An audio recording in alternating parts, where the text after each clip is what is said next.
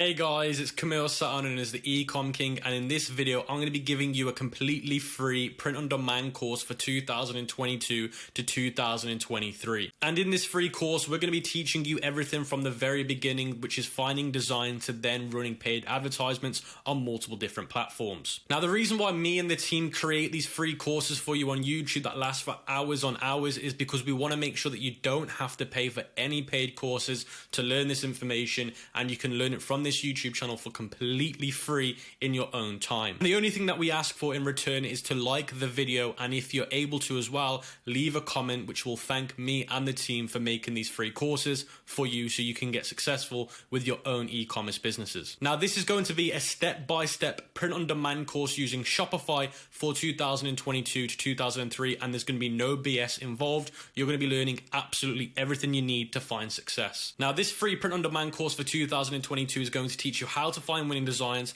how to build a premium POD store, how to set up all the apps needed, how to make mock-ups and video ads, how to run Google ads, Pinterest ads, Facebook ads, TikTok ads, and even influencer marketing. Now, if that sounds amazing to you guys, don't forget to smash the like button and also leave a comment to show your support. So how does print on demand work for those that don't understand? So it starts off with your customer going to your Shopify store and placing an order for that item that you've designed. Then the order will go to your POD supplier. Now, if you hear me saying POD in this video and this course, it means print on demand.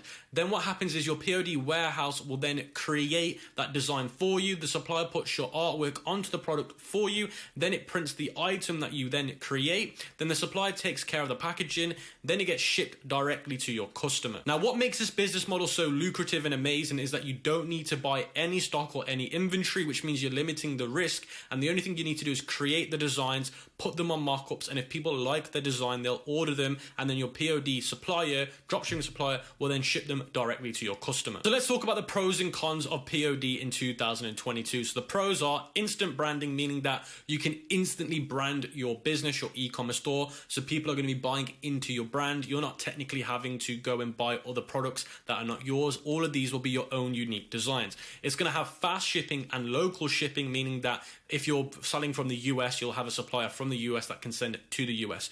Building a sellable asset very fast. So what this means is you're being able to basically create a business that you're building as an asset, and over around about 1 to 2 years, if you're able to grow it successfully, you can then sell that asset for hundreds, even millions of dollars. It's less saturated than drop shipping. Now, lots of people that do print on demand have also done drop shipping, vice versa. And the great thing about print on demand is it's less saturated than drop shipping, normal AliExpress products, or any products from China. Now, the cons of print on demand in 2022 is limited creativity left, meaning that the kind of designs that you're going to create, there's less creativity left because a lot of people have done a lot of designs. Now, it doesn't mean that there's none left. It just means it's going to be harder to find unique designs. Now, it doesn't mean you need to have unique designs to make money. You can recreate other people's designs, and you can make a little bit of a change to their designs and make them even better.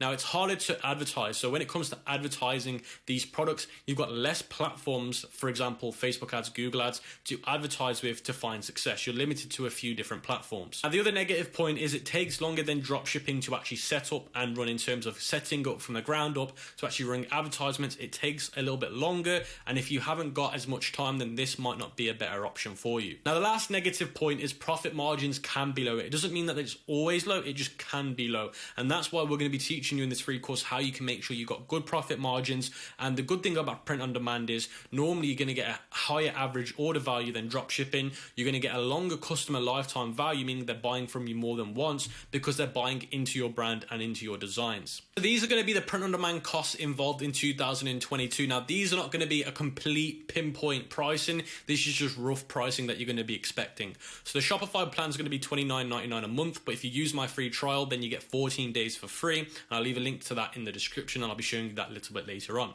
Now, the domain name is going to be around about $14.99 as a one-off fee. Your theme, meaning the actual theme used on your website, is going to be around about $100 to $200, and it's going to be a one-off fee. And we'll be explaining which theme we recommend in this video a little bit later on. The logo can be made for free. The apps are going to be around about $20 to $50 per month, and your POD designs can either be done for free by yourself, or you can pay for somebody to do them for you for around about $50 a month. And to finish off, the marketing is going to be around about $1,000 to $5,000, and this is the most important part, because if you don't advertise your business, no one's going to buy your products. Now, in terms of the marketing spend on a monthly basis, I always say you want to be spending between $1,000 to $2,000 a month, and you want to be topping this up by $500 every single month. So it doesn't mean you have to have $5,000 a month or $2,000 a month. You can start with $1,000 a month and just keep topping it up by $250 a month, and whatever profits you make, if you do make profits, you can reinvest it into the marketing. Now, this is extremely important and you must listen. This is a long-term business. This is not a get-rich-quick business. This business has changed thousands of lives, but on the long-term basis. Now, it doesn't mean that you can't see success within the first year. I know people that have seen success within the first year, first 6 months, even a few months, but it doesn't guarantee that you are. Now, I'd always say look at this as a 1 to 3 year game plan. So you guys can skip to the part of the video you need from this course, or watch this course in full, which is recommended. Timestamps will be in the description, and there will be a scroll bar on the video to skip to the part you need. So if you already know about print on demand and you just want to learn how to do the advertising part, you can skip to it. But if you're a complete beginner or you've never seen success with print on demand, I'd recommend you watch this video from here. How much cash flow do you need to start with in 2022? I'd recommend around about $1,500. The more, obviously, the better. You need to top this up by $300 to $800 on a monthly basis if you want to maintain momentum and success. I know a lot of you guys are going to have loads of questions for me and the team, and you want to have some help. Now, we have created a free Discord, and it will be in the description and in the cheat sheet, so you can join it. It's called Ecom University. So if you do have any questions for me and the team, make sure you join the free Discord community and ask them in there. It's a very active place to get your questions answered. Now, before we actually get into finding winning POD designs and making the store, we need to get the foundations done first, which is the business setup 101. So I'd recommend that everyone sets up a company, for example, an LLC or an LTD before starting. Make the company name the same as your store. Keep everything congruent. Then get yourself a company bank account, and I'd recommend getting a credit card. Now, anything that I say in this video is not financial advice. It's just me recommending what I would do if I was to start again. Speak to a local national accountant before starting. Now, I can't emphasize this enough, guys. Before you start your business, you do need to speak to an accountant, because if you plan on selling in different countries, let's say you're based in the US, but you plan on selling in the UK or parts of Europe, then you're going to need to know what type of tax you're going to need to pay on import taxes or any other thing. Now, I know a lot of you guys want me to answer your accounting questions, but I'm not a legal accountant. I'm not qualified, and depending on different states and different countries, everything is completely different. So please speak to a local accountant before starting this and let them know what you plan on doing. Now, for those that are looking for a good e-commerce accountant, I'd recommend Awesome. Awesome are online accountants that can help you with your e-commerce business, and these guys specialize in e-commerce. They don't just do accounting for anything. They only do it specially for e-commerce businesses, and you want to make sure you're working with an accountant that specializes in this industry so they understand the ins and outs. Now, I'd recommend you use Awesome because they are online accountants, and you get a dedicated account manager when you join them, and they're going to be able to answer all your questions for you, do all the admin for you, do everything you need, and you're going to be able to know that you don't need to worry about all the different taxes because they can advise you and do everything for you. Now, if you use my exclusive link for Awesome, you can get £110 off any of your plans. You can get up to 2 months of free accounting. You can do it. You can set up for £1. So you can get loads of different benefits using my link. So make sure you check it out in the description. Now, I do want to make it very clear, you don't have to use Awesome. These are the people that I just recommend because I know they're good at what they do. Now, do bear in mind that these guys are only based in the UK for now. They are planning to come to the US market and the Canada market and other parts of the market a little bit later this year. So that brings us on to the first module of this print on demand course, and if not, one of the most important, if not the most important part of this course, which is finding winning POD designs, and it's all going to be done with me, myself, Kamil Sa'an, and is the Ecom King. Now, to be very clear with you guys, different parts of the modules in this course are going to be taught by different people, and all the people in this free course that I'll be teaching you are all verified by myself, and they're all mentors within my mentoring company that have all achieved over 6 figures with e-commerce, dropshipping, and print on demand. So what makes a winning POD design in 2022? Now, if you hear me or any of the other mentors mention POD, it stands for print on demand. The first thing is current emotions and thoughts in the world. So what I mean by this is, remember, with print on demand, it's all about you designing something something to put on something like a t-shirt, a cup, a beanie, a canvas. So it's all about expression. Now, people want to wear something they can express themselves with. Now, one of the most powerful ways for people to express themselves is through current emotions and thoughts in the world. Now, if something really big happens in the world and somebody feels very passionate about that, then they're going to want to wear something that can represent that, whether it be a quote, whether it be a symbol, whether it be an image. But these kind of things work really, really well. Now, it's always better to do it based on current emotions. Now, for example, I'm recording this on the 27th of June 2022. So what's happening right now for me in the world that I could create designs about that have currently got emotion and things in the world that people really want to be passionate about and talk about. Now, at this current time I'm recording this video, there's loads and loads and loads of things that are happening in the world right now that people are very expressive about and very passionate about. Now, I'm not going to go into them because I don't want to get into politics and I don't want to cause any arguments in the comment section, but I'm sure most of you guys that are watching this will understand what I'm trying to say. The second point is expressive in passionate industries.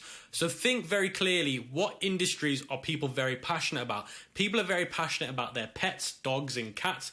People are very passionate about the kind of art, the kind of music they're into. People love different music genres, classical music, hip hop, R&B. So anything that you think is a passion industry, for example, the working out industry, going to the gym, any industry that you can think of that has got extreme passion involved, anything you can create related to those can do very, very well, because when people look at your designs, it's going to be an impulse buy because they're passionate about it. Now, the third point is music and art lovers. Now, when it comes to music, it doesn't mean you put an album cover on a t-shirt. It could be you taking lyrics out of a song and changing them so they're not the exact lyrics, but when people see it, they're going to understand exactly what you're trying to advertise. So music is one of the biggest ones, and I'm going to show you an example of this later. And the other parts of music is art. They go together, but you can separate them out. Now, art is a really big one, and if you're able to find different industries in art that you can express yourself in designs that will resonate with a certain audience, then you're going to do well. The fourth point is reminding people who they are.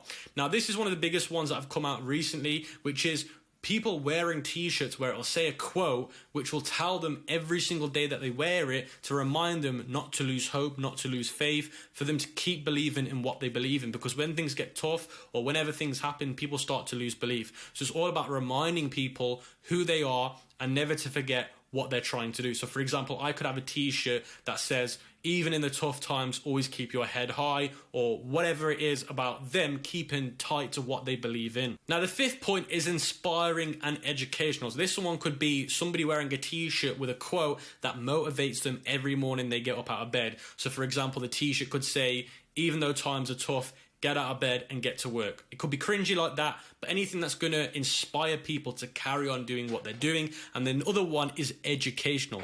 Something they can wear that will educate them all the time, or something that they wear that could educate other people about things in life. Now, a lot of people in the world are not very well educated in a lot of different things. So you could educate people by wearing something that will educate them, or make them ask a question, or what does that mean on your t-shirt, or what does that mean on your beanie? Then it helps start a talking environment and you telling somebody what that is so they can educate them. Sixth point is not too serious. Now, you don't need to make your designs too serious. They don't need to look really cool. Now, some of them do have to look really, really good, but not all of them. You can just be very chill and calm about it. Anything that just looks simplistic will also work, and I'll be showing you examples of all of these a little bit later on. Now, the seventh point and the most important point is not found in common fashion stores like H&M, Zara. Those are the two ones that I use as industry leading indicators. Now, if I find a design, for example, in music and art, I'm going to want to make sure my design isn't also on H&M. Now, H&M are very good for doing, well, they don't do print on demand, but they're good at doing designs that are in these different industries. So you want to make sure that they do not correlate with H&M. You want to make them quite different to H&M. So these are going to be the best POD niches in 2022. The animal niche, anything that you create related to animals. It could be dogs, it could be cats, it could be cows. Anything related to animals will do well. The second niche is going to be global movements, meaning a big group of people, I'm on about millions and millions of people coming together and doing a movement towards what they believe in. That will do well. The next one is going to be art and music, family culture, anything to do with family culture. So for example, a t-shirt for his mom and his son, or the son and the dad, or the family all wearing the same t-shirt. Food lovers, anything related to food, any way you can do quotes about it will do well. Sport lovers, people that go to the gym, people that do any form of exercise, those type of industries do well. Influential people, so creating designs around influential people. It doesn't mean taking their face and putting it on a t-shirt. It just means using words or quotes they've said and putting it on a t-shirt as an example. Gym and working out will do extremely well. So motivational quotes while going to the gym, or things like my muscles are bigger than yours. So cringy things like that can do well. These are just some of the niches that I find the most success in. So these are the best selling items in 2022 for print on demand. Now, everything that's listed here is all data driven. This isn't my opinion. These have all come from the data source called Printful. Now, Printful is the leading POD supplier. Now, all of these have been told from them that these are what they're selling the most of. Now, cuff beanies. Now, these ain't in chronological order either. Cuff beanies, matte paper posters, unisex t-shirts. Now, for those that don't understand what unisex means, it means any gender. Unisex hoodies, glossy mugs, iPhone cases, trucker hats, and Kiss Cut stickers. Now, all of these items you'll be able to find on my favorite supplier, Printful, and I'll be showing you this a little bit later on. Now, that doesn't mean that anything outside of these won't do well. So, for example, if you want to sell a bomber jacket, it doesn't mean that that won't do well. I'm only telling you what is selling the most in POD right now. So these are the tools that I use to find winning designs right now. I go to a website called flippa.com and you need to create a free account. Now, it's completely free. Now, what is flippa.com? Flippa.com is a website where people come to list their online businesses for sale. You want to search for the word print on demand, filter by highest price, look through all the listings and look for the website links. Also look into the sales data on Flippa for each listing to see which ones are the best. When you find the listing with the best revenue, learn about their designs and read their about us page. Now, for those that don't understand how to do this, don't worry, I'm going to be showing you how to do it right now. So as you guys can see on my computer screen, I'm on the website flippa.com and it's completely free to make an account. So you want to make an account, and once you've made an account, you want to go to this search bar and you want to search for print on demand. Now, once you've done that, it should take you to a page that looks like this, and you can see keyword, and then you want to go over here to where it says sort by, and you want to change it to highest price. Now, this will show you all of the different e-commerce businesses that are listed that are meant to be in the print on demand industry that are trying to sell their business. Now, if they're selling it for like $800,000, it must mean they're making a good amount of money. Now, if we scroll down, you're going to see lots of these that are confidential. Now, the ones that are confidential, you don't need to worry about because you won't get the right information from them. So scroll down till you see ones that are not confidential, and how you'll know that is by it will not say confidential. It'll actually give you the domain name, and it'll also show you the image of the listing. So as you scroll through all of these different listings, once you find ones that are not confidential, you do want to try and make sure that they're verified listings too. Now, what that means is it means that all of the different data they're telling you on the listing is accurate and they're not making this information up. Shopify can verify what they're saying. So if you also read their little description, it'll tell you a little bit about their business. So if I scroll down, you're going to see, if I look at this one called LBDV, you can see in the short description, and you can also see it's a verified listing, meaning everything they're saying is accurate. You can see it says 2.5 years old, dropshipping website, multiple products using agent and print on demand. So you can see there, they're telling you that this is a print on demand business. Now, as soon as you find one that says print on demand, it's also a verified listing, you want to open that listing up and it will take you to a page that looks like this. Then it will show you all of the information that you want to know. How old is the website? Their monthly profit, so you can look at how much money they're making. Because at the end of the day, if they're making money and profit, it means they're doing something right. Then you can also see where it says multiply. Now, you don't need to worry about this one for now, but you can also see profit margin, and this is important. So the profit margin's around about 36%. Now, do bear in mind, like I said at the start of the video, profit margins can be lower, but in this instance, it's higher than dropshipping. Now, dropshipping is between normally 15 and 25 to 30%, so it's doing better than dropshipping. And if you scroll down, it'll go over performance overview, how much revenue to how many page views. Then it'll talk to you a little bit about the business, how they're currently running it. Then if you scroll down, it'll show you the different ways they're monetizing their business. So the first one is dropshipping, the second one is print on demand. So they're selling dropshipping products with print on demand products together to actually create this success. And then you can see here products used, meaning what are they using? You can see they're using Stripe to take the payments, they're using Google Analytics, they're using Shopify, and they're also using Printful as their print on demand supplier. Then if you scroll down, it'll show you their revenue and profit on a different time basis. Now, you don't need to worry too much about any of this. You can read through it if you want to, because you might be able to find some good data. But the most important part is you want to go to their website. So how you find their website is you go to the top left, and there should be a little arrow with a square in it, and that should take you directly to the website. Now, if it doesn't take you directly to the website, what you can do is you can just copy the name here and just search for it on Google and find the same one. So as you guys can see here, I'm on their website. Now, do bear in mind that a lot of these websites are not in English, so you will need to have Google Translator on because this one's actually native in French. So they're selling this to the French market. Now that's a really good indicator to have as well, because at least you know what markets they're selling in. They're selling in the French market for a reason.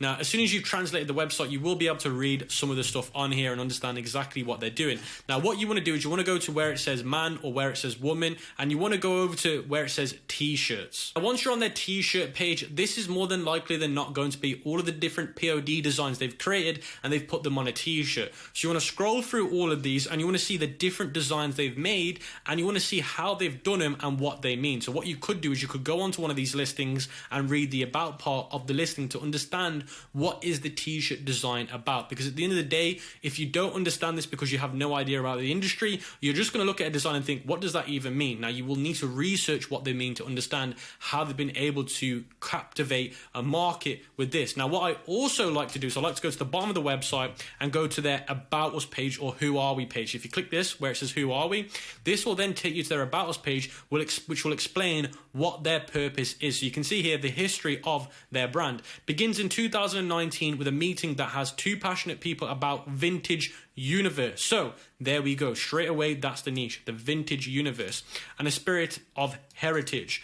This is a common idea to offer you quality selection on vintage-inspired basis in order to share with you our love vision for the universe. So you can see here they've explained exactly what industry they're trying to sell to. They're selling to the vintage universe that has lots of heritage, and they're trying to share you their love and vision for this type of universe. Now, the reason why it's so important for you to read the About Us page is because it will tell you the industry they're in, so you don't need to try and work it out yourself. So I want to show you guys another example of using this flipper method. So I found another listing here. Now this one doesn't have the direct link, so you have to hover over it, go to where it says go directly to this website, and you can see here this is the website. Now the website is called Who Are You. Now if you're from England, you'll understand this the slang. It's about what team do you support, and you can see here they've got the little golf net and they've got Who Are You. Now this word again is UK slang for saying what team do you support. So this store is probably going to be selling only in the UK because it's a market they know will understand in the UK. And you can see here free UK delivery, so that kind of sums it up for me. So you can see here, Who Are You? Uniting football players present with the past. Shop now. So you can see all of these t-shirt designs that they're selling are all about different football teams in the UK Premier League. Now if you go to shop now, you're going to see all the different designs that they've got, and you can see here they've got some West Ham ones, some Chelsea ones. Now if you look, they're not actually taking the logo, the Chelsea logo, and actually putting it on their t-shirt because that would be copyright. So they've basically redesigned the logo, they've redesigned some wording, so you can see that they've done it in a way they're not going to get hit with a copyright strike. So you can see they've got some West Ham ones, they've got different football teams on here.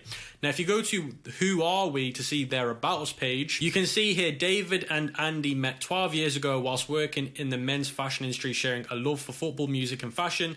Last year, over a few beers, they decided to put and shared passion together to create similar different ideas to create football related graphic design t-shirts with all unique twist. Who Are You was born. So that's telling you exactly the reason why they started the brand and what it's all about. This POD store is part of the passionate sports niche being in football. Again, this is something that people are passionate about. So another great way to find winning print-on-demand designs is by heading over to Google Shopping and typing in the niche, then the word t-shirt. So you can see here hip-hop t-shirt, you could do R&B t-shirt, you could do football t-shirt or t-shirt designs. You could do anything, but as long as you put the word t-shirt or hoodie or anything like jacket, it's going to bring up different Google Shopping ads of people advertising different graphics for this niche. Now you do want to be paying attention to the Google Shopping. Now these ones underneath are Google Shopping and they're also organic. Now the ones that I typically focus the most time and energy on is the Google Shopping, because this means people are paying for you to see these, meaning that they must be making money or they must be doing a decent job. So you can see here loads of different designs are coming up, and you can see some of them are from Crazy Tees, so that could be a website that I look into, so I'm going to open that one up. You can see here Be Inspired Clothing, I'm going to want to take a look at that one. So you're going to want to open up a few of these different websites advertising these different designs and to do your research and see what they're doing. So you guys can see I've opened up the website advertising for those hip hop t-shirts, Crazy Tees, and you can see here the King of Tees shop our collection of luxury graphic tees featuring oversized blanks and high quality jumbo prints front and back. And you can see here if we scroll down, these are the different types of industries. They're doing Kendrick Lamar t-shirts, they're doing Tiger Wood t-shirts. You can see they're doing loads of different graphic tees related to hip hop culture. Now something that I would stick away from is putting famous people's faces faces on t-shirts, you can get done for copyright for that, so I'd avoid doing that. But things like this where it's quotations or little images or symbols, they're completely fine. But what you want to do is you want to go through these, and if you are wanting to sell in the hip-hop industry as a genre that you want to sell in, you want to get inspiration from this. Now, like I said before, this in terms of faces is not a good idea, but if you want to look at other ways they've done to advertise it, so this here, Boys Don't Cry, so this could be an example. You don't want to copy the front because it's got faces on it, but this is completely fine. The back on here would be fine. So you can see here they've got different examples of what they're doing. They're doing hoodies, they're doing loads of different things. But the whole point, guys, is to get inspiration to understand what they're doing to find success. That moves us on to the next module, which is going to be suppliers and branding for your print-on-demand business. Now, this is really, really important because your supplier is the one that's going to do all the logistics for your business. Now, you can create the best looking designs and t-shirts, but if you do not have a good supplier and if you don't set up everything correctly, then your logistics will fall apart. So what are my recommended print-on-demand suppliers? Now, Printful is my favorite and most recommended supplier. Out of all the ones on this screen, Printful is the one that I'll be only using in today's video because they are my favorite. But not to be biased, I've given you a few other options like Printify, Gelato, Gutsin, and Huge POD. Those are some other options you can try. But like I said, Printful will be the one that I use in today's video because they have the biggest catalog, they have the biggest teams and the most warehouses. They are a little bit more expensive, but you know what you're getting from Printful. Now, before you can use Printful, which is a free supplier for POD, you do need to create a Shopify account. Now, if you use my link, you will get a 14-day free trial, and Shopify is my favorite e-commerce platform to integrate Printful with and start any e-commerce business with. Now, if you use my link, you get 14 days for free,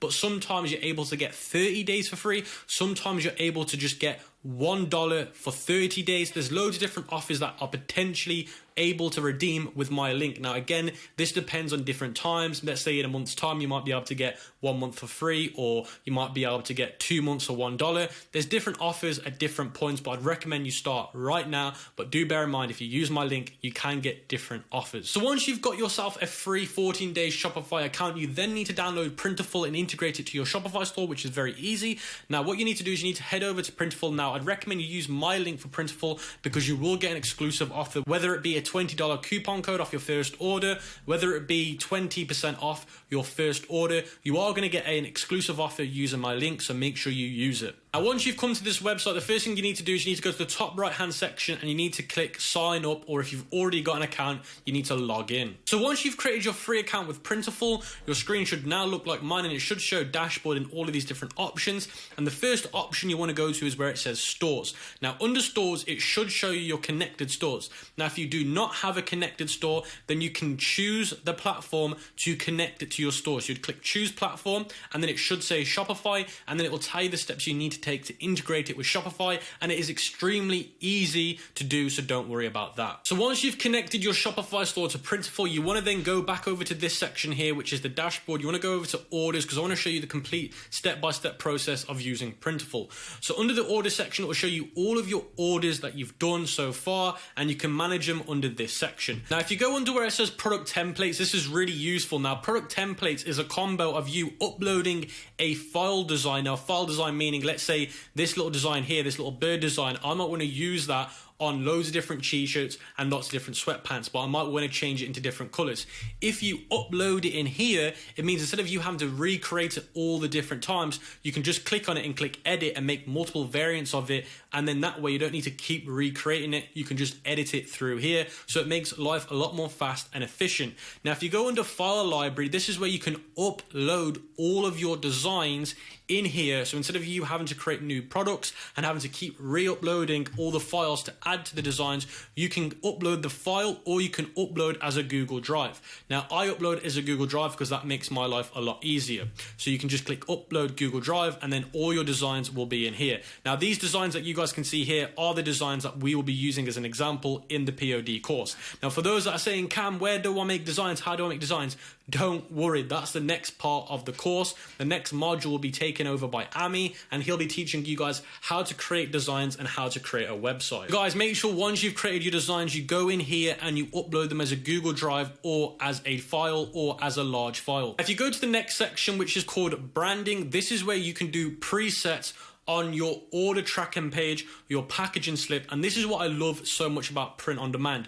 You can really make your business feel look so branded from the get-go. So when customers receive their parcels, on the parcel it'll have your logo on there or a thank you message that you've currently made yourself. So the first one that you want to do is the order tracking page. So what you want to do is you want to hit the setup now button. So once you've opened up that page, you want to scroll down to where it says logo. And of course you're not going to have a logo yet, but once you've made a logo, make sure you come back here, guys, and add it. I'm doing this just to show you how it works. Once you've uploaded your logo, it does need to be in black and white. And when people receive their packages, this will have it on the package, guys. Then you want your store's customer service email, which will be info at whatever domain name you pick. Then you want your customer service phone number. Now, I do recommend everyone has one. Then you can add a custom packaging slip. Now, this is the slip that I have on mine, and you guys can just add this to yours if you want. You don't have to have your own. You can just copy and paste mine, but I'd recommend you make one slightly different. Now, mine says, thanks for placing an order with us. We have some great news. When you place your next order, you'll receive 20% off using code LOYAL20. Make sure you take a picture for social media and tag us so we can repost it. Thank you again, Jamie, Customer Relationship Manager. Now, this is what they'll see on the package as well. Now, this will tell them loads of different things. This is going to help increase them making another order because you're giving them a coupon code. You're also telling them to take a picture and tag you in it, so they're spreading it across their news feed. And then you're telling them that you thank you them, and you're telling them that this is Jamie or whoever you want it to be called, and you're personally reaching out to them to make them feel like they're special. Now, if you scroll down, you can see here where it says social media accounts, and what you want to do here is you want to add your relevant social media accounts. Now, you should have an Instagram page, you should have a Facebook page, and you should have a Pinterest page, and you should also have a TikTok page. Now, realistically, you should have pretty much all of these, and you can add them in here. And again, these will be on the order packaging. So once you've done that, guys, go back to the branding page, and you want to copy and paste that over to the package slip customization too. So you want to put the same one on here into this one as well by clicking set up now. Then once you've done that, you can do custom packaging. Now, custom packaging, that's quite hard. You do have to order in bulk to get that. So that's probably long term. You want to be doing stuff like that. Same with package inserts. This is an additional cost, but as long as you're willing to do this, maybe later on when you've scaled, you can also do that. And then inside of inside and outside label, we will teach you how to do that a little bit later on.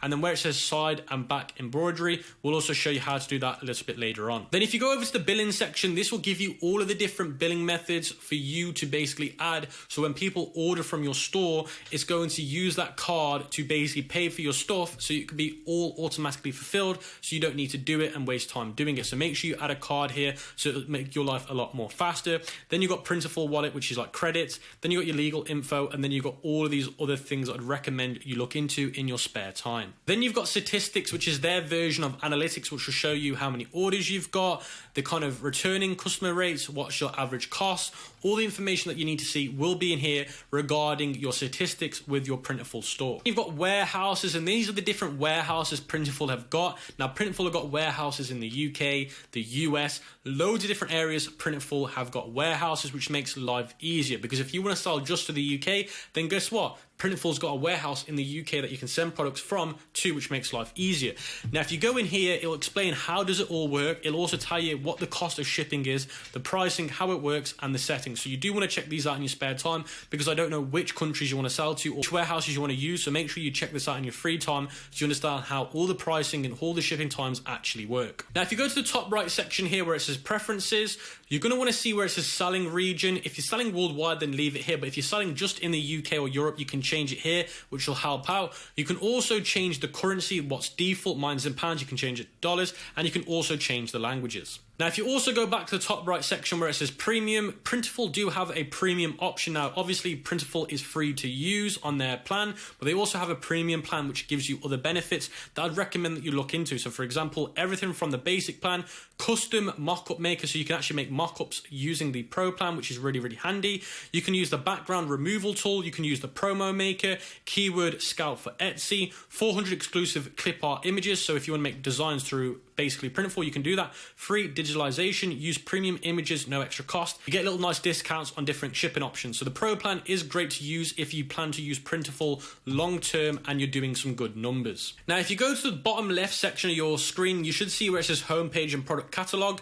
You want to head over to where it says product catalog. Now, once you've done that, your screen should look similar to mine. Now, this will be where you're able to see all the different products that you can do POD for, which is put your designs on. Now, Printful offer different ways of doing POD. They let you do embroidery, they let you do basically image vinyls, they let you do loads of different things, which is really, really good. Now, if you go over to here where it says the top left, where it says products, you're going to be able to find all of the different product catalogs. Men's clothing, you can see these are all the different options in men's clothing. Then you got women's clothing here, so all the different women's clothing, kids, hats, accessories, home living, eco-friendly, premium products, best sellers, so you can do the different best sellers. Now, these are the ones that I mentioned to you guys before. Then you've got collections, brands, and then you can also favorite products. So you can see there's a massive product catalog that you can do POD with, and this is why I love Printful so much, because there's no other competitor out there that offers these many options when it comes to doing POD. So what I've done for you guys is I've opened up the t-shirt option just to explain a little bit how these work. So you can filter it by most popular, highest rated, low price to high price, and you can see here it says Printful suggestion. So there's a lot of options on here, guys, and it might overwhelm you. So what Printful have done is they've said, look, if you're not sure, we suggest these ones right here. They're also showing you the best sellers. So this indicates that these are the ones that a lot of different business owners are using for their own stores. So instead of you looking through this and being like, oh, I don't know which ones to use, guess what? You can find out here, these are the ones that you might want to use. And you can see here, there's different options in terms of the colors, the sizing, and you can see here, some have more color options than others. And it will also show you the shipping options. So these sell from the UK to Latvia to Spain. These ones ship from the United States to Canada. So again, you might want to take all this into consideration when you pick which design, because if you're selling US to US, you might only want to go with this one because it's US and you can sell to the US from the US. So again, you want to make sure you're taking into consideration these options. Now, if you scroll down, you can see there's loads of different ones. You've got different tie-dye options. You can actually sell tie-dye t-shirts, different textures. You can, some of them offer embroidery, some of them don't. So if you scroll to the left section here, you can filter it by, is it eco-friendly? Now, if you're a print-on-demand store that says that you're eco-friendly, you can click eco-friendly. Then you're only selling t-shirts that are eco-friendly. You can choose the technique. Do you want it to be cut and sew, or do you want it to be embroidery, or do you want it to be DTG, which is the most popular option? Now, embroidery is becoming very popular right now because of the quality, and you can see here you can choose the different types of necks, V-neck, ringer, crew neck, the different colors, the different materials. 100% cotton obviously is the most important one, because if you want to get your customers good quality clothing, 100% cotton, and the different sizes. So if you're not too sure, you can filter them down there to give you the ones that you're going to want to use. So if you are doing large volumes and you're starting to scale, which I hope some of you are going to be able to do later on, then you can click here where it says doing large numbers, and they can give you a unique price based on the type of numbers that you're doing.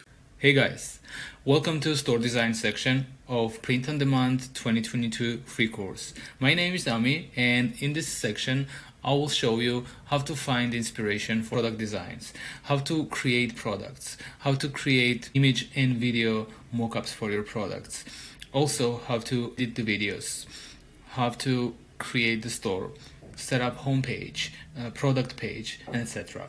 So next I'll show you what softwares I'll use during the process, and we'll explain what functionalities they have. For inspiration, I will use Pinterest.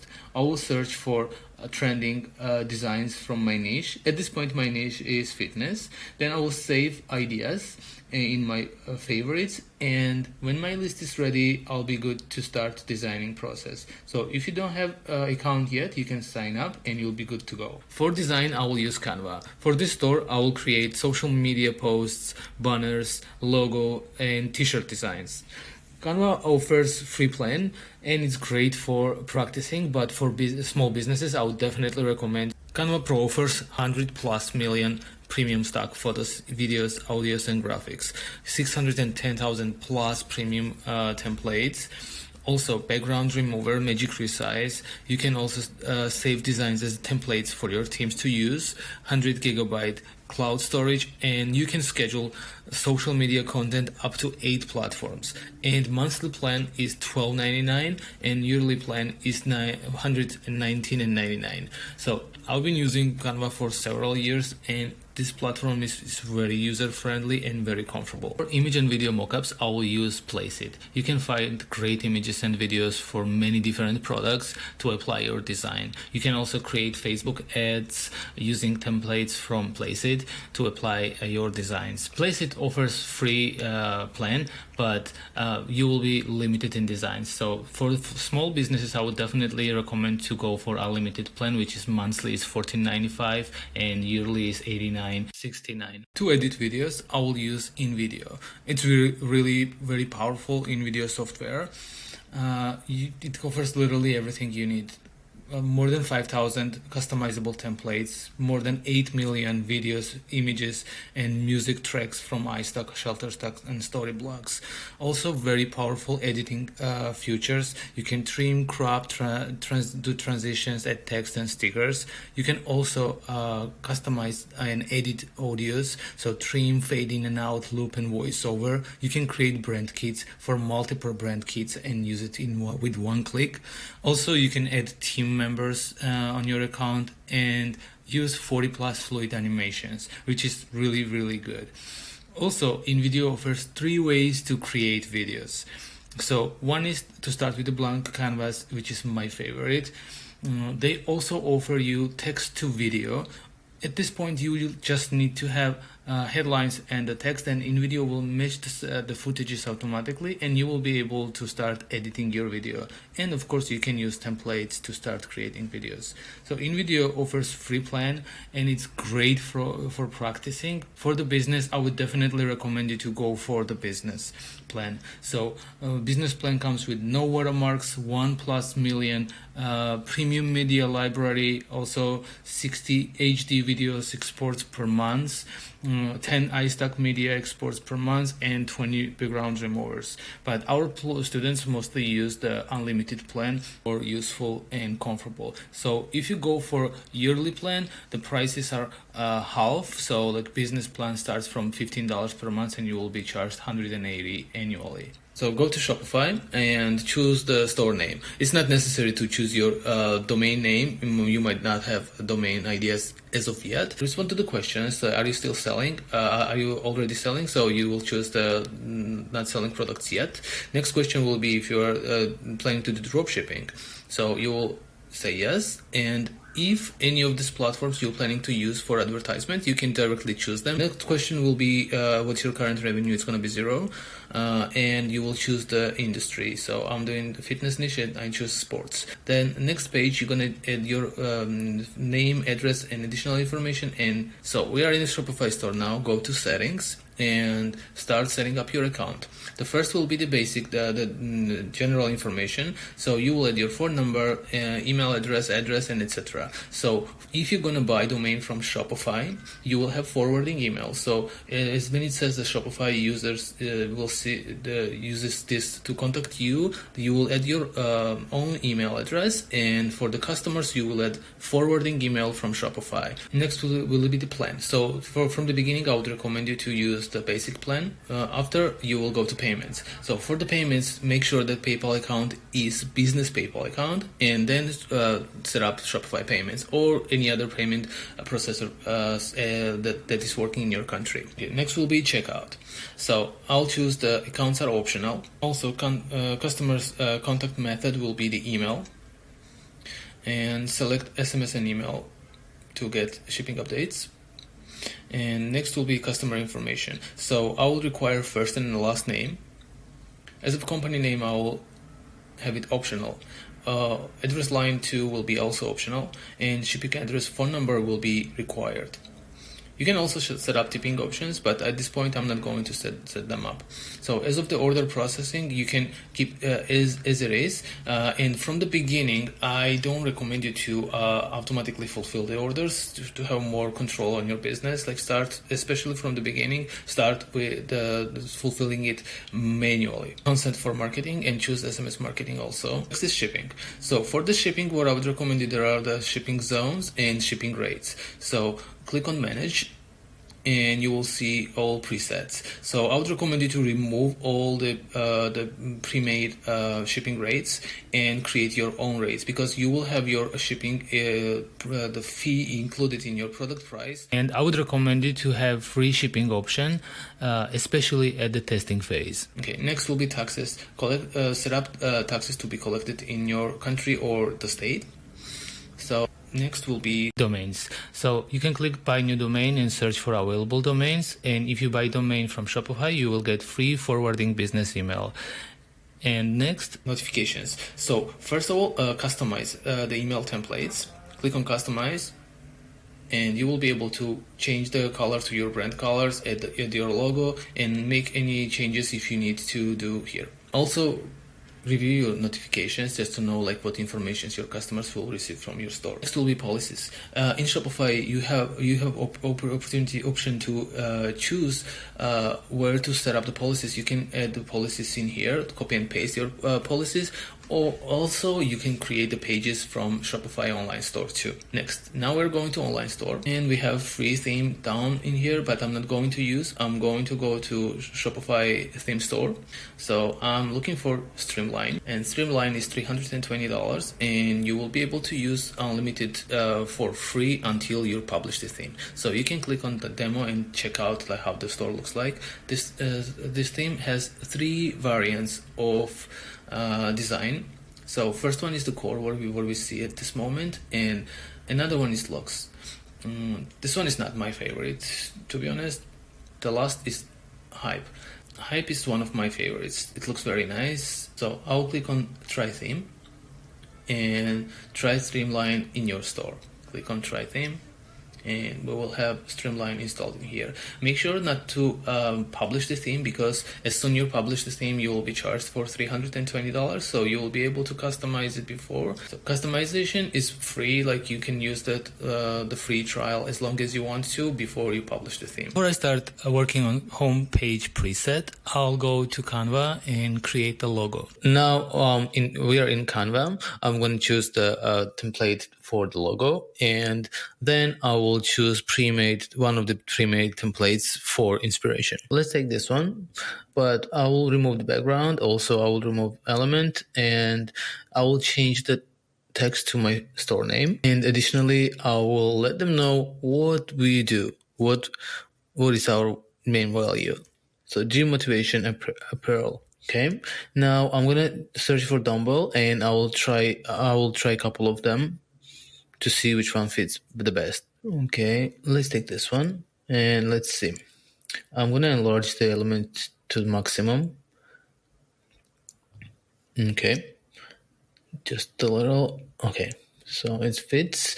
Now I'm going to move it a little down. Also, I'll move the text inside of the element, but I will decrease the size of the text. Okay, perfect. Moving a little down, and we're good. I'm gonna duplicate it, and I will try another element to see which one will fit better. Okay, this one looks nice, and I will just need to crop it. I don't need 2 dumbbells, I need 1. Perfect. So I'm gonna enlarge the element to maximum, and I'll move it to the center.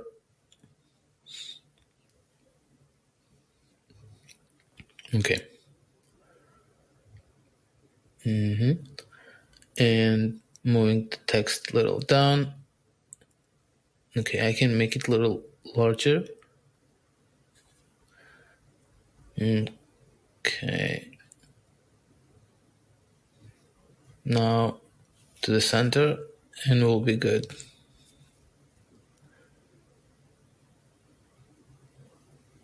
Okay, just a little down. Okay, now I'll change the colors, all the colors to the same black. Okay, good. So now I'm gonna click download, and this option will be useful for me for the social media accounts and etc. But for the website, we will go go ahead and copy and resize this file. To compare these two between each other, I definitely prefer number one, so I'll choose this. Now I'm going to resize this file to optimize for website. So what I'll do, I'll change the height to 175 and copy and resize. Now I'll choose all the elements together and group it to make sure that like my logo will stay the same as I created first time. And I'll put this logo in the middle. Okay, so we're good to download.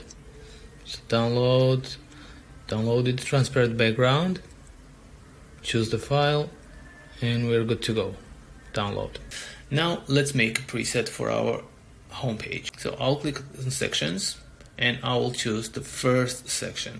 It will be the video banner.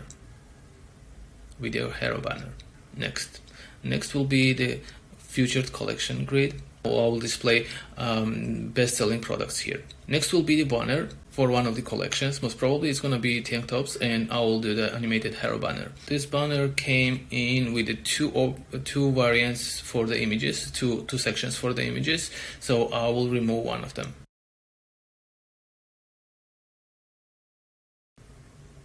Next will be the featured collection grid, and here I will display the products from the collection I will have on the banner. Also, I will customize the section. I will make one row per of products, and will display 4 products on desktop instead of 3.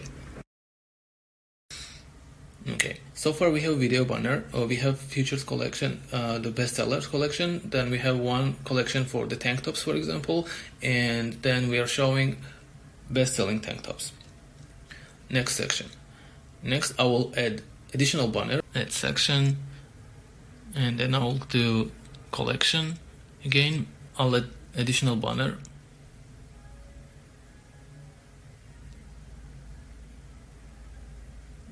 Hero banner, and one more section which will be the collections. Next I have social media section, newsletter subscription box, and the footer menu. This is our homepage preset. I will need to have 4 images for the bestsellers collection. Then I'll need one banner optimized for desktop for the collection. If you click on the image itself, you will see that this banner has options to be optimized for the mobile and desktop view. So at this point, I'll create 2 banners per each section. One will be horizontal, one will be vertical.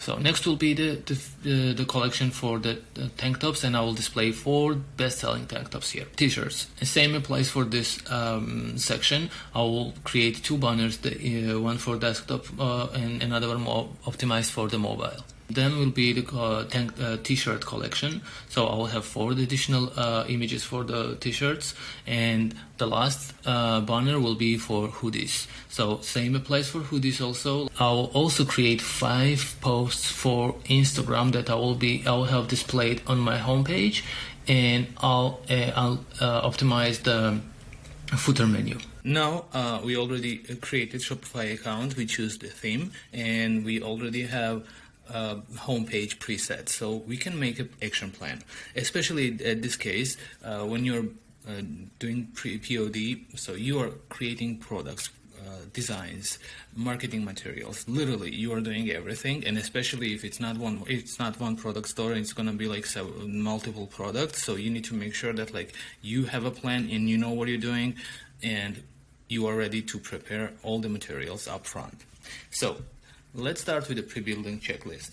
First, brand colors, then logos and designs, then policies, additional pages, and product content. So for the brand colors, I'm going very simple. It's going to be black and white and only little touches of yellow. To create the logos and designs, I will use Canva. So I'll create one logo in black and white.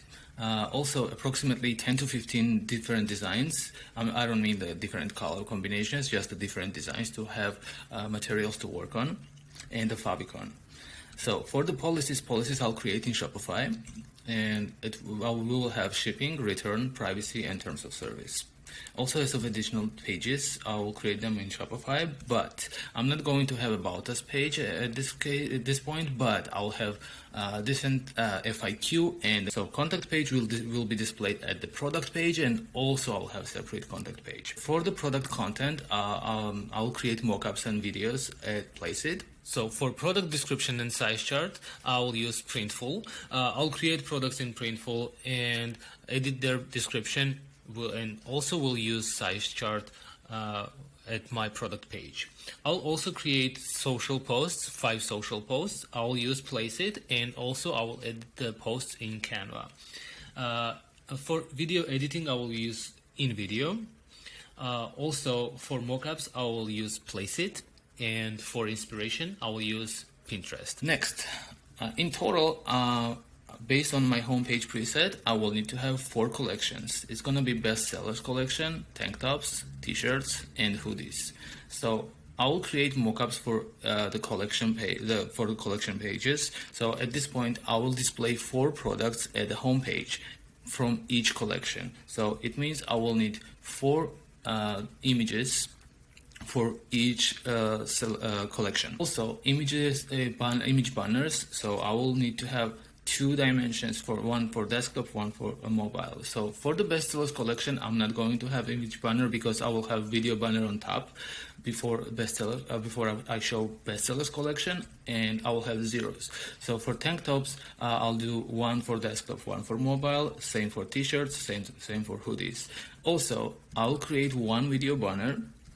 I will create Instagram posts 5, and product designs approximately 15 to 16. By product designs, I mean the mockups for the collections, to see, I like to have, some little extra materials to be able to compare them between each other and choose the best one. We are good to go. Now let's go and start hunting for inspiration. Okay guys, now we're gonna go to Pinterest to look for popular t-shirts for inspiration. I'll search for workout t-shirts with sayings, and I'll start saving all those t-shirts that are popular and with lots of customer reviews, and save them in my favorites. Whatever you like or you see that has many reviews, save them, and you'll have this favorites for your inspiration. So next will be the workout t-shirts with the sayings, funny gym keywords. So I'll get some more fun t-shirt ideas also. So now we got lots of ideas saved in favorites. Hey guys, now I already choose my favorites, and I will start collecting them together. So I will screenshot each of the designs what I'm planning to have for my inspiration. When I start working on designs, it's gonna be way much easier. So I'll just screenshot them, and I will use PowerPoint to save this, drop all these screenshots together. First will be don't quit. Okay, next one. This t-shirt looks very fun also. I'm not drunk, today was a leg day. I'll save it too. Okay, next will be the Be a Beast. I'll save it. Let's see, next one. This design, I like the color combination itself, so I might use for inspiration. Badass with a good ass. This is also going to be very fun t-shirt. Okay, save it. Okay, and next. Okay, next will be this t-shirt. Don't forget to stretch. Okay.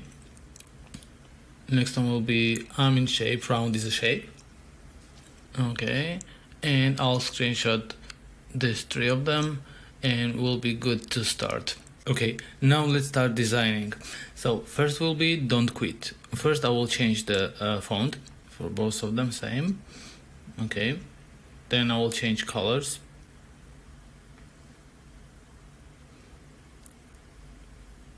Okay, and then I'm going to enlarge the text. Okay, so 250, both of them are 250, but because of the dimensions, the second text looks a little small, so I'm gonna make it larger. Okay, don't quit. So I will duplicate and I'll create opposite color combination. So it's going to be white and yellow instead of black and yellow. Okay, white and white. Okay, so next, I'm not drunk, today was a leg day, so I'll choose this template and copy my text here. Okay, and I will change the size a little bit. Okay, now I'm looking for elements, so legs, I want something funny. Okay, let's put it in the right place. I will make it a little smaller. Okay, I like this way. It looks kinda, it comes out from the deep. Okay, perfect. Okay, now I will make opposite color combination. White text on a black background. Okay, so these two are also ready. Also, the Canva has the option to see the preview. You can order it from here, but like it's a preview, you can use it very easily. So you can check all your designs before you print to see how they look on the t-shirt, or you can also change the color of the t-shirt and see your designs from front or back. So you can easily change the designs and see how they look. It's a very good feature. You can use it, like especially when you're designing, you're gonna save a lot of time. So next is badass with a good ass. So I added Google Eyes and additional element. So this is black text on a white background, so I will duplicate it and create opposite colors.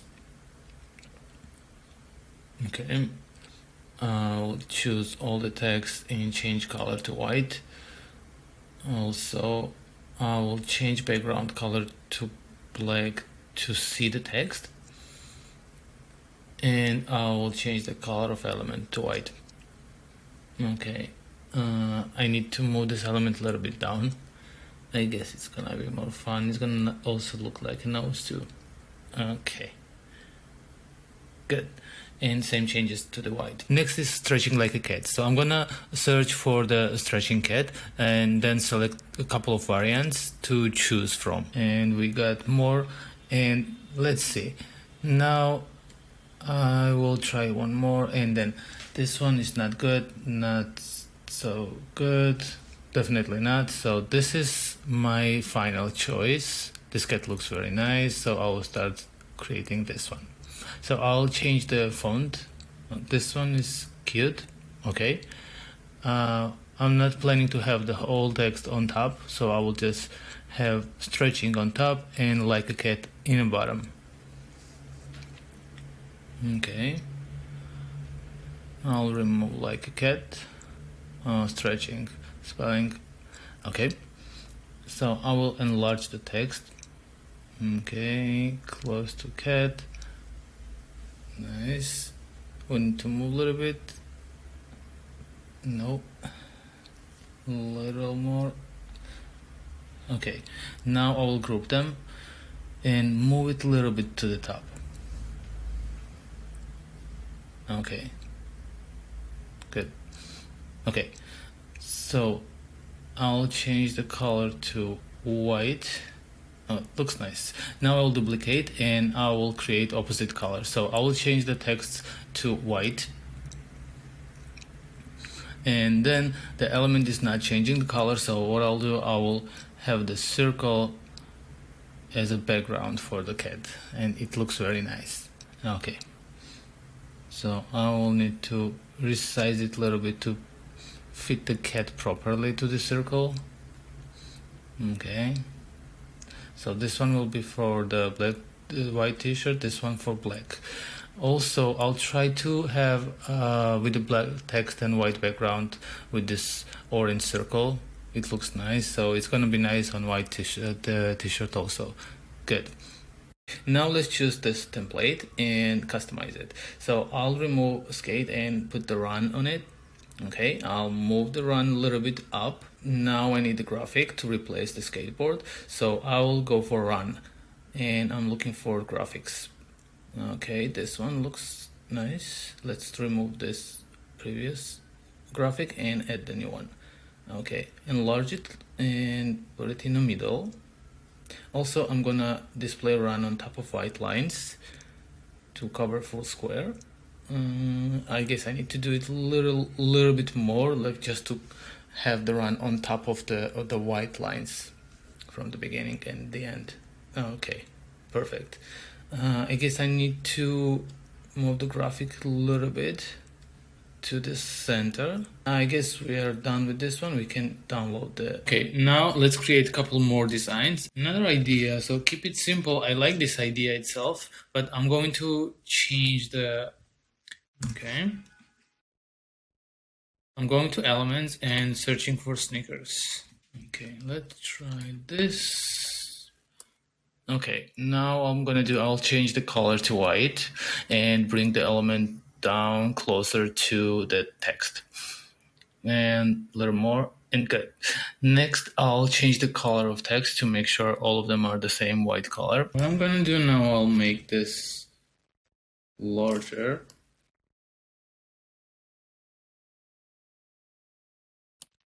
Okay, just a little more down and we'll be good. Okay, so this is for the black t-shirt, and we're going to have another option. I hope this is also color changeable. Perfect. So we got the new design also.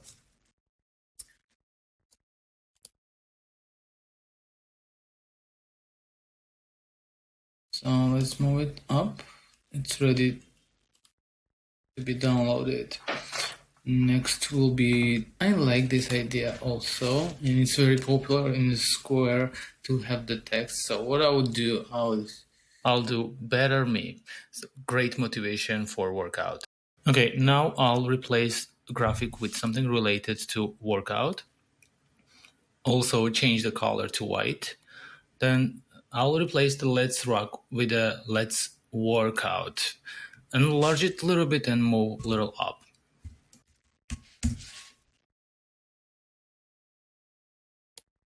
Also looks nice too. So I think it's gonna be better if I will use just like on a black t-shirt. It's gonna be very, very nice. So next will be barbell, and I'll choose the wild sail. So I'll remove additional extra texts and I'll replace sail with the power. So it's gonna be wild power.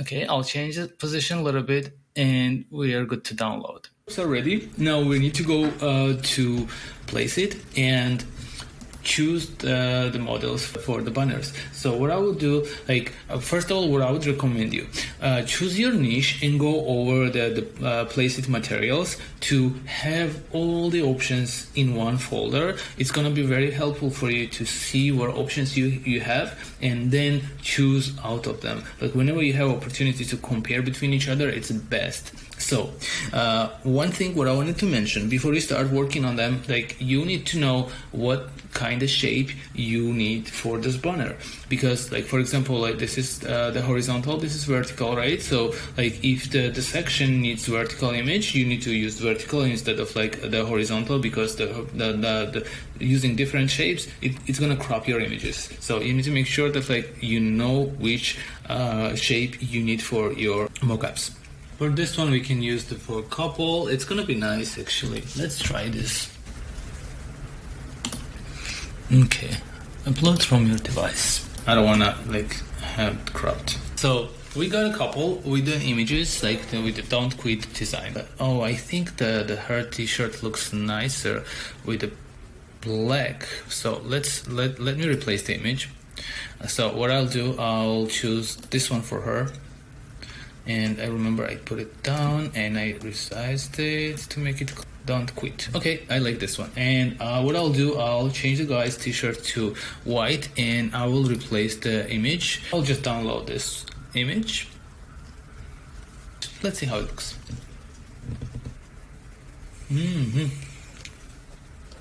Nice. Next will be hoodie. So I'll choose design, keep it simple, white color. I'll crop it and change the hoodie color to black.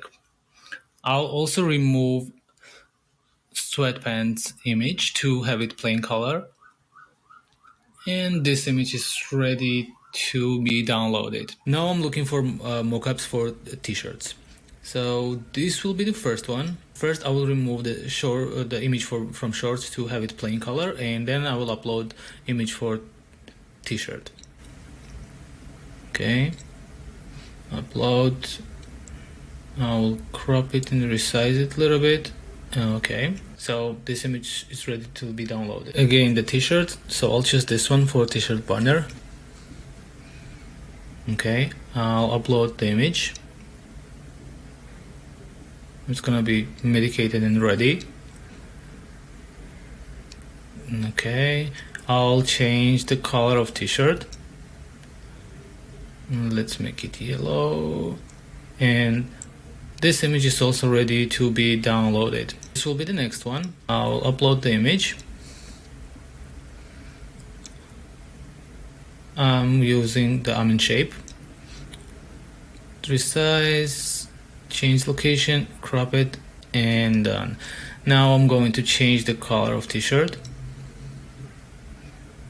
Let me see, yellow. Oh, this one looks great. So I'll keep this one. I'm gonna just resize it just a little bit to show it even better. Yeah, that's much better. So it's ready to be downloaded. I'll use the stretching like a cat for this one. Yeah. Crop it. And also I will change the t-shirt color. Okay, nice. And this image is also ready to be downloaded. Okay, I'll choose this image. It's gonna be beast. Okay, I'm changing color for this t-shirt. I guess this is nice one. Perfect. Okay, it's ready. Also, when you're done creating images, don't forget to resize them. So you can use a tiny PNG to resize files. Make sure not to forget it, because large images will make your store slower. Okay, next, changing the color, and then I'll upload the image, crop it. Let's see how it looks. I guess I need to resize it a little bit. Okay, this image is also ready to be downloaded. I'm going to remove the image from shorts to make it plain color, and I will upload the image. Okay, it's going to better me. Resize it and crop. Okay, I'll change the color of shorts to the black, and it's gonna match the t-shirts very well. Okay, nice. So this image is also ready to be downloaded. Now I will upload the image. It's going to be "Don't Quit." Okay, crop it. Okay, I guess I need to enlarge it a little bit, move it up. Okay, nice. I'll change the color of t-shirt. Yep. Okay, so this one is also ready. I'll upload image. Okay, change the size a little bit and a little more up, and we should be good. Okay, this image is also ready. Upload image. I'll use leg day for this one. Yeah. Okay, I'll change the color. Okay, looks nice. Good. This image is also ready to be downloaded. I'm going to upload the image. Okay, crop it, change the color. Okay, I can also download this one too, this image for the banner. Okay, let's see if we have any backgrounds, but there are no the background images I would use. So I'll go to Canva and create the background for this image. I'll choose the Facebook cover. I'll search for the gym. Oh, this one will be good. Okay. So I'll set as a background and I'll move this image a little bit. Okay. Yeah, it's ready to be downloaded. Okay. Download larger. Choose the file and download. Okay. Let's go. Now let's upload the background and let's see how it's gonna look. I will need to enlarge it a little bit to cover full space. Okay. Okay. Now we can upload images for tank top. Okay. Good. Nice. Next image. Okay. Upload. Paste, move it up and crop it. Okay, I'll change the t-shirt color and this banner is also ready to be downloaded. Okay, now I'm going to create promo video for my video banner for homepage. So I'm going to my favorites. I already have chosen some of the materials what I would use for this project. So I know approximately where the videos are, the ones I'm going to use.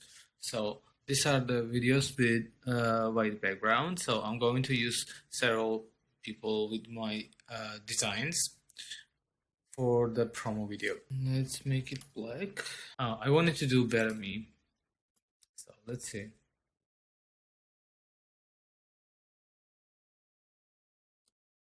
I will play all slides. It means it's gonna process the video. Okay, watch the video and click download.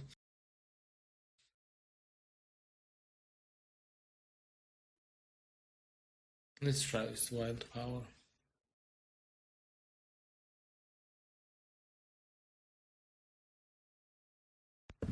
Okay, I'm downloading this one also. I will start creating a blank video in video for the background what I will use for my video. Okay, I'm choosing this one.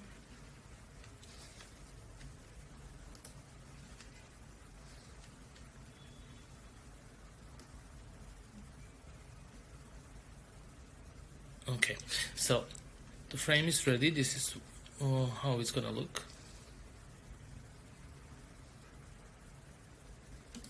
Okay, and now I will add my videos, but before we do that, let me check if it's ready.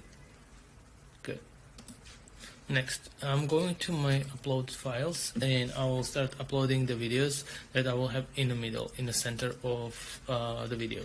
First, I'll start with her. So next what I'll do is I will make the square larger to fit here.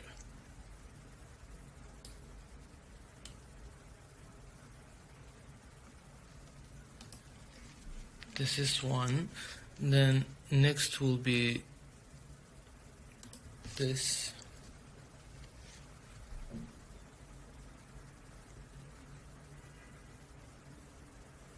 Okay. I'll make sure that both of them are in the same position. Good. Next one will be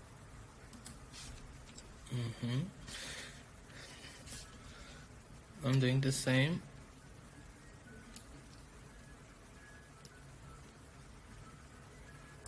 Have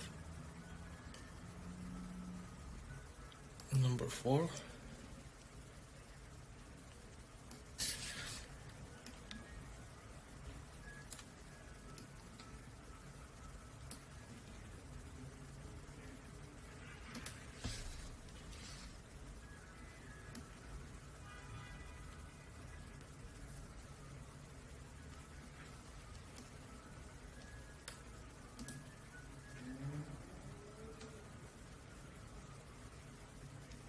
Okay.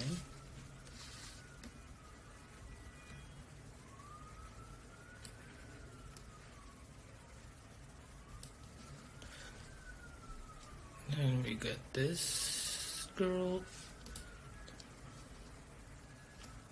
Same like.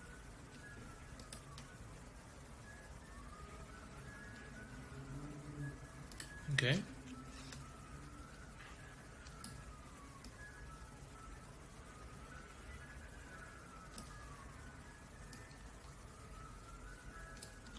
And last one.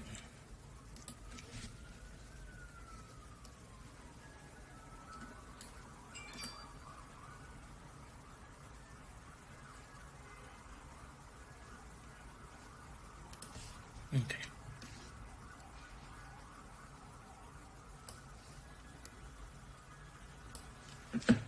Okay, all slides are here, and I'm gonna set up now the slides one after another to see to have sequence, and then I will add 2 more videos on the sides.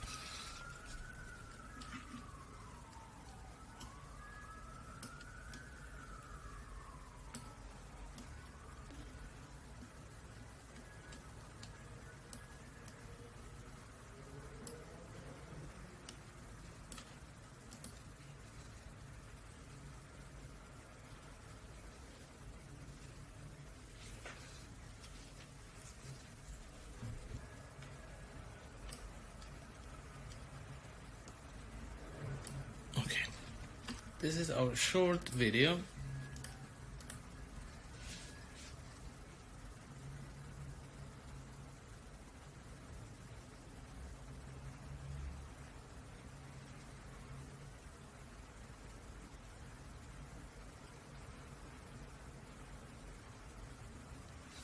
Okay, now video is ready to be downloaded. So just making sure we don't have any volume, everything is off, we don't need music for this one, and I'm going to click download. Now video is ready, so what I would recommend you to create the YouTube Studio and then upload your video to your account. Create, upload video, and we're gonna select file from downloads, and this is our last option version.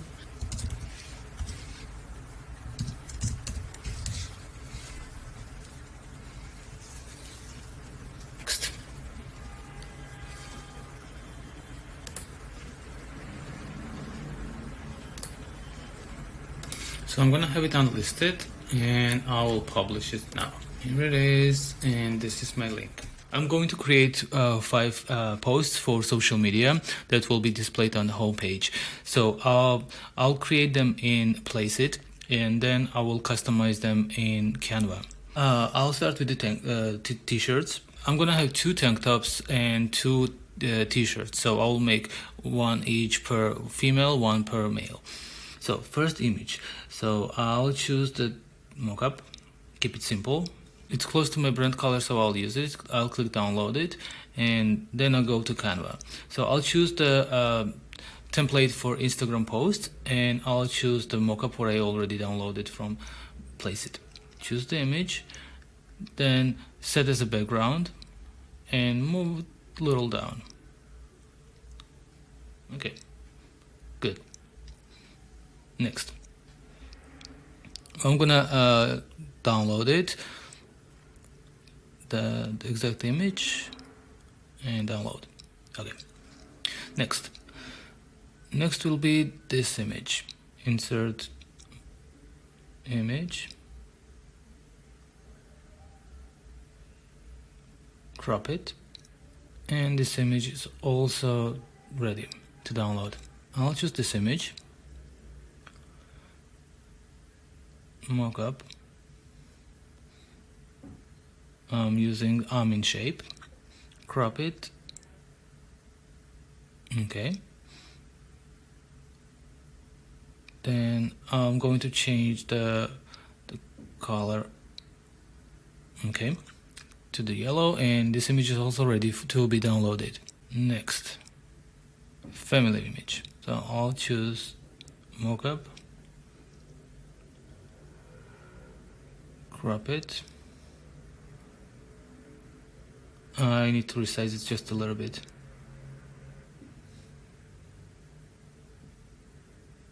Okay, crop. Change the t-shirt. Okay, I think it needs a little bit to be resized. Okay,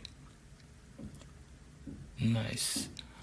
And the last thing I will change, it's gonna be the t-shirt of boy. Okay, and it's ready to download. Next image, couple.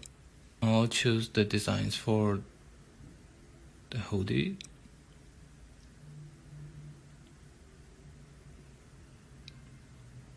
Keep it simple. Crop. And I'll change the colors for both of the hoodies. It needs to be resized a little bit. This image is also ready to be downloaded. Okay, now I'm going to Canva to optimize images for Instagram posts. So I have this image ready, and now I will upload additional images what I already created. Okay, so place the image, set as a background, move a little bit, and we are good. Okay, next image, upload media, add media, and set as a background. So I'll upload all additional images, and then I'm going to set up all of them. Set as background, change the location, and move forward. Next, set as a background, move just a little bit, and we're good. We have one more. Doing the same, set as a background, move a little bit up to show that she's jumping, and we'll be good to go. So far I have images ready for Instagram, and I'm ready to download them. I already downloaded the first two of them, so I'll download just additional ones. I'm going to Shopify and click on online store and click then pages. Now from top right side, click on add page. So first page will be shipping policy. Then copy your shipping policy and paste in content. Then save and page will be ready. Next page will be return policy. Don't forget to paste the content after you add the name, and then save it. This page will be terms of service. Then paste your terms of service in content and save. Next page will be FAQ page, and paste your FAQ in content and save.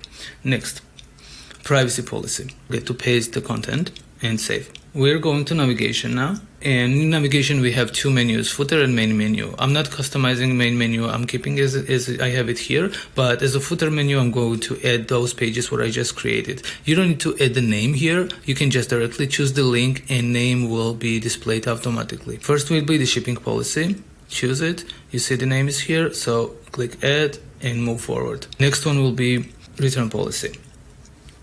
Add return. Good. Next page, terms of service. Okay, next will be privacy policy.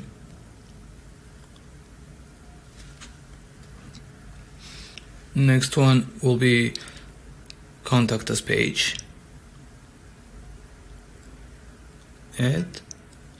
And the last page will be FAQ and save. Next we are going to products. We're going to create the collections. So from top right side, click on create collections, and first collection will be best sellers. At this point you can do automated assignments. So choose the product tag and choose is equal to, and you're gonna copy the title and paste it here. Best sellers. So good, and we are good to save it. We are creating another collection. This will be t-shirts. Same, just copy the title and paste in conditions and save. Next collection. This will be tank tops. We are repeating the same, copy title and paste in conditions. And next collection, hoodies. Copy title and paste in conditions. So we got 4 collections. One is t-shirts, another one is tank tops, hoodies, and the last one will be the best sellers collection. Okay, Collections are also ready. Now let's go to Shopify App Store and download the Printful application. Printful, print on demand. So click on it and install in your store. Click install. So if you have not created account, you're gonna create new account here. Now store is connected and I'm ready to start adding products. So I'll create a couple of simple products to show you how to do it in Printful. So I choose two tank tops that I will create in Printful. So first will be this tank top. I'm not drunk, today was a leg day. So I'm going to men's clothing and I will choose tank tops. Then I will choose matching tank top to the one where I created mockup for and start creating design. So my mockup is in white color, so I'll choose white color here and I'll start designing. So first I will choose file, upload new file. I'm not drunk, today was a leg day. Open and let's see. Okay, I will apply this image and first of all I will check is the quality. Print quality is good. So now what I need to do, I need to match this tank top to this one. So as you see, as we see, text starts at the chest line. So I will bring this a little bit down to close to chest line. Okay, let's compare and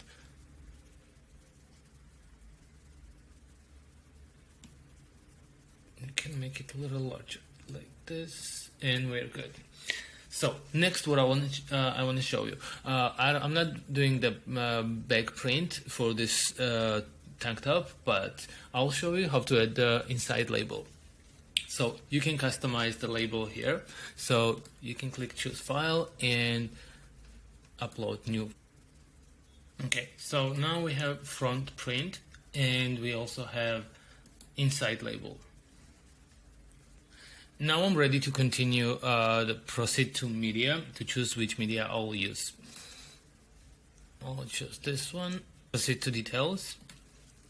Next what I'll do, I'll change the product title. It will be leg day tank.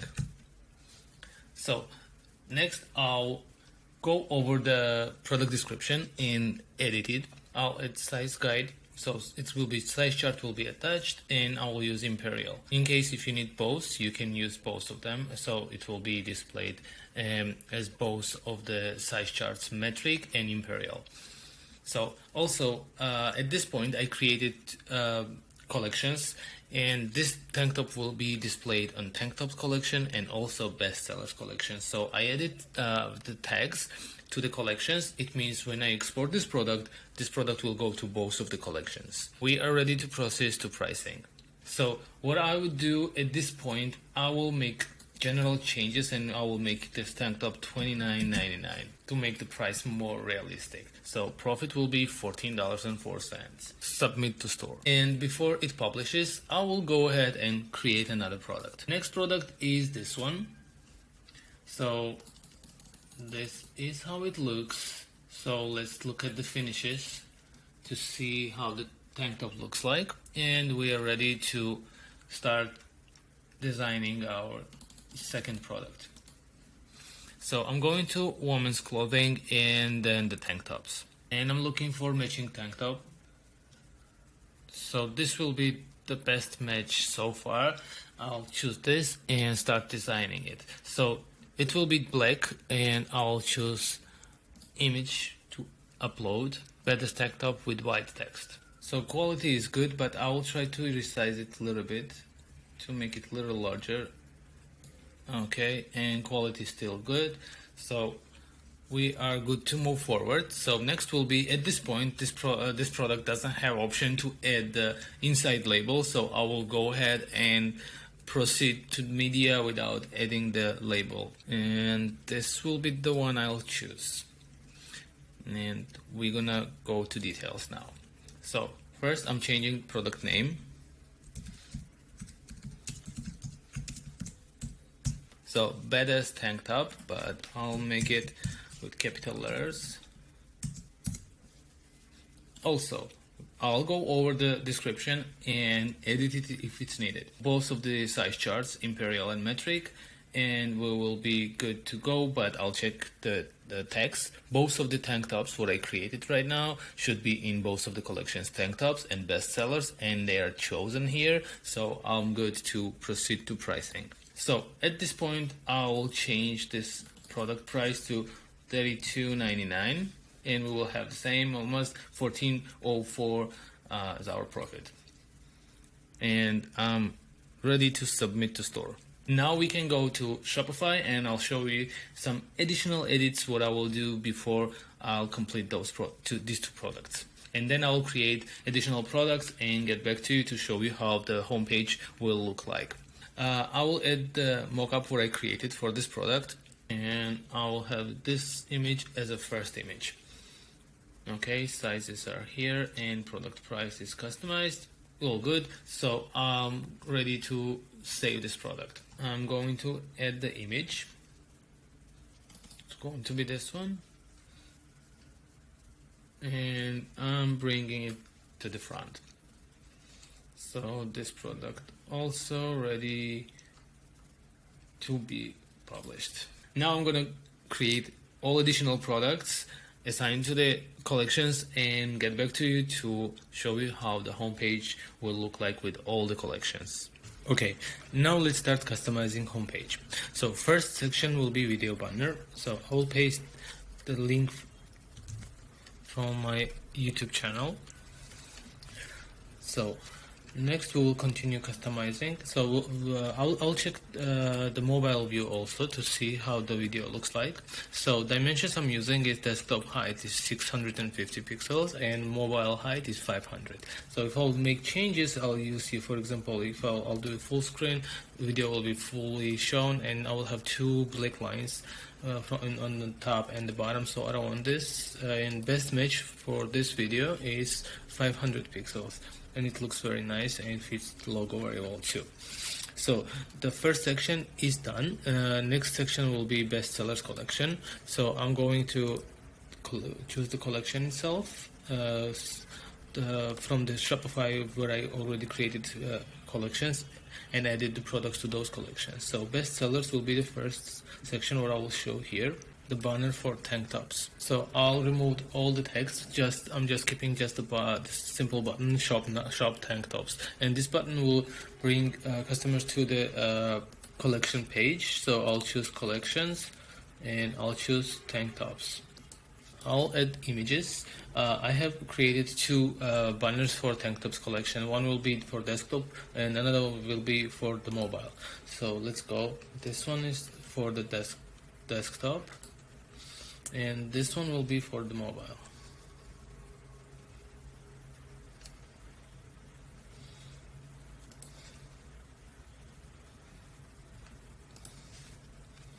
Okay.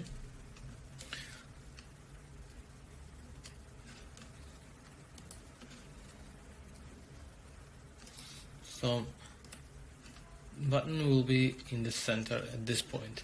So this is how the desktop view will look like. So I'll save it, and we're moving forward. Next will be the trending tank tops. So I'm going to this featured collection now. I'll choose the collection tank tops. So mobile product per row is 2 spaced, and this is how the mobile will look like. But I also want to try alternative color for this section. So first section where we have the product is with a white background. Next one I'm showing in dark. So trending tank tops, we can use enable quick shop. I will go over the functionalities later, and we're moving to the next section. Next will be t-shirts. So I'm doing the same. I'm adding the image for t-shirts for the desktop and mobile, different images. So this is for the desktop, and this image will be for mobile view. So I'll also choose the collection t-shirts, and button I will display at this point on bottom left. Let's try. Yeah, I'll keep it in bottom left. The first button is in the center, next one is bottom left. I'll choose collection t-shirts, and I named it most popular t-shirts. This is how it's gonna look from the desktop. Now we are working on the last banner, which is hoodies.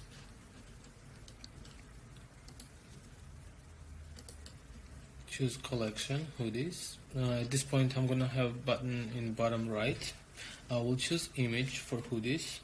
And this is image for the desktop, and this is for the mobile where we pre-made before. Okay, I can save it, and the last collection I will display, it's going to be hoodies. So I'll choose the collection hoodies, and I'll use alternate color for the hoodie section. Save, and we're moving to the last section, which is social. So I'm going to click on social and add the social posts. So I will add 5 posts. 1, 2, 3, 4, and 5. Okay, and I'll add images here. So first image what I choose is going to be June giveaway. Select, and you can add the link of the social post itself. You can also select the product, and you can add also the number of likes. Save. I'm moving to the next. I'm choosing next. So same. I'm adding account name here.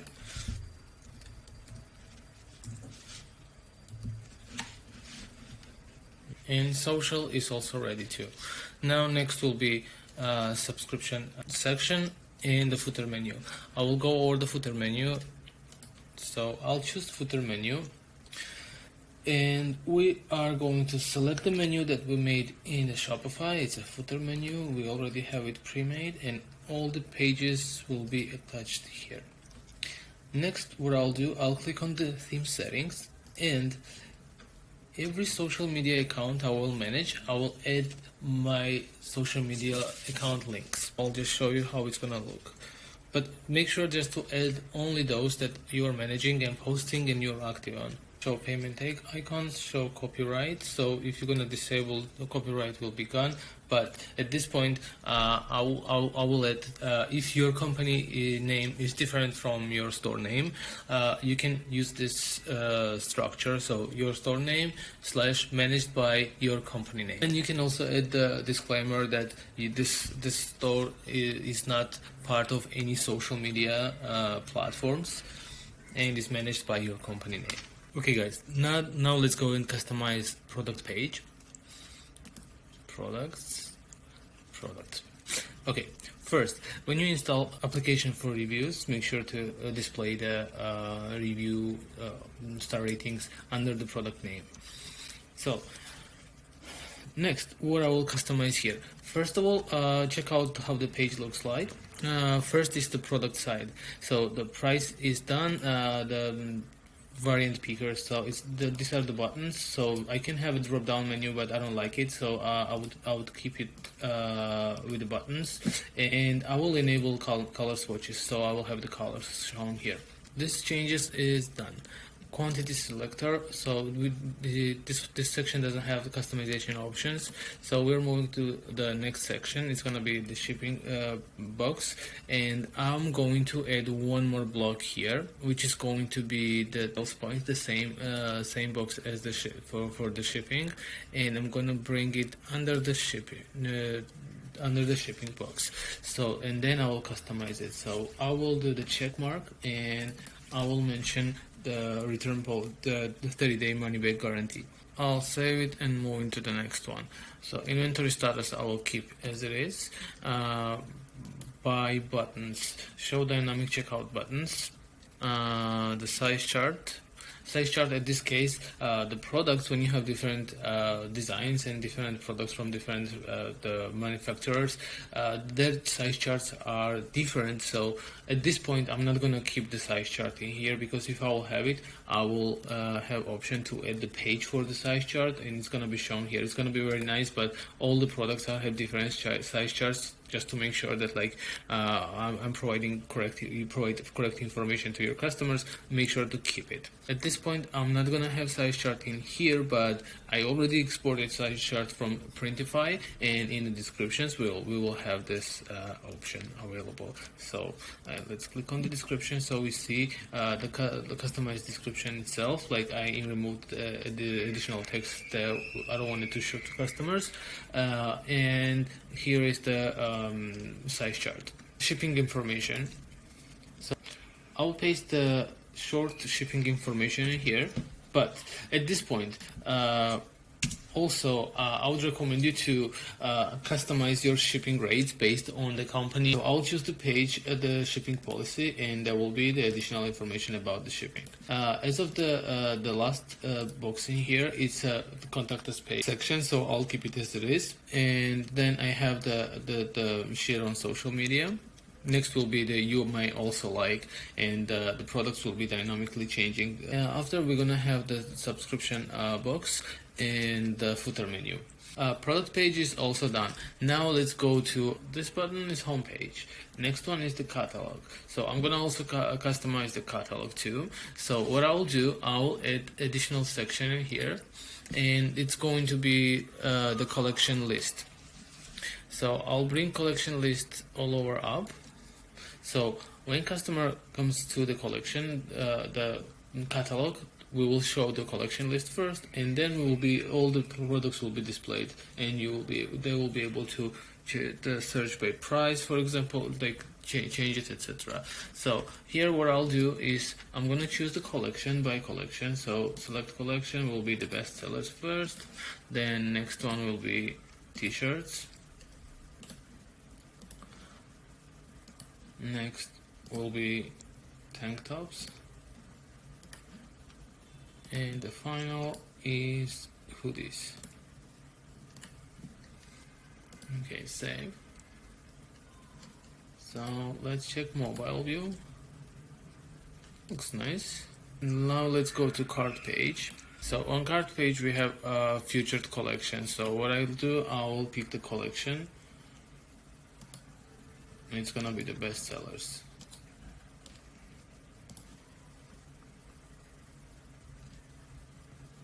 Okay, and also we will need to customize the checkout. We're gonna choose the logo. We're gonna do it medium, large.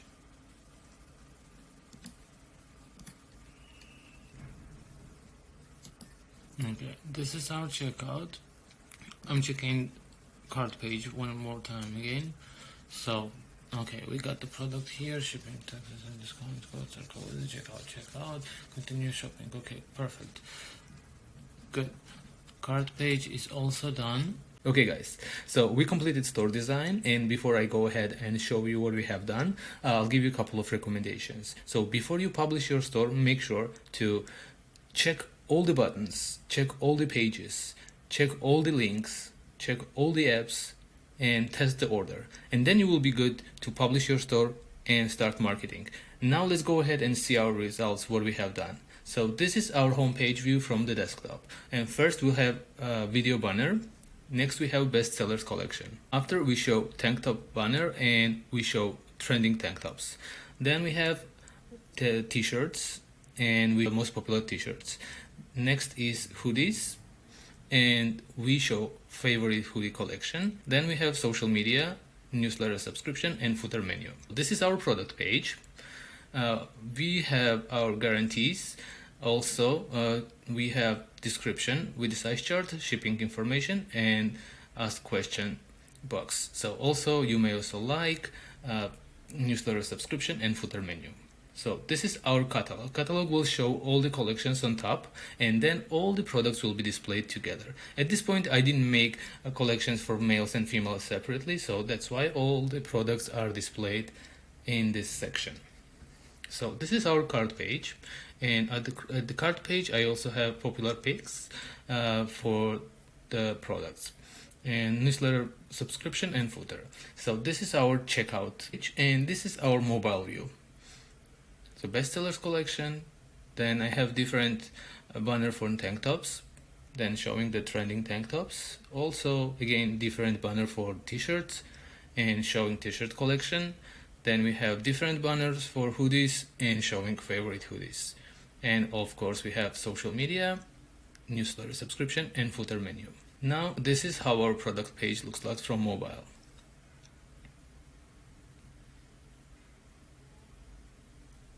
You may also like newsletter and footer menu. So this is our cart page. Okay, and this is our checkout page. And this is our catalog. So all the collections, and then displayed all the products.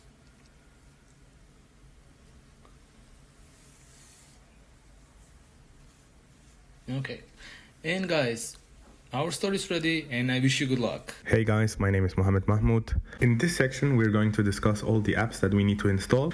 Klaviyo is very important for email marketing, especially if you also in the beginning try to validate the product. It's very important to have it.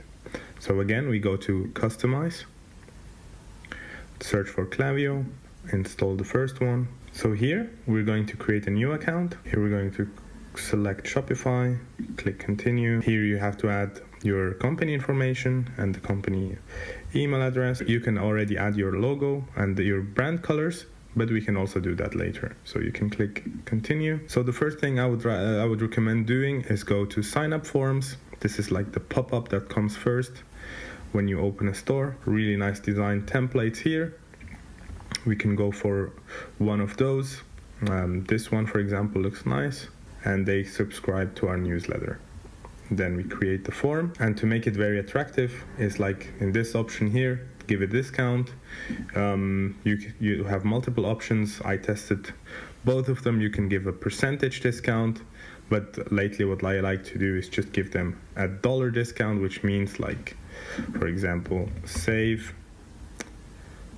$5 out of your first order. So they know exactly if I type in my email address right now, I will save $5 and they don't have to make some calculations on how much 20% is. Also, which will be very nice, is like to give them the discount immediately on the thank you page. Tell them like save $5 on your first order, unlock offer, and then as soon as they do that, discount code save 5 to save $5. And now what we need to do is publish that immediately to Shopify and create that discount code. So you can come here, create discount code, and here we name it save 5. Then we say it's a fixed amount. Then here $5 on all products. If you want to add like a minimum purchase amount, you can do that, but in the beginning I would leave it. Then it's for everyone, and then I limit to 1 use per customer and click save discount. So this means if a customer signs up now for our newsletter, he will immediately get this success message, and he knows he can use this discount code to save $5. To make some edit on the pop-up itself, we can click on the image, for example. You can click replace. A nice place to find nice images is unsplash.com. You can just go to the website and, for example, type in gift. And here you will find some very nice images that you can use as a gift pop-up. Let's, for example, choose this one, place, upload image, and then just drag this picture here that you can use. And again, always if you do some changes, I would always click publish. Actually, here are some other changes that you can make, but I always try to see how it looks on the mobile version. So the next thing we need to do is create some flows for our emails. So what you need to do is go to flows, and we're going to start with our welcome series. So for everybody who signs up for our newsletter is going to get some emails automatically. For that, you need to create the flows. Then the first thing we need to do is that we just need the first 2 email series. So you're going to delete the last 2. Then here we click on it, and of this left side we just make sure that smart sending is turned off and UTM tracking is turned on. Then the next thing we need to do is change it from draft to live, so it turns on. You can just close that, and then we need to edit the emails. For that you can click the three dots here and go to edit, and then something nice that I like to do is go here next to edit content, there is a small arrow, and here click change template, scroll down, and here click on the blue button where it says select template. And what you can do here is select some really nice pre-designed templates for your emails. So you can just scroll down and select the one that you think suits your store the best. For example, I'm going just to use the first one. Start editing your content. And again, what you can do is go to the cheat sheet and start copying the text that we have here. So for example, here we have this one. You can just click copy, go back to our email, double click it here, and click paste. Then you can also make some changes, make it bold or leave it as it is, just to make sure that it's looking good. Here you can remove or edit the picture, but I'll just like to remove all of this here. And here you can just click on the picture, click select. Here you can add your logo. I always try to remove those parts here below. Very important is also to make sure that the email is looking good on the phone version, because I guess 99% of all the people open their emails on the phone. That's why you can just edit it here, that it's looking good. Here you can click, for example, like check our newest collection, and here in the bottom you can just add your product page link or your collection link, and then always save content. Again, also you can find that on the cheat sheet. Here where it says sender, you can copy the first one, paste it here. Here you add your sender email address, and then the subject is going to be this one. It's for the welcome series. And always click save changes. So the next series we're going to create is follow us on social media. And here again, we just click on it. And on the left side, we click on UTM tracking. We turn smart sending off, and we turn UTM tracking on. Then again here, we change it from manual to live. And again, we click on the three dots here and click edit. Click on the arrow on the side, change template. I would go again with the one that I had, just to have all my emails looking the same. You can click on your logo, click replace image, upload, browse. And once you've uploaded your image, your logo, you can click on it and it will show here up. Then again, we can remove the parts that we don't want and go back to the cheat sheet where you can find all the texts. So here where it says text box title, you can copy that, go back to your email and type it here in as a title. The text box itself, you can copy all of that here. Then we can again remove those images that we don't want. You can also upload some images that you think suit your email. You can remove all of that. Here you can add your socials. You can remove this image or upload another image that you like. I like to keep my email light. And here you can go back to the cheat sheet and it says join the community on Instagram. You can copy that text, click on the button, paste it here, and when you click here you can add your Instagram URL. And again, we just make sure that our email looks good. Here below you can again click on it and add each link of your socials if you want to. If you don't have a Twitter, you can just easily click here and it will remove the logo of Twitter there.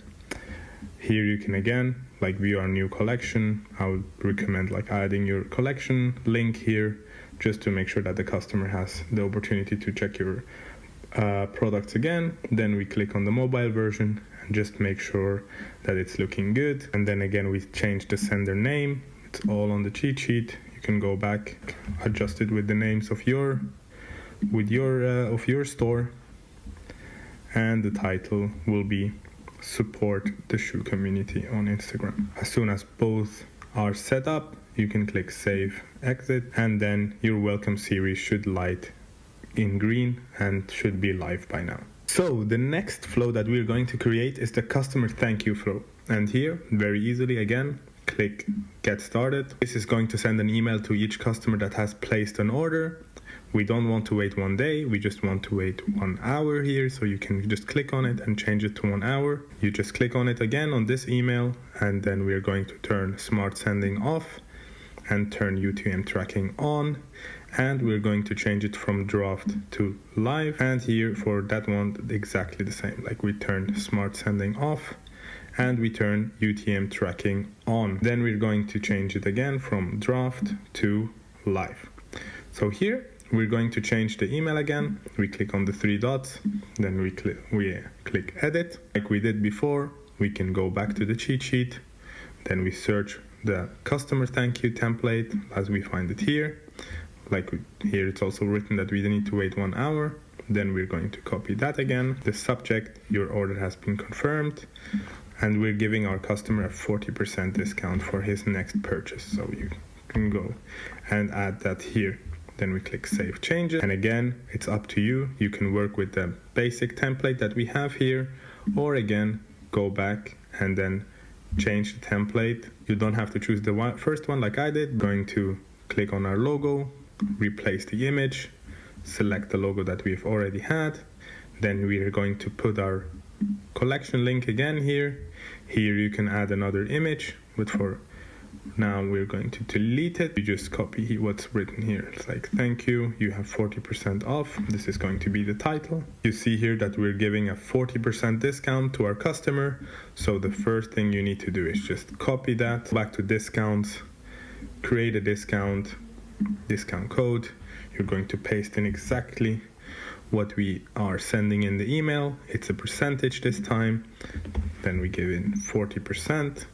We scroll down, we limit the use to 1 per customer, and we click save. And again, you just remove the images that you don't like, or just upload some nice images that you think will suit the store. If you have a nice idea like for what kind of block you want to add, you can absolutely do that.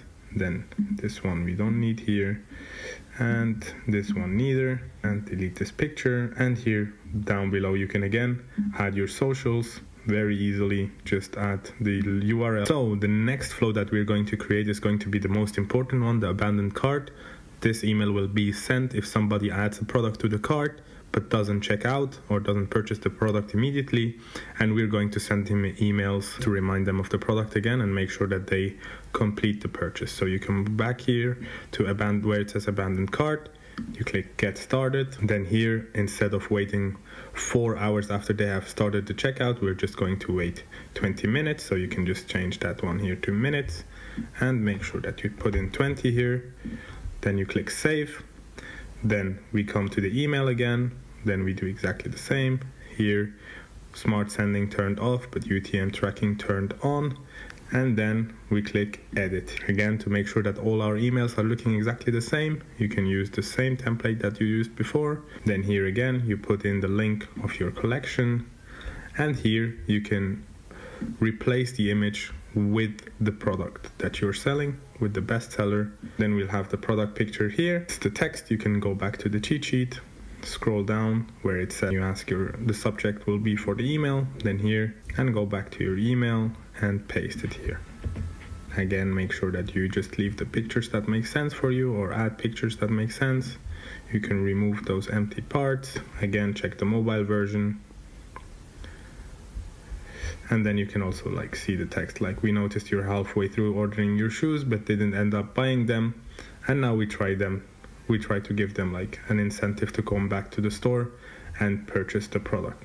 And again, as soon as you're done, you click save content and make sure that you choose again the same sender for all your emails and put it here. What I like to do is just duplicate this email, like I clone it, and then again put it live.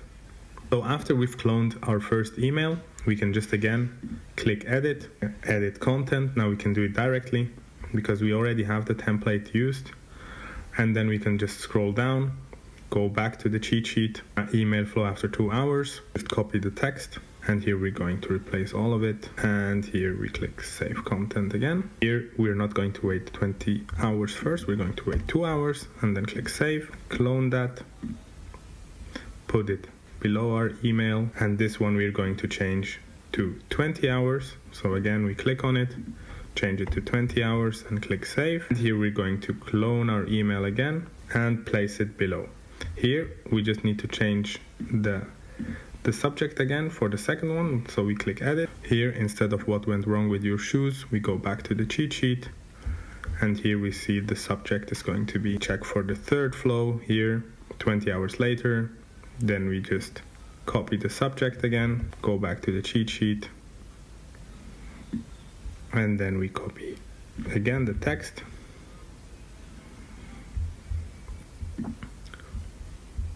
come down here, and we replace the text with the one we have here.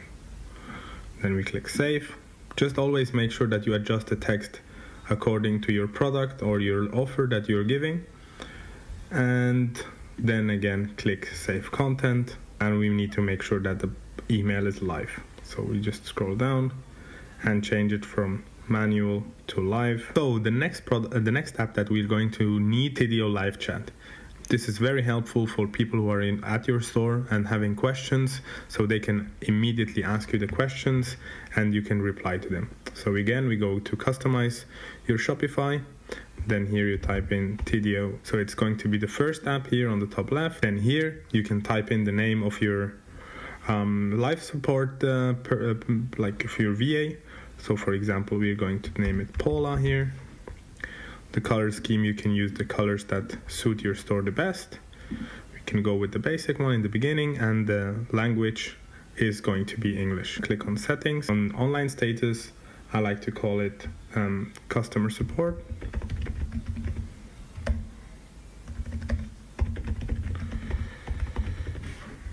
Then here we want to have it on the right, on the left side. I like to have it on the right side. Then here on the left side, you can see the operators. So if you've hired a VA, for example, you can add them here, and just by clicking add an operator, so multiple people can access the live chat. Here you can put in your operating hours. That's very important because you won't be online all the time. So you can say that you're working from 7 a.m. till 5:15 p.m. And if you want to change that, you can just adjust it like that for each and every day. And then you just hit save. Another thing you can do is hit here your profile and then click on profile. Operator's name is going to be Paula. Here we can upload a picture. For that, we can just go to Google and type in customer support. Then we can go to images. Then we're going to save this image. Then as soon as we've saved the image, we can go back and just click OK. Then you'll have a nice picture here for your customer support. A thing that you need to set up, guys, is just here on the left side, click on chatbots, and then scroll down till it says boost sales on Shopify. And the first thing we need to activate is going to be the delivery tracking bot. You just click customize and add. You just leave it here. The bot name is my order status. Click next. The language is English. Then integrate with Shopify. Then here you should appear your Shopify URL, and then you click integrating with Shopify. And as soon as this is done, it will automatically guide you back to the dashboard. So you do exactly the same. So everything is set up here. You don't need to do nothing.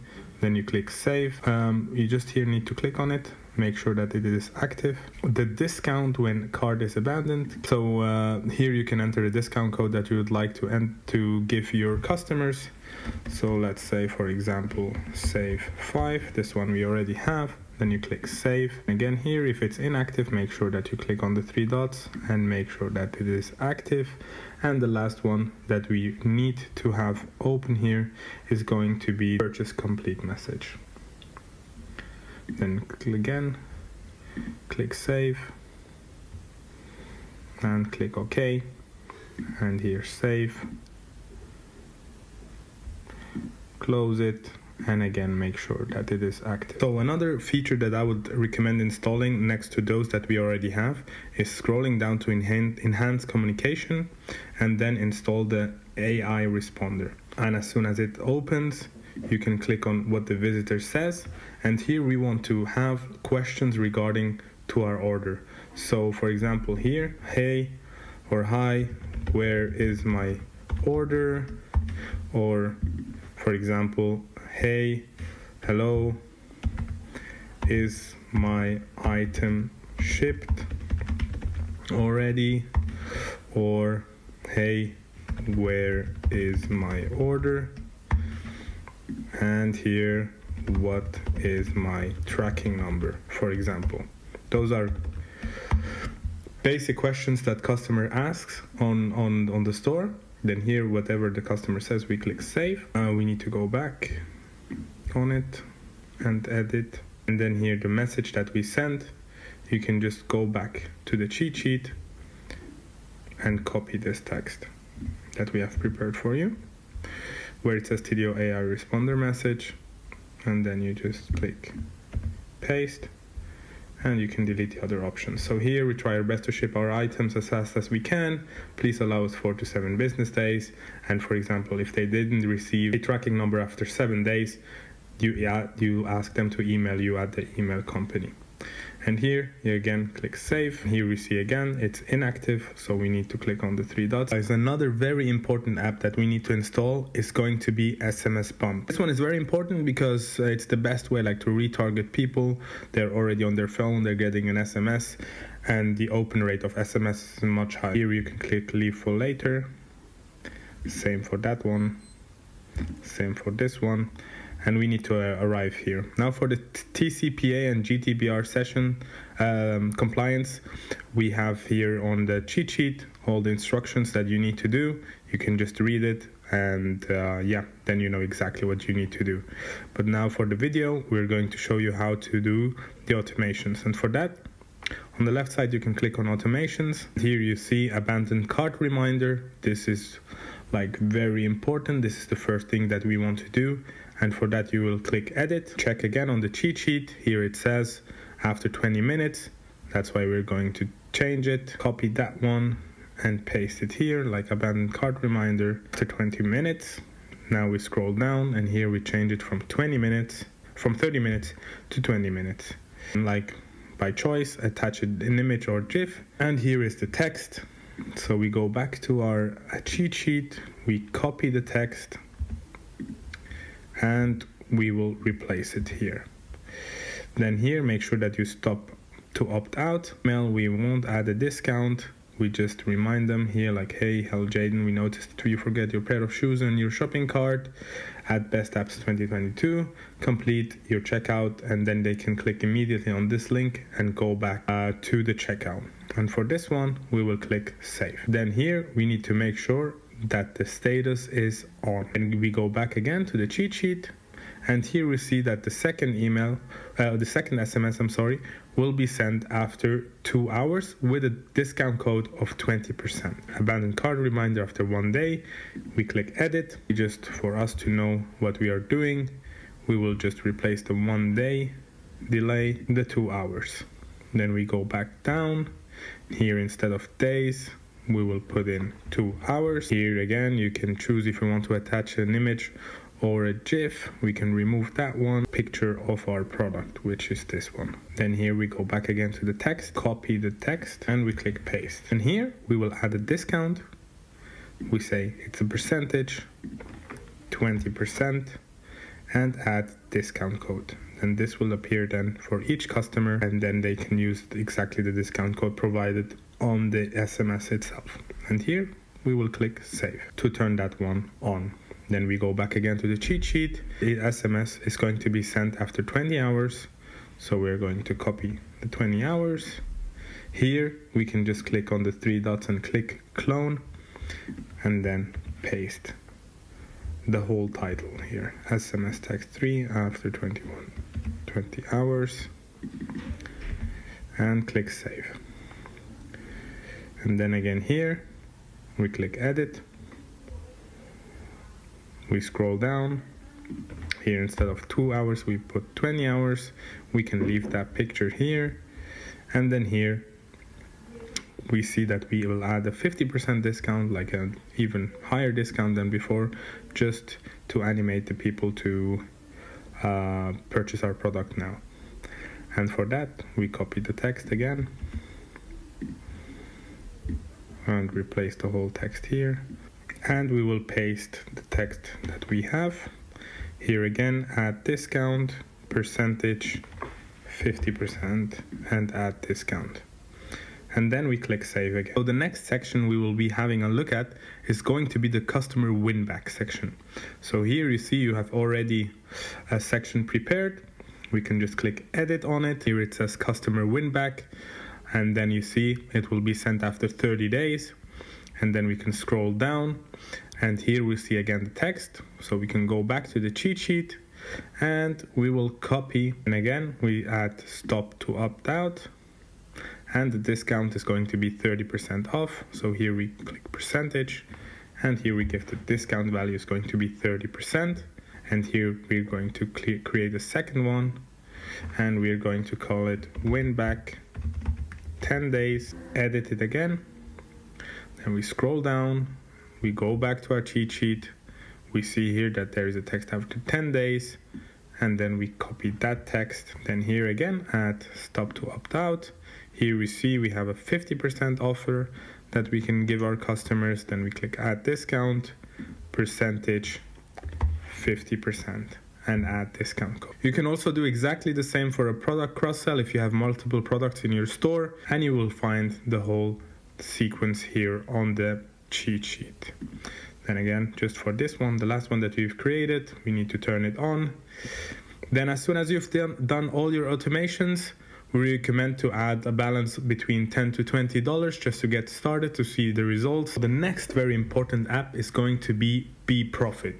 We want to know how much money we're making, how much we're spending, and especially how much profit do we have every single day. There are people who are doing it like manually with Excel sheets, people who are just checking their Shopify analytics, but BeProfit really helps you to track exactly how much profit you're making per day, because you can make a lot of sales, but at the same time be in a loss with all the ad spend and product costs that you're having. So here you type in the industry that you're selling in. We are selling clothing and fashion. Then here we will going to connect all the ad platforms that we are spending money on for ads. My case, for example, is going to be Facebook and TikTok. Here you can connect your accounts. Then like one fixed expense that we'll have for sure is going to be the Shopify subscription. Then export your Shopify billing history and then import it here so you have exactly the same number here. So here you could just click on upload the CSV file that you're going to download and then upload it here, and then you'll have it. You can add other fixed expenses that you have. And for example, if you have some apps or stuff like that that you're using externally, not on Shopify, you can add them here. Your inventory is going to be I dropship my product, and then here you can choose which platform you're using. I mostly use CJ Dropshipping. Personally, I'm not using shipping platforms. You can type in the shipping costs that you have. So for example, my shipping costs are identical what the client pays, or if you don't have any shipping costs at all. Here, the cost of goods, that's very important. This is exactly how much your product is costing you. So here you can individually update them. You can just scroll down and you see here your shoes. And we know we're selling them for $29.99. And let's say, for example, our cost per item on CJ Dropshipping is $13.89, and then apply changes to all matching orders. So all the products that we are shipping then are using any external payment gateways. We want to count the refunds by order date, yes. Exclude pending orders from revenue, yes. Exclude unfulfilled orders from revenue, add that because it is revenue that we have. Yes, then you see the different plans that you can use. We're going to start with the free plan. As soon as you land on the dashboard, it's very important to check your onboarding percentage. So this should be 100%. What I haven't done yet is like to add the added ad spend that I have, the expenses. Another thing that you can see if you scroll down is here the overview. Customize that with all the numbers that you would like to see. You can just click here. So for example, if you want to see how many discounts you had, or if you don't want to see your taxes, you can have a complete overview here, and it will show you the gross profit that you have, expenses that you had, and this is something that, for example, you can't see on the normal Shopify Analytics dashboard. Another cool feature is if here on the left side on where it says reports, you click on products, you can really see the detailed information for each product that you have, how much profit it is generating you, how much it is costing you, and how much you still have in stock. Same for orders here on the left side. You can check all the information that you need. It's really convenient for you, especially if somebody else is running your store. You can just have a look at all the numbers here and make sure if your store is going to the right direction or not. Also here on the left side, you can click on customer reports and also have an overview on all the stuff that is interesting you, and make sure that you're fully informed in the way that you want. So to sum up, this is a really cool tool showing you exactly how much money you're making or how much money you're losing, having a perfect overview over all your numbers, transaction costs that you have, product costs and sales, and just helping you to take the right decisions moving on in your e-commerce journey. Next cool app that we recommend having is going to be volume and discounted pricing.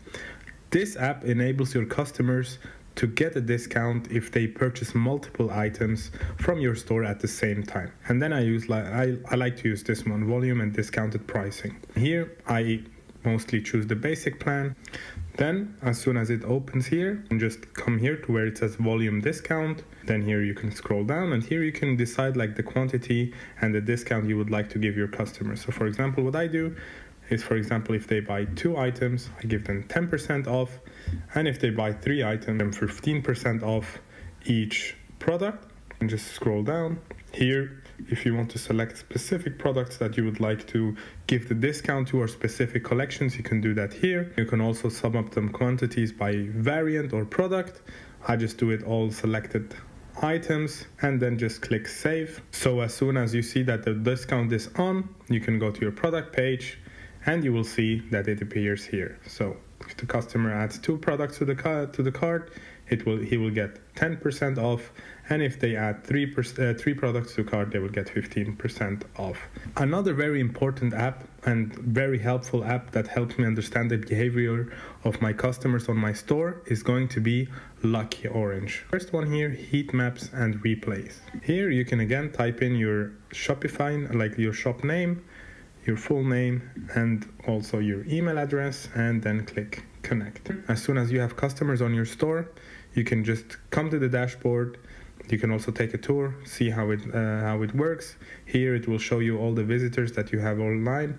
Here it will show you all the visits that you had. Then you can also click on the left side on visitors. Here it will list you all the visitors that you have on your store, and it will also show you some videos on how they behaved on your store. And this is the most important part of this whole app, just to show us how do people like behave on our store and how do they take decisions. So maybe they think, if you watch like all the videos, you will see that your description is maybe not that good, or you have too many pop-ups distracting the customer's journey on your store. And with those recordings, you can take some decisions on improving the customer experience on your store, so you know exactly what helps and what doesn't help on your store. Next app that we would like to install together is going to be a currency converter app. The app that I recommend installing is Best Currency Converter. We can start with the free one, depends on the features that you want. Then here it shows you exactly what you need to do. You can just scroll down. For example, if you're not targeting Switzerland, you can just remove the Swiss franc, but then add the Australian, and then just click on it, and then for example, add the Australian dollar. So you have the top 5 currencies for the targeting of your countries. Here you can choose if you want to add the flags or not. You need to edit your money formats, and here you can just click on to see how to do that. You will see a step-by-step guide here on how to change that. Here you see like this, you need to copy this text here for details and scroll down. Then here where it says store currency, you can change it to US dollars and change the formatting, and then you can just go back to the instructions and see exactly what you need to do. So here, for example, it said that you need to add the HTML with the currency. Then you copy that in front of the formatting text, and here you also have an example on how to do that. Here, go back and then add the span at the end.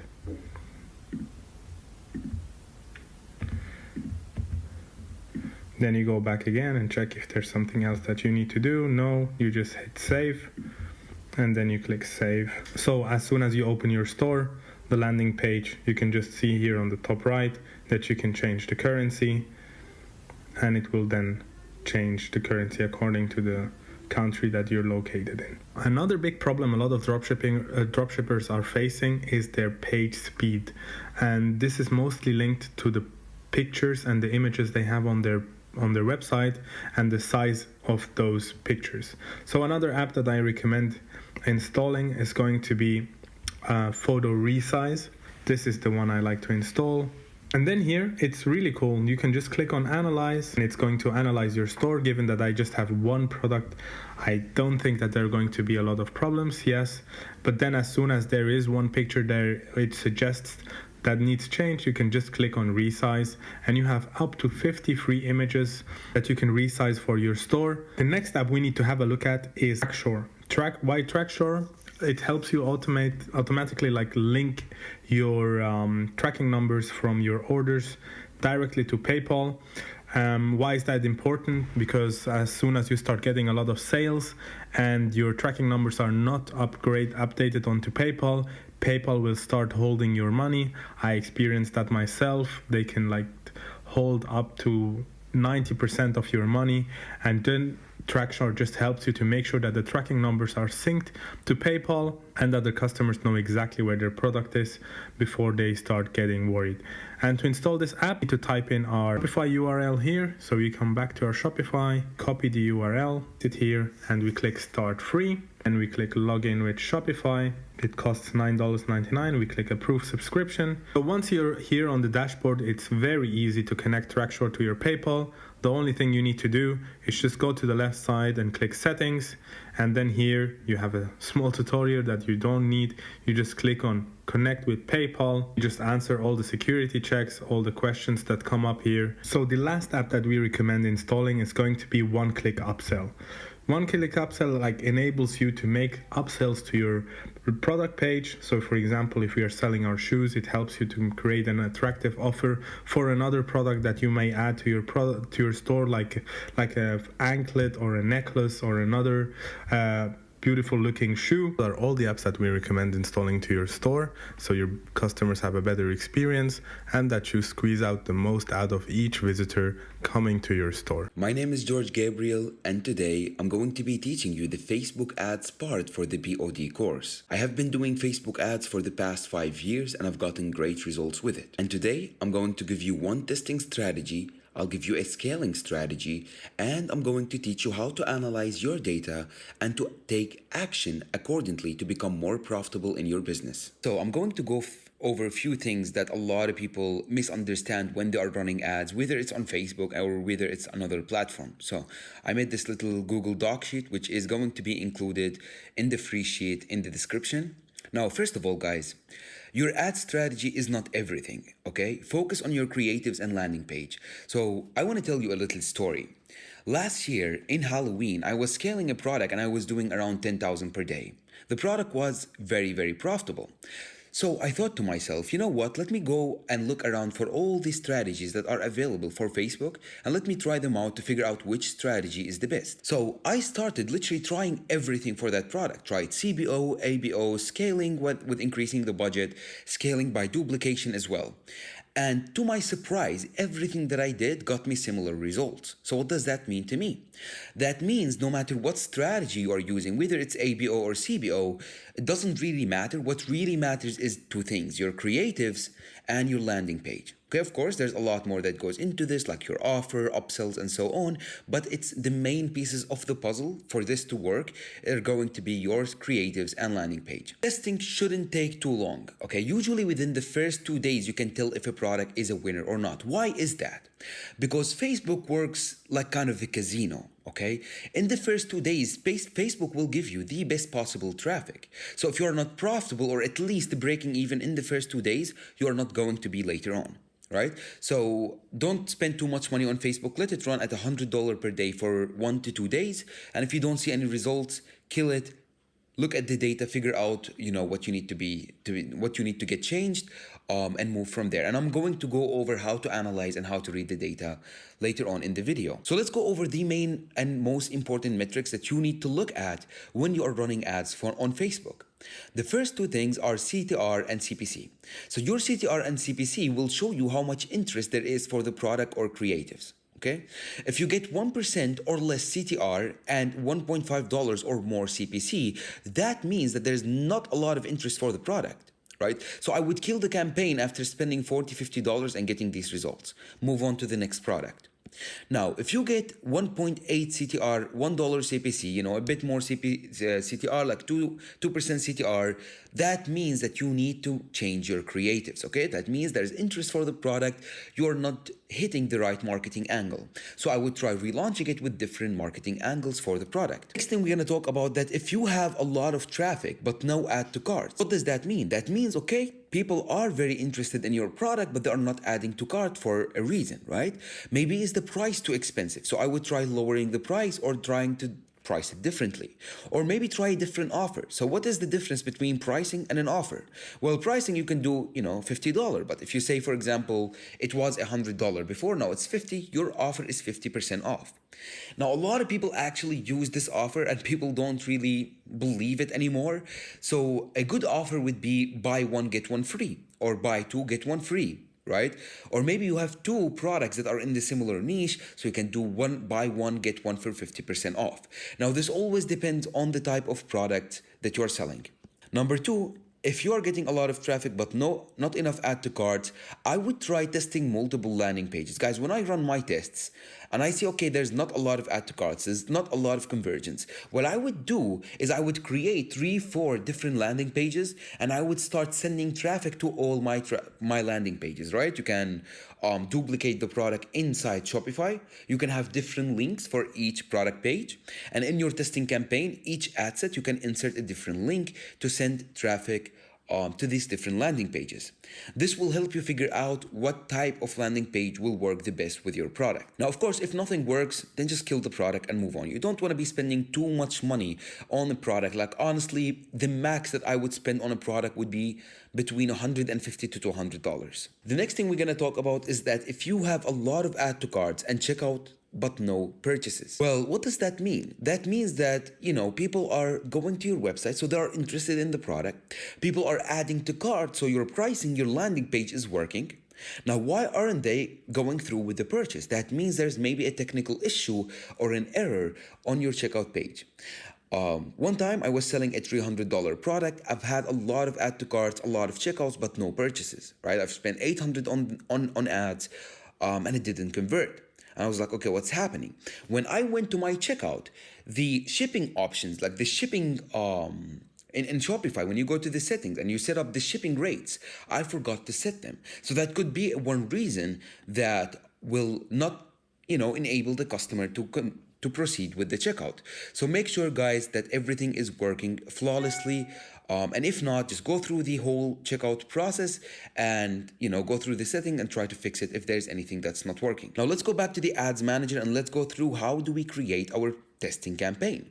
So first of all, you want to click on create. Your campaign objective should be always what you are trying to achieve. Okay, what I'm trying to achieve is converting people into customers. So I'm going to go with conversions. Our campaign would be the product name with test one. So I'm just going to be putting POD store. What we're going to do, that's it for the campaign level. You don't need to make any other changes. Next, you want to go to the ad set.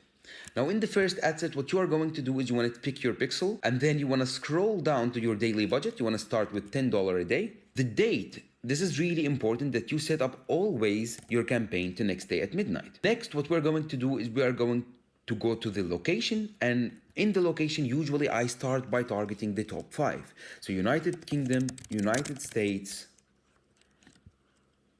Australia, New Zealand, and Canada. Next is the age. Now the age depends on the type of product that you are doing. If you're guys gonna do POD, I would go 21 plus. I don't target 18 just because I know people that are under 21, they usually don't have a job, they don't have extra cash that they can spend. So that's why I go 21 plus or even more than 21, depends on the type of products that I'm selling. Now the detail targeting. Now when it comes to picking an interest, I always go and target something that is related to my niche, but I don't go very specific. I want to target an interest that is broad enough that I have a big enough audience for me to be able to scale. So for example, I would target maybe fitness. Okay, physical fitness. There you go. We have 600 million people in this interest, which is perfect. The language, I would always go with English. The placement, I would keep on automatic placement. The next thing we're gonna do is, of course, take the interest that we selected and we're gonna put it in the ad set name so we know, which ad set or which interest is performing the best. Now, one thing I forgot to set is the conversion event. You should always go with purchase. As I said, guys, always go with the event that you want to happen. Don't go with view content, add to cart. You're gonna be spending money and you're not going to get any purchases. So always go with purchase. In the ad level, what we want to do, first of all, is select the right page. The next thing we wanna do is we wanna create an ad. We wanna go with a single image or a video. And first of all, I'm going to add image because I'm going to be using image ads. So I'm going to add an image that pops up and looks good. Clicking on edit media. Then you can have it as square or vertical. Honestly, I would go with square because it's an image ad and go with save, just like this. Now, next thing, we're gonna go for the ad copy. Now, in the ad copy, I wanna advise you guys to always look at your competition, the people who are already making good money, okay?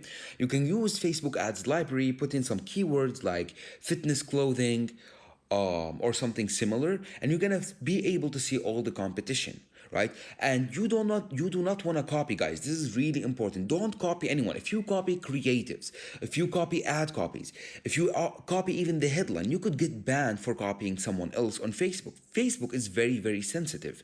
So if you like an ad copy that someone else is using, you don't need to copy it. Just, paraphrase it, use different wording. You can say the same exact thing, just use your own words. So for this example, I'm gonna say something like this. This performance fitness shirt is an absolute essential. Performance fitness shirt is an absolute essential.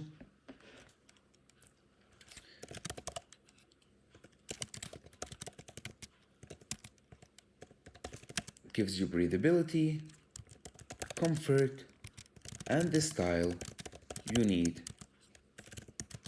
for your workouts. Okay? Something simple, explaining what we offer, explaining the main benefits of our shirt. Okay? Now we can add, of course, some emojis. I wouldn't overdo it. Like, I would never overdo emojis because, it doesn't really look like a real brand if you put just spam emojis. I would put 1 or 2 in my ad copy, just like this. This performance fitness shirt is an absolute essential. It gives you breathability, comfort, and the style you need for your workout. Now, in the headline, I would always put my brand name. In the description, I would put my offer. So it depends on what you guys have, right? Let's say it's 50% off plus free shipping. Limited time only. Now, as for the call to action, I would always use the shop now button for the call to action. And the website URL, you always want to put in your product page. And then you want to put in your UTM code in the URL parameters. After adding the UTM code to your ad level, you want to scroll up. You want to make sure that you name your ad 1. That's it. Everything is looking fine. Now, what we can do also is we can duplicate the ad 2. We're gonna do 1 image ad and 1 carousel ad. So we're gonna be doing create an ad, carousel. Then we are going to select multiple images. I'm going to do one guy, one girl, and then again, there we go. Perfect. See, I would add a total of 4 different images. There you go. Now, as for the ad copy for them, we're going to use the same ad copy as before, but instead of saying shirt, we're going to say collection. So for the headlines, you can, as you can see, every single image has its own headline and description. Now, as for the headline, I would put the product name in the headline this time for each one. And then for the description, I would keep it the same for all of them. Just put in your offer as before. Now, once that's done, you can just duplicate the ad set. You want to duplicate it 9 different times, so you have 10 in total. And after you duplicate it, what you want to do is you want to go inside every single ad set and you want to change the interest. Now, first of all, I wouldn't put interest in all the ad set. I would have one ad set with no interest targeting. Why is that? Because I want to know if my product can perform without targeting anyone. Sometimes it actually performs really well with a broad ad set. So if it does, that means that you hit the jackpot, because you can really scale it very, very fast. So that's why I always put one ad set with no interest. So I would just go down and delete the interest. And another ad set, I would target only engaged shoppers. Why is that? So engaged shoppers are basically all the people on Facebook that clicked the Shop Now button in the last 7 days. Now, why do we put it in one of our ad sets? Because let's say none of the other ad sets perform well, but engaged shoppers did. What does that mean? Well, that means that there are actually demand for your product, but you haven't hit the right audiences yet. In that case, I would just start a new campaign. Let's say none of the other interests work, just engage shoppers. That what I would do is I would just launch a new campaign with completely new interests. Now, for the rest of the ad sets, I would just target interests that are related to the fitness. So now I've selected all the interests, and I want to go through them just for you guys to see what I went with. So first of all, I went with some interests that are related to the fitness, like CrossFit. I went with weight training and bodybuilding, and I also targeted fitness brands like Under Armour, Gymshark, and Lululemon. And also I targeted clothing, as in like a general interest, just to see if it would work. And now I have a collection of 10 interests. Now, once you have the 10 interests, your campaign is basically ready and you can publish it for the next day. We're going to talk about killing and scaling those ad sets. Now, when I say kill an ad set, what I really mean is just turning it off just by clicking this button. Before we get into killing and scaling, I also want to show you guys how to set up your columns the right way. First of all, you want to click on columns. You want to click on customize columns. So ad set delivery, we need it. Ad set name, bid strategy, budget, last significant edit, we can delete. Attribution setting, we can delete. Results, reach, impressions, cost per purchase. Anything under cost per results, we're gonna delete. Now, after that, what we want to add is the CPM, the cost per 1,000 impressions. We want to add our unique CTR, the link click-through rate, unique cost per unique link click, and unique link clicks. Now, after that, we want to add our content views, add to cart, checkout. Now, we want to do add to cart again, but this time we're going to do the cost, checkout, we're going to do the cost, and purchase, we're going to add the total and the cost. Okay, good. So now, after purchase, what we want to add the video views. Okay, so video plays at 75 and 95%. Now, as you guys can see, all these checkboxes you want to undo. Okay, you want to uncheck all of them because these are going to be columns that you don't really need, and they're going to just take more space. One thing we forgot to add is your ROAS. Okay, so your return on ad spend. Put the ROAS after the cost per purchase, and the purchase I will put after the checkout. There we go, just like this. This is how your columns should look like. Okay, I'll scroll through them slowly one time so you can see it. Now, after you've done your columns, what you want to do is you want to name them dropshipping, and you want to hit apply. So now we have all the columns ready. So I'm going to go through and I'm going to explain to you the most important columns that you need to look at so you know exactly, what the data means and what you're looking at. So first of all, we have reach and impressions, which is basically how many people that get your video in their newsfeed, right? The cost per result is how much you are paying for each purchase. CPM is how much does it cost for you to show the video for 1,000 people. Then we have the unique CTR, which is your link click-through rate. And let's say you have 100 people that watched the video and 2 of them clicked on it. So you will have 2% CTR.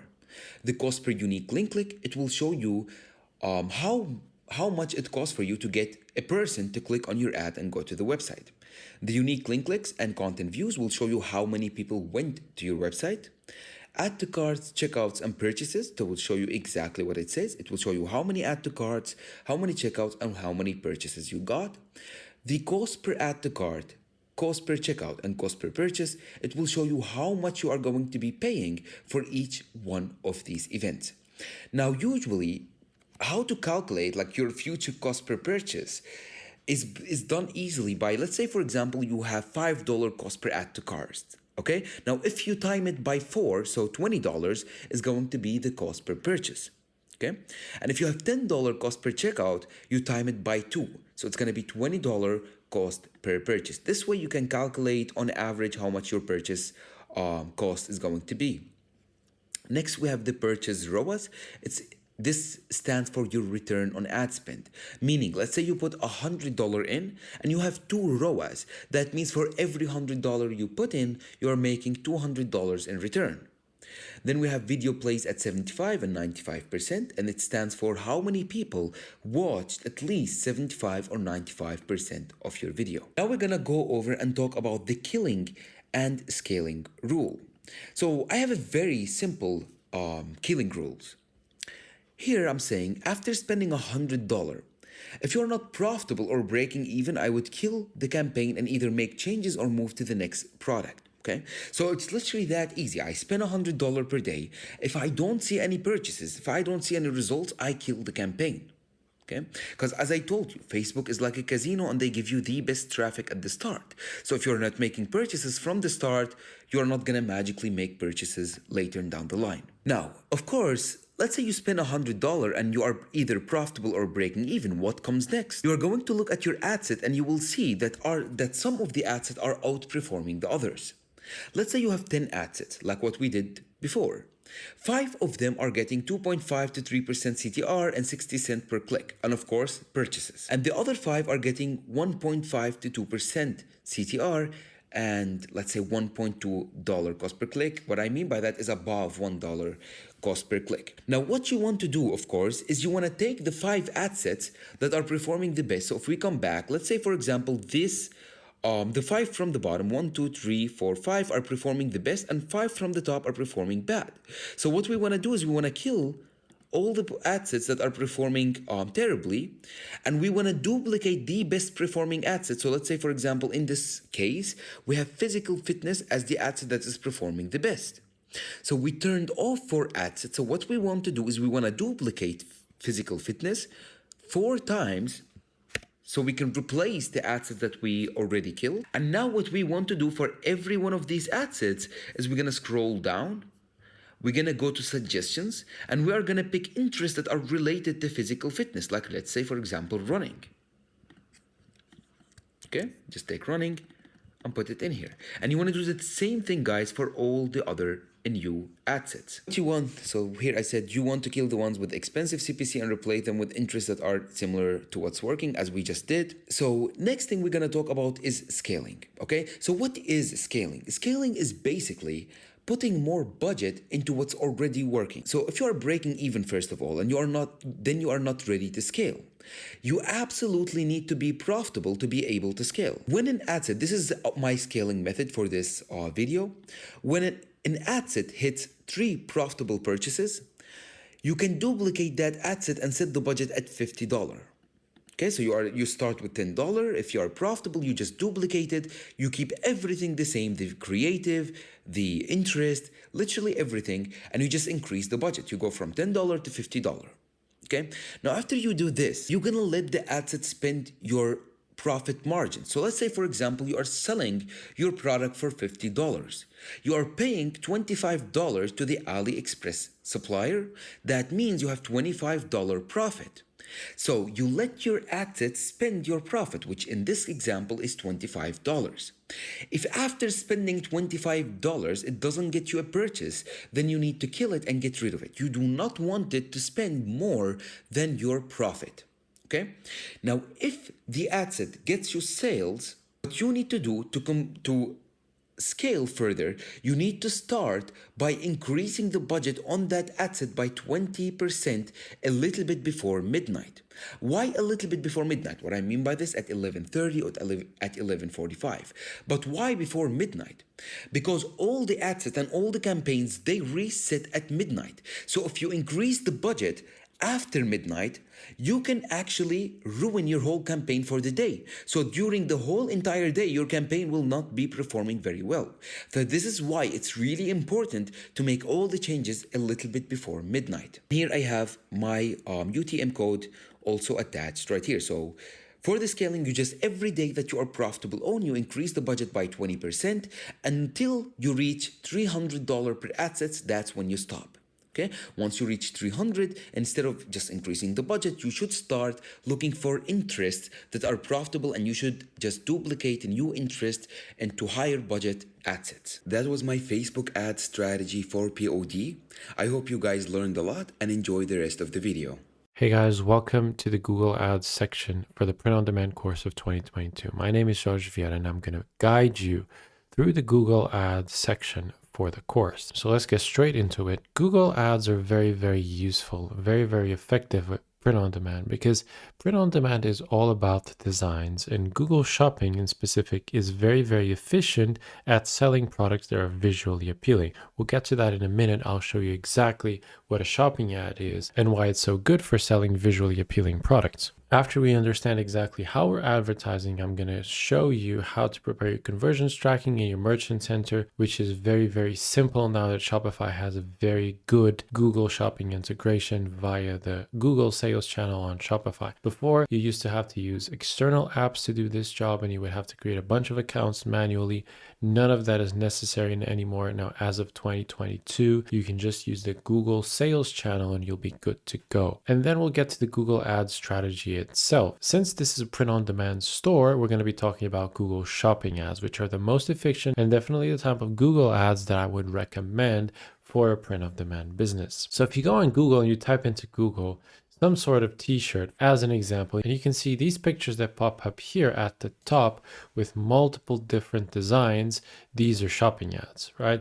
They're different from search ads. Funny enough, there are no search ads for this search. This is actually very useful for you guys to understand exactly what I'm trying to explain. If you notice, I've looked for a specific print on demand topic, dog t-shirt. People like t-shirts with their dogs. So right away we get hit with a lot of different shopping ads. See how competitive this is. There is a ton of different designs here. Some are very good. I'm going to go over the ones that I prefer in a minute and some very important indications for you when you're building your shopping ads. But before that, just notice how many shopping ads there are for a simple search for dog t-shirt. And it's not even just print-on-demand shops, like small print-on-demand shops. We have Hugo Boss here. So very, very large brands also competing. You can immediately see, I wouldn't get into doing dog t-shirts, obviously, because right away I can see I would be competing as Hugo Boss, Ralph Lauren, so very, very big brands. And you can compare with the fact that you have absolutely nothing when it comes to search ads. So people understand that search ads are not the best way to sell print-on-demand products unless you have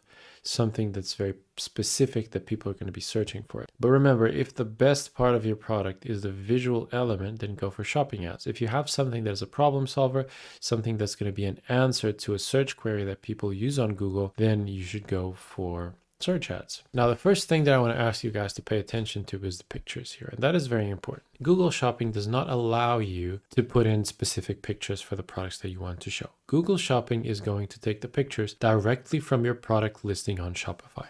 And this is something that a lot of people overlook when doing Google Shopping ads. The picture that's going to be used for this is the picture that you have on your Shopify product listing. So if your picture is a dropshipping picture or a picture that is very, very low quality, I wouldn't recommend that you use it because that's going to be showing on your Google Shopping ads. For print on demand, the best way to do it is to find some very, very nice mock-ups and then use those to showcase your design with high quality pictures. Other than that, there are other small things that you can do to stand out with Google Shopping. And one of them is what this listing here by Ralph Lauren is doing. You can see that most of the backgrounds are like this tone of gray or white. I think it's very light gray. And then this one is a different tone of gray. It's a different shade. So it stands out immediately. And that's something that you should do when you're considering your pictures for a product like a print-on-demand product that you're going to sell through shopping ads. I would recommend that you use the keywords that you think are going to correlate with the product that you're going to be selling. Mind you, those keywords, you're not going to choose them when you set up your campaign. They're going to be automatically picked up by Google according to what is in your title and your product page description. So that is also very important. Look at your product page description, look at your product title, try and understand the keywords that Google is going to use for your product, and then search them yourself. You can even use incognito mode to make sure that your previous search history is not affecting what's being displayed. And then look at the pictures, because those pictures are most likely going to be your competitors. So if we were going to do print-on-demand t-shirts with a dog face on them, these guys would be our competitors. We would be competing here. And what I would want to do is I would want to do a picture that would pop immediately in this feed here, which means I would try and do something like a very, very different background. You know, maybe a light blue background or a background with a completely different color that is going to stand out. These guys kind of did it. It's not super different, but it's good enough to stand out. The other thing is that they have a live dog here. It's not a print-on-demand product. Obviously, it's like a polo for dogs, but having the live dog makes it stand out as well. So if you have a mock-up with a person, that's probably going to be helpful as well. Try and do things that will help you and your listing stand out. The next thing that I recommend that you do before we go into the Google Sales Channel is make sure that your product titles and your product descriptions are properly optimized. Okay, so do some keyword research and make sure that your title and your description, your SEO title and your SEO description on Shopify includes the most relevant search terms for your product. So don't make it look like an Amazon title because that's not as good as it used to be, but try and fit in as many of the high volume keywords as possible because that's going to help you increase your relevance score and it's going to help you show up more. So your shopping ads are going to be showing more frequently with Google searches. After that, we have to talk about the app that we're going to use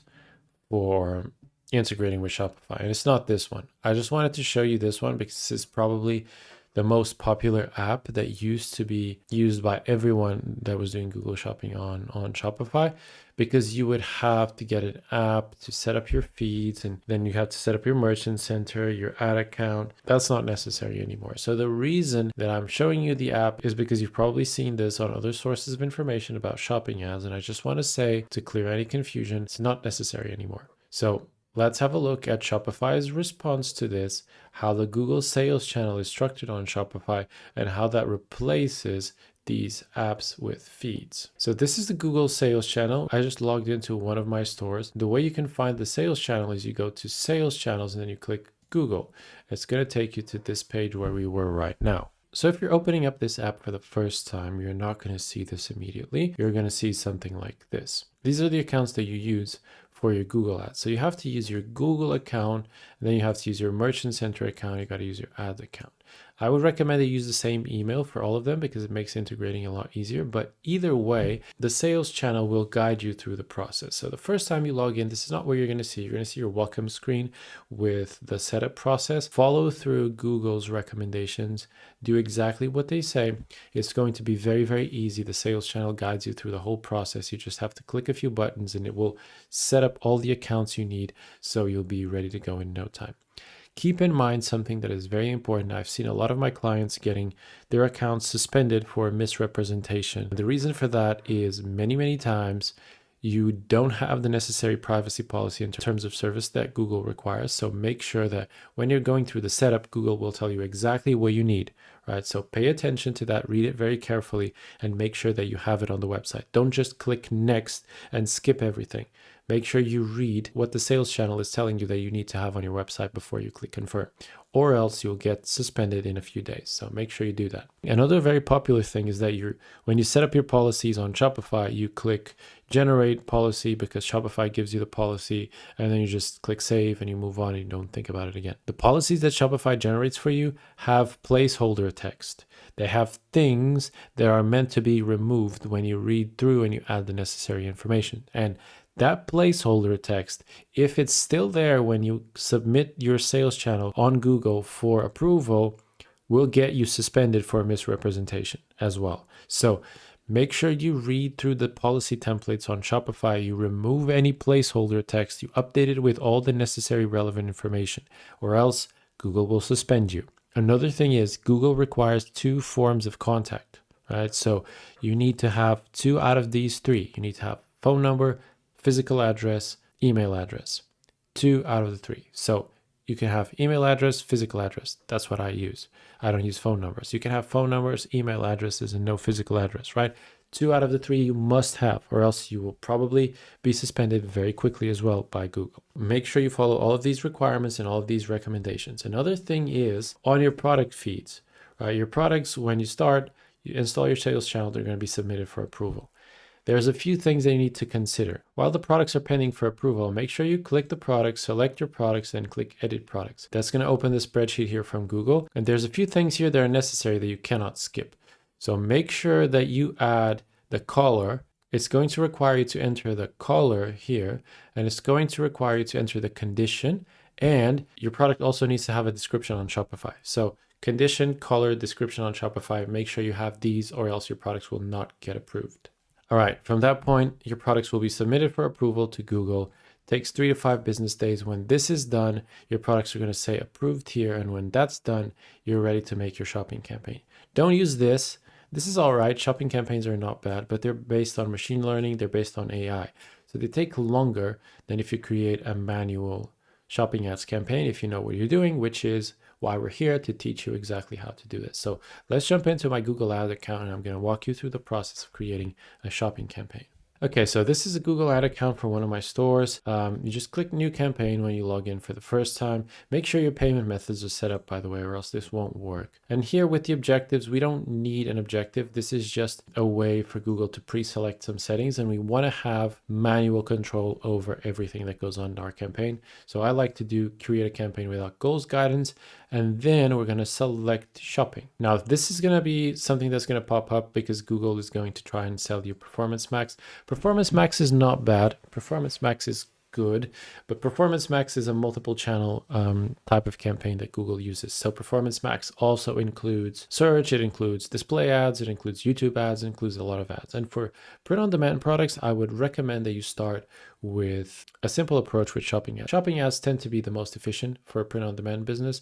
It's not that you cannot go for Performance Max, you can, but if you go for Performance Max, I would recommend that you invest into building good assets for your marketing. So do some good YouTube videos, get some models, record some good quality YouTube videos in 16:9 format that you can give your Performance Max campaign so it will perform better on YouTube. Shoot some really good quality pictures, some good quality videos, and have a more diverse set of assets that you can use for Performance Max. Now here, your conversion events should be displayed here. We want the purchase one. If you have multiple Merchant Center accounts like I do, you have to select the Merchant Center that you want. If you're only running one store, you should only have one Merchant Center account. It should be displayed here. It should be very easy to set up. And here we want to go for standard shopping. Like Smart Shopping is the one that I told you about just a second ago inside of the Google Sales Channel app on Shopify. That's not the one we're going to go for. We're going to go for standard shopping. We're going to enter our campaign name, POD shopping. We're going to start with manual CPC, and I would start without enhanced CPC. So enhanced CPC is something that's based on machine learning. It allows Google to bid a little bit higher or a little bit lower than the CPC, the target CPC that you set, if it thinks that it's going to perform better, right? But the only way that it can think correctly is if it has data. And if you're starting completely fresh, you won't have any data. So what I would recommend is that you start with manual CPC, set your manual CPC, and then a few days later, when you already have a few conversions, enable enhanced CPC. Daily budget for the campaign, I would recommend something like $50. I have my account in euros, but kind of the same. very similar these days. The dollar is almost up to par with euro. Don't do search network. We just want Google. We don't want these lower quality placements. And then enter your locations. We're just going to leave it at United States for now. Do this here. Click this button. This is very important, where it says presence or interest, people regularly in or who've shown interest in your targeted locations.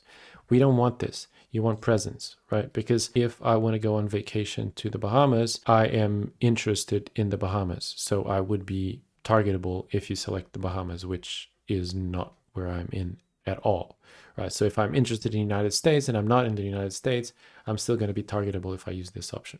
This one is what you want. It's just people in or regularly in your targeted location. So people that are physically there, not just people that have shown interest in that location. Exclude is fine. The recommended setting is people in your excluded location, so that's fine. Ad group, we only have one ad group, so that's fine. We don't need to edit this. And for the bid, I would recommend you start at 50. You can do either 50 or you can do 75, something below $1. That's what I would recommend. Then we can do create campaign. And once you do this, click the plus sign, and then you go here to item ID, and then you have your products here on this list. Now you want to select the products here, and you want to do save without editing bids. So now that you've done this, you have your products split up. You don't have your products all in one group, so you can actually see how much is being spent and all of the data for each product. I've just realized that I've used a comma. So when I said 50 cents, it put in 50 euros. So be careful with that. You want to use a dot here, and you want to do 50 cents for your max CPC. There we go, saved. And now you want to edit this, edit, change bids, set new bids. This is, if you use the dot when you're setting up the campaign, it should be correct. It's just because I used the commas, so it put it as 50 euros accidentally. There we go. So our max CPC is now fixed at 50 cents. And now this is where you're going to analyze your data. You have multiple products here. Google Shopping, by the way, is going to take some time to spend. It's not going to start spending immediately. It's going to take some time. So don't stress if that happens to you. That's perfectly normal. Once it starts spending, make sure you monitor the cost here. That's the first thing that you want to be looking at. You want to see which products are spending, and then you want to take action according to whatever is happening. Make sure you set your columns as well to include some important columns like conversion value over cost, which is your ROAS. So that's very important. Another thing that I recommend is that when it starts spending, go to keywords and search terms. And this is going to start populating with the search terms that are associated to the product. So the ones that Google is using to show your products. If you start seeing search terms that are completely unrelated to your products and it's just wasting money, make sure to click them and add them to the negative keyword list so you don't waste any more money with those search terms. And then what I recommend that you do is that you monitor this and you make sure that once you spend your profit margin on a certain product, make sure that it has made enough sales to be profitable. So if you've spent your profit margin and it's still not profitable, turn it off. So go here, click exclude. Turn off any products that spend the profit margin without being profitable. And keep doing that gradually until you find which products are the ones that are doing better for your shopping ads. And when you do, you can keep those inside of the campaign. You can then gradually increase your campaign budget to scale your shopping ads. One thing that I recommend as well is that when you already have 20 to 30 sales, you can start changing your CPC to enhanced CPC. So if you already have 20 to 30 sales, turn on enhanced CPC. If you have more sales later down the line, maybe 100, 200 sales, you can change your bid strategy to target ROAS. So you get Google to use the data that it has to try and get you a certain ROAS. Let's say your break-even ROAS is 1.5, maybe start with like 200, which is a target ROAS of 2, and see if Google can work with that. If not, then you have to adjust your target ROAS. But that's pretty much it, guys. That's the basic setup for your shopping campaigns. If there's anything you need, if you have any questions regarding the Google ads, feel free to check out my YouTube channel right here on the screen, or feel free to send me a message through my Instagram, which is also here on the screen. I hope it was useful, and I hope you were able to understand the essentials of setting up a profitable Google shopping campaign. Thanks for watching the shopping ads section of the course, and I'll see you on the next one. Hey guys, welcome to this new section, Pinterest ad. My name is Vedant Mohan, and today I'm about to teach you how you can set up, test, and optimize your print-on-demand campaigns on Pinterest ads. So let's get started. So here's what we're going to cover. First thing first, how you can set up your Pinterest ad account, how you can set up your pixel. I'm going to teach you the exact strategy that you can copy and paste to test your product. Also, I'm going to teach you how you can scale your campaigns, how to use lookalike and retargeting, and also I'll teach you the best performing creative and how you can actually get some inspiration for your ad copy. So let's get started. The first thing you want to do is you want to create your Pinterest ad account. So it's a pretty straightforward process. You just need to create your account. I'm about to do it here. So once your account is created, the first thing you want to do is you want to click here on the top right corner and you want to convert your personal account into a business account. Here you go. As you can see, if you convert it to a business account, you will get access to the ads manager. And this is exactly what you need to actually set up our ads. So let's go. And here you go. Now you want to integrate your Pinterest ad account with Shopify. So you can actually select this option, import your product from Shopify. And then you just want to click on add the application. Then here you go. You just want to connect your Pinterest account to set up the integration. And you want to give access. And then once you're done, you just have to click on continue and on next until you reach a screen asking you to integrate the Pinterest pixel, and then you'll be done. Now, I'm about to show you how you can also integrate the Pinterest pixel in a manual way, just in case the normal and native integration doesn't work out. So if you want to install your pixel manually, you first have to create one. So you just go back into Pinterest ads, you click here on ads, go under the conversion tab, and here you'll have the tag manager. You just have to click on get started. Now you just have to actually insert your website link, click on check. Then you have to click on manual setup, and here you go. You have the tag that you actually need to copy from here. Then on the third step, you can just leave this automatic enhance matched enabled, and you can click on continue. And now you just have to follow these steps. So now let's go under the Shopify admin and let's click on online store themes. And now we have to click here on action, edit code. Let's go in the file called theme.liquid. Here you go. And as you can see here, just after the head section, we'll have to paste this code. So let's go for it. I'll actually do Control F to search for it. Here you go. So as you can see, you have the first head here, and if you scroll down until the end, you will see the second head section, which is just here, right? And now you can just hit enter to go to the next line. And then basically you just hit enter once again, you paste your code, and you're done. Okay, so now the tag is installed on the main theme. Let's save it. Now the next thing we want to do is we want to actually add the add to cart event, which means that whenever someone will add a product to the cart, the Pinterest pixel will be able to just collect the data. So this is quite important as well. Let's go this time in the product.liquid file, and we just have to copy this piece of code here, and put it within the ending caret of the button or input element. So as you can see here, my button code is starting just right here, and if I just scroll to the right, I will actually go for the ending bracket. I'm looking for the ending bracket here, and here you go. You can of course use the search functionality here. You see it's just right here. I can see that it's ending because the bracket is opening. We have a slash closing the code.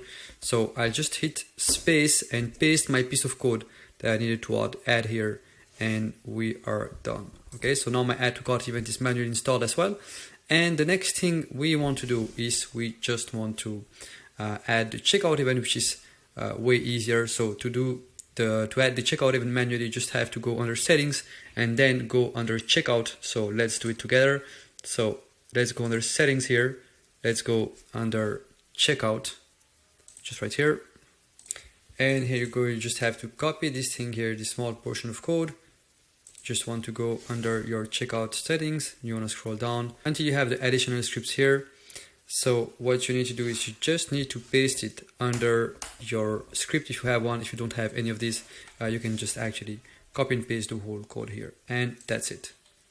So just to check if everything is smoothly installed, I recommend you to add the Pinterest tag helper as a Chrome extension, so you can actually go to your store. It's actually the same thing as the Facebook pixel helper, and it will allow you to actually make sure the pixel is installed in the right way.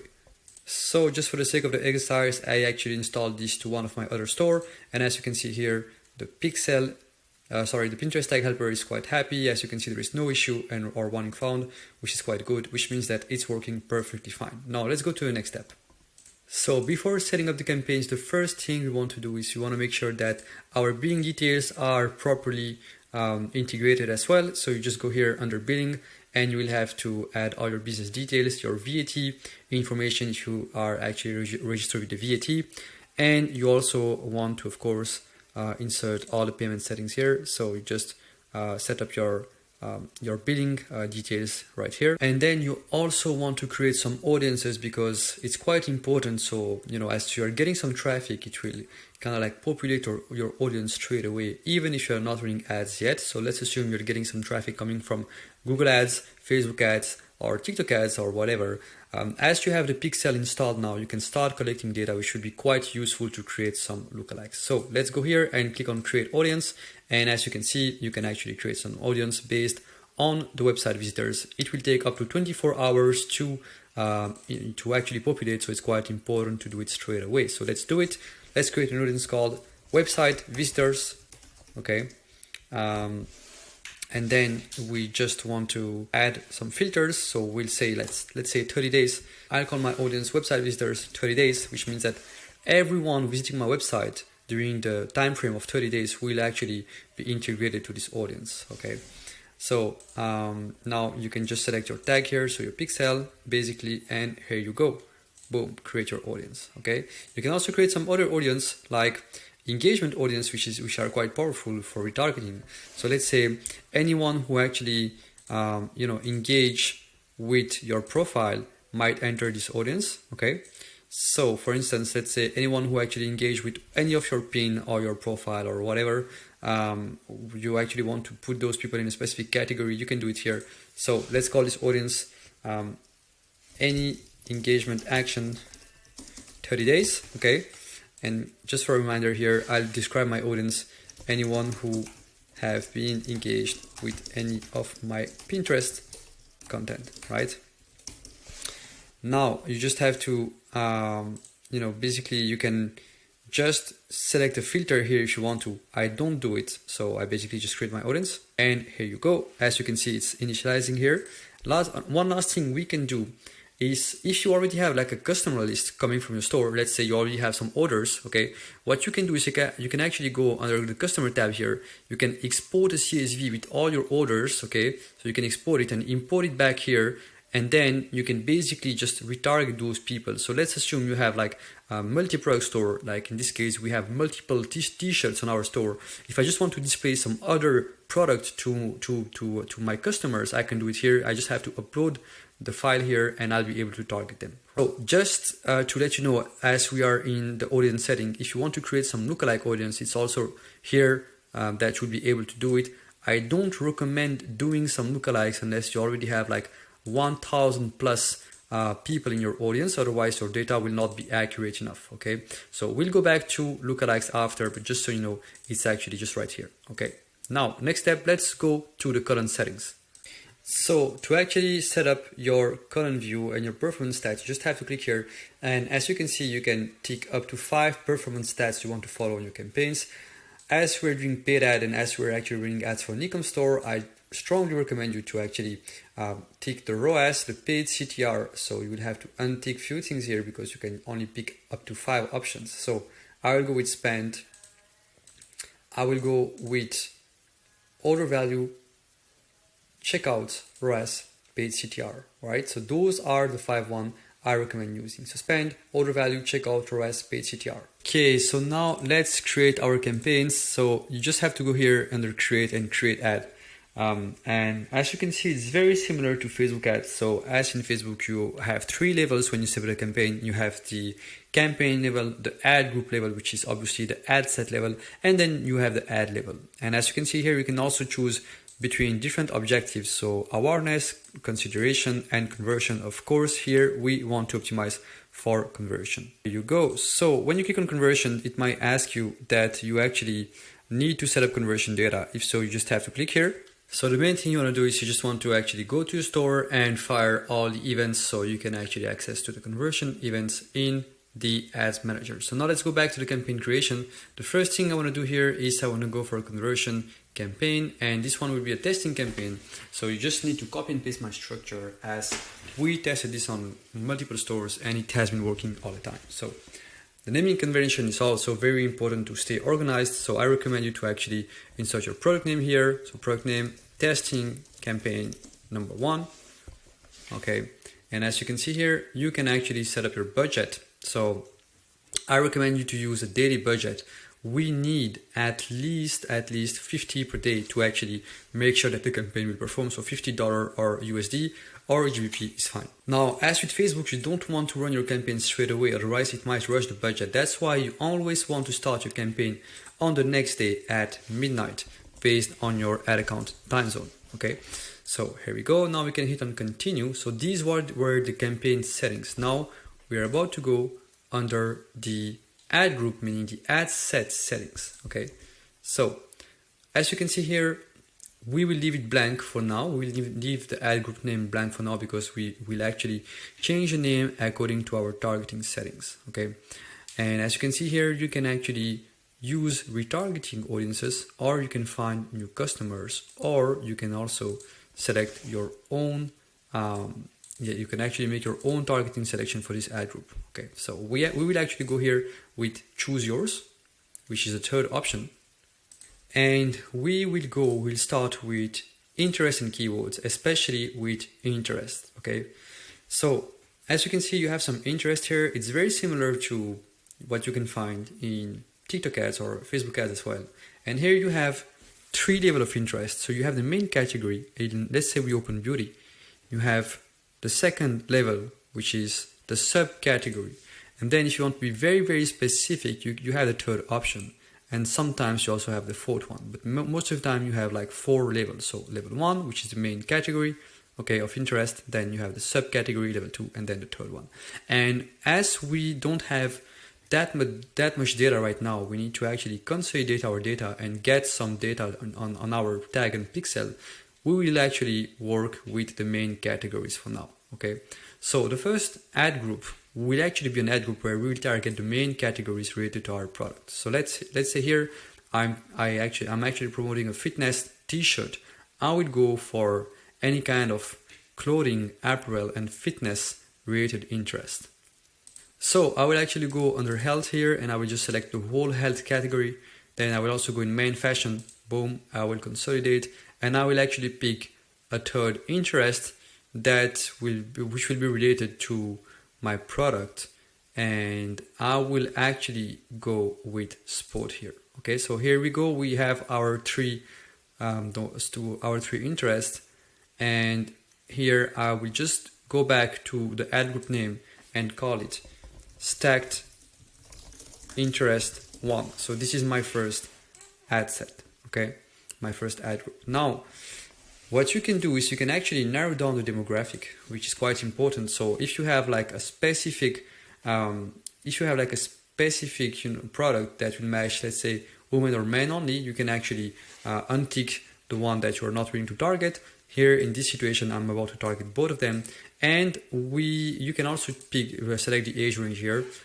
Here I will leave it blank as my product is kind of like mainstream. Now let's talk about the location. The best performing countries will really depend on your product, but if you want to actually get some data really fast, I would recommend you to actually go for the US, the Canada, and the Australia first. Canada, here we go. So we have our top 3 countries, and as you can see here, the audience is wide. So it's really recommended to actually make sure we stay in the middle range when we create an audience. Otherwise, the data might be kind of like all over the place. So here, just to narrow it down, what I will do is I will just select the English language.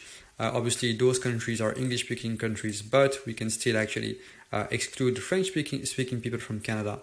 And then you can choose any specific age range. And here, what I will do is I will actually remove everyone that is above 55. And you just want to make sure that the expanded targeting option is unticked. So you just want to unselect this to make sure that your targeting stays accurate. So now, as you can see, it's way better, and we can actually just scroll down until we found the conversion event. So for the conversion event, you always want to go for what we call final payment, or depending on your ad account, it might also say checkout. So checkout is actually the same thing as purchase. So you don't want to optimize for add to cart or for leads or website clicks or whatever. You really want to go with checkout or final payment, okay, depending on your ad account. Okay, now the bidding strategy will stay automated, so this is pretty straightforward. And now it's time to create the ad. So what we'll do here is we'll actually create a fresh new pin. So just click on create a new pin. So if you want to get some inspiration about some ads, what you can do is you can actually just go on Pinterest and search for ad examples, or I will actually post a Pinterest dashboard in the cheat sheet so you can actually get a lot of inspiration here. And as you can see, there is multiple things, but most of the time static image works pretty well. So this is really what I recommend. And as you can see, the text zone is like very, very light. Or when they are actually using text, they just make sure that the text really stands out. So let's go and let's create our ad. So I will actually just go on Canva to create my image here. So you already have the Pinterest ad format, which is pre-made, pre-built here. So here I'm using a template, just drag and drop everything. Make sure it looks good and the text is actually taking some space. And here we go with my creative. I'm going to download it on my computer. And here you go. Let's create it so it looks good. So you can always edit the pin here if you need to. I don't recommend editing here because the functionalities are quite limited, so it's better to edit it in Canva. Let's call it ad 1 because this is the first variation, and now we actually need to create ad copy. So for the ad copy inspiration, I always take a look at my best performing Facebook ads, or you can also use a website called copy.ai to get some inspiration if you want to. Here I have my ad copy prepared. So it's quite important to actually make it look kind of like, organic. So try to avoid emojis, try to avoid, a lot of promotion. And the thing is, you really want to make sure that the first 2 lines of your ad copy, of your description here, are really attracting people, because obviously this is what will be displayed. So on Pinterest ad, the number of characters that are displayed with your ad are quite limited. So it's very important to split test those because you'll see a huge difference. Okay, so for now, let's keep it as it is. So treat your couple with the best gift ever. Meet our duo t-shirt bundle. You can take shortcut to fitness, but you can make it easier. Get yours today at a discounted price. That's it. Okay, so that's my first pin here. I'm going to publish it. And now that you're done with your first ad set, you can duplicate your ad set and go to the second one. So you can duplicate it a second time. And here we are going to create a second ad set called stacked interest number 2. Okay, so here you're about to leave everything the same. The only thing you want to target is basically the interest you selected. So you want to go for some other interest. Okay, so let's find some other interest. And here I will actually go for motivation, which is my keyword, because I want to find people that need some motivation and are getting inspired by quotes. And I will just go for quotes here, for instance. So this will be my first one. Okay, and now let's select some other one which will be related to our product. So this time I'll go for women fashion. And the third one I will go for travel. So it's not related to the product, but travel matches lifestyle, so this one can work as well. Remember, the main point here is actually to collect some data, so it's very important to be broad enough so you can actually start getting some data in your audiences and your pixel as well to start leveraging lookalikes. And now let's go for the third one. So the third one is quite different because now this time we don't want to work with interest, we really want to work with keywords. Okay, so let's call it keywords. Okay, so 10 keywords actually. So now what we are going to do is we're going to remove all the interest we targeted previously. So let's go back here and let's unselect every single interest here. And let's go for keywords. So you are going to go here, you're going to go here in keywords and you need to find some keywords. So you might ask, how can I find some keywords? Really easy. You just have to go back to the main homepage of Pinterest and you just want to go here. You want to go under your profile, you have the search tab here, you want to select all pins and you want to type some main keywords related to your niche or your product. So now here, for instance, I will type fitness, and as you can see, fitness aesthetic is the first suggestion. So I will actually take this one, okay? and fitness quote is the second one. Then we have fitness and exercise. So let's start with this one. Let's go back here, fitness, aesthetics, and then the third one was, and let's say fitness training here, okay? I also want to go for couple because here this is my angle, okay? So couple goals and things like that. So let's go for couple goals, for instance, couple goals captions. So those are the two I can actually use. So couple goals captions, and you want to go, you actually want to add up to 10 keywords, okay? You want to make sure that, you know, you are either in the mid-range or you can go a bit wider for the first one, okay? And now let's go for fitness fashion, for instance, okay? Fitness fashion outfits, okay? Fitness fashion outfits, so fitness. And then you can also actually go for active wear, which is a strong one. Active wear outfits, active wear outfits. You can also go for gym, as it's related to fitness here. So gym outfit and gym aesthetics. So gym outfit, gym aesthetics. And then let's go back to motivation, like couple motivation might be a good one. Couple motivation quotes. Okay, so here we go, couple motivation quotes. And now let's get rid of one. As it's quite the same, I will actually go for active wear. Okay, so as you can see, you have different format for your keywords. So you have what we call the broad match, the exact match, and you can also exclude some exact match, for instance. Okay, so this is quite similar to Google Ads. So my colleague George will certainly cover this, but just to let you know, for now we just want to go as broad as we can. Okay, as you can see here, I'm a bit too narrowed, so what I will do is I will just enlarge some targeting options here to make sure that I have enough people in my audience. Okay, so here you go, all ages, for instance. We should make it bigger, and then for the countries here, I want to add some more countries. Okay, so I can add Canada, for instance. Perfect. And very important thing I forget to mention is basically for your first campaign, you really want to go ahead with the automatic bidding strategy. Okay, you don't want to go for custom. This is something we'll cover in the scaling phase. Okay, so basically, as you can see here, we have 3 ad sets. Okay, so the first one is stacked interest number 1, the second one is stacked interest number 2, and the third one is 10 keywords. And now you can publish your campaign. Okay, so now let's go back to the ads manager. Now that you have published your first campaign, as you can see, you have access to the full dashboard here. So you have the campaign tab, ad group, ads, and keywords. So it's very similar to Facebook ads. And the good thing is now you can actually just change your current settings. So you just have to click here, okay, and you just want to actually make sure that you actually display your add to cart here. So you can select add to cart here, everything related to add to cart, so it will consolidate. So you want to make sure that you display your expenses, your CPC, your CTR, your CPM, your total CPA, and the number of prints, which means the number of impressions, and also the results. Okay, so here you go, you can actually select those and you can save your current settings. Now let's see how we can actually analyze a campaign.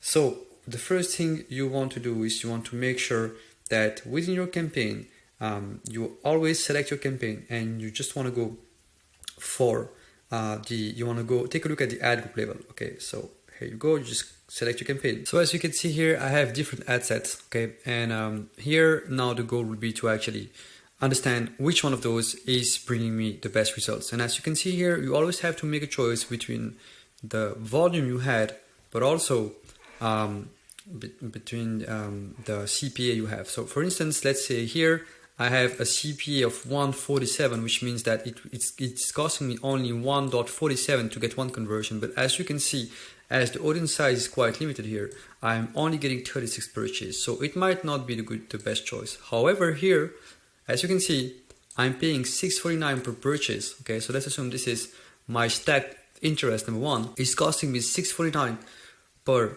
purchase, and I'm getting 154 purchase, which means that it's quite good and I can scale it like really, really hard. Okay, So now what I will do is I will basically turn everything off and keep the one that's winning on in my main campaign. And now I'll teach you how you can actually create a scaling campaign. Okay, so before we actually go under the ads manager, let me explain you how we're going to scale our campaign. So it's pretty simple. What you want to do is you just want to actually select your best ad group, and instead of using the automated bidding strategies, you want to go for what we call TCPA, so target cost per action. So it's pretty simple. As we know what our cost per action is, okay, so we know it's roughly €8, okay. We just want to tell to Pinterest that we can afford €8 as a minimum to get one conversion, okay? And what we're going to do is we're going to duplicate our best performing ad set and change the target cost per action in each one of the ad sets. So basically the structure is 5 ad sets. So everything is the same. We only change the cost per action. On the first one, it will be 8, so my main value. And then on each other ad set, on every other ad set, I will just increase value by 1. So it will be 9, 10, 11, and 12, okay? So let's do it together. So just as a reminder, my best performing ad set is this one, as you can see. So roughly $6.49 per purchase, but still, as we have an average of $7.35, my main value would be 8, okay? And we have a decent amount of orders, so I'm about to duplicate this one. So you just have to select it here. You click on duplicate, and here you go. You just want to create a new campaign, and you will call it, you will just create one copy for now. You duplicate it, and let's rename the campaign. We're going to call it CBO Scaling 5x TCPA, okay? So let's go here, and the budget will actually be, you can put whatever you want, but I recommend 50 as a minimum, and you just want to start running it from the next day, midnight. So always select the next day at midnight, okay? Let's click on continue. Now it's pretty easy because the only thing that you're going to change, you want to keep everything the same. The only thing you want to change is you want to go to scroll down until you find the bidding strategy, and you want to change it from automatic to custom. And here's where you want to put your target cost per action. So my first target cost per action will be 8. So just insert a number here, and now you scroll to the top and you just change your ad group name, and I will call it TCPA 8, right? Scaling best interest. Okay. Here you go. Now I'm about to duplicate this ad group, and here you go, duplicate it once, and now I'm about to call it TCPA 9, and you scroll down, change the TCPA value to 9. Once again, you duplicate it, boom. Now it will be TCPA 10, right? So it's pretty simple. TCPA 10, boom. And then once again, TCPA 11. So remember, you need 5 of those, okay? Quite important. And you will see that basically some of them will not spend at all, right? Because the TCPA will be too low. So Pinterest will not be able to find an audience which will give you some conversion for this amount, right? Okay, so we can actually guess that, 8 might not spend, but 9 might spend, right? It doesn't mean that you're going to pay 9, for instance, for every single conversion you will get, but it's just that as you can afford to take more risk, it will spend more on these ad sets, if that makes sense. And here you go. Then you can actually examine everything and publish. Now you might ask how to scale it. So it's pretty simple because Pinterest ad, if you want to scale your campaigns, it's quite easy because you only have to raise the budget. That's it. It's very consistent. It's not as Facebook ads, while you will have to do like multiple change. It's pretty easy. So basically what you want to do is you just want to duplicate your best performing TCPA ad set. Let's say it's this one. You want to duplicate it in a new campaign. Okay, and you want to put a higher budget. Let's say, for instance, €250 per day, and then you want to increase the budget by 20% every day. As with every platform, it might dry out at some point. That's why you should always invest 20% of your budget in testing. So 10% in testing creative and 10% in testing interest. So now, how do you test creative? The structure to test creative is pretty simple. You just want to create a campaign as we did with your best performing interest, okay? And you want to duplicate the ad set 3 times, and you just want to have like 1 creative per ad set. So basically it will look like this. Let me show you. So you will have your campaign, so testing creatives, right? And here you go, you select the same settings, so always the next day midnight, right? Go, and you will have the first ad group tagged interest 1, right? And you will have your ad number 1 here, Okay, so ad number 1, add 1, boom, duplicate, right, stacked interest 2, so stacked interest 1, sorry, add 2. Okay, so you just have to change the ad. Everything stays the same. You just have to change the ad. That's it. And then ad number 3, if that makes sense. Okay, so pretty simple. And then based on the best performing interest and actually the best performing creative. Okay, so the creative with the highest CTR, you want to make some decisions, and then you just rinse and repeat. So now let's say I found my best performing creative. You have it. Boom. You can just actually take it and expose it to the same audience you used to leverage for your first scaling campaign. Now 10% should also go in testing more interest. So how do you test interest? It's actually the same thing. This time you just want to revert things. So you want to create a campaign with your best performing creatives, right? So now not your best performing interest, your best performing creative. So the one with the highest CTR, and you want to create 3 ad sets, every single ad set, and you just want to change the interest, if that makes sense. Okay, so that's it. And once you have the best performing interest, you can actually combine this with your best performing creative and go back to the step number 1 and scale it. So it's pretty straightforward with Pinterest ad, and that's how we are actually able to achieve some really good results with this strategy. So now the last step is actually how to create some retargeting campaigns and how to create some lookalike campaigns. So first thing first, the first thing you want to do is you just want to make sure that you can create some lookalike campaigns. And here you go, you just have to click in ads, audiences here. And as you can see, boom, you can, as we created the audience, we can actually select the custom audience to create some lookalikes. And as you can see, we have more than 1,000 people in every audience here that we're about to use. And that's how we're going to create some lookalikes. So for instance, if I want to create a lookalike based on everyone, for instance, visiting my website, let's say, I can actually take my pixel here. I have like 68,000 events on my pixel. Okay, now we just create an audience here, create what we call an act-alike. So basically it's a lookalike. And that's it. You can actually create your audience. And then that's also, as you can see, it's quite important to make sure that you have enough data in your custom audience that you created previously. You want to make sure that you have at least 1,000 events here. Okay. Now let's go back in ads and let's create an ad. I will show you how to create a lookalike ad, basically how to select this audience. So it's actually the same thing. And whenever you want to try some lookalikes, you can actually just use here, click here on choose yours, right? And here you go, you can create an audience list. Once you click on create an audience list, you can just click here on act alike and you'll be able to select your lookalike audience. Okay. So depending on your product, lookalike might work or not. Sometimes, I mean, most of the time it works, but if it doesn't, just focus on scaling with interest and keywords. So now I'm about to show you how you can actually set up some retargeting campaigns as well. So you just want to go here under ads, create an ad, and here you just want to create a conversion campaign.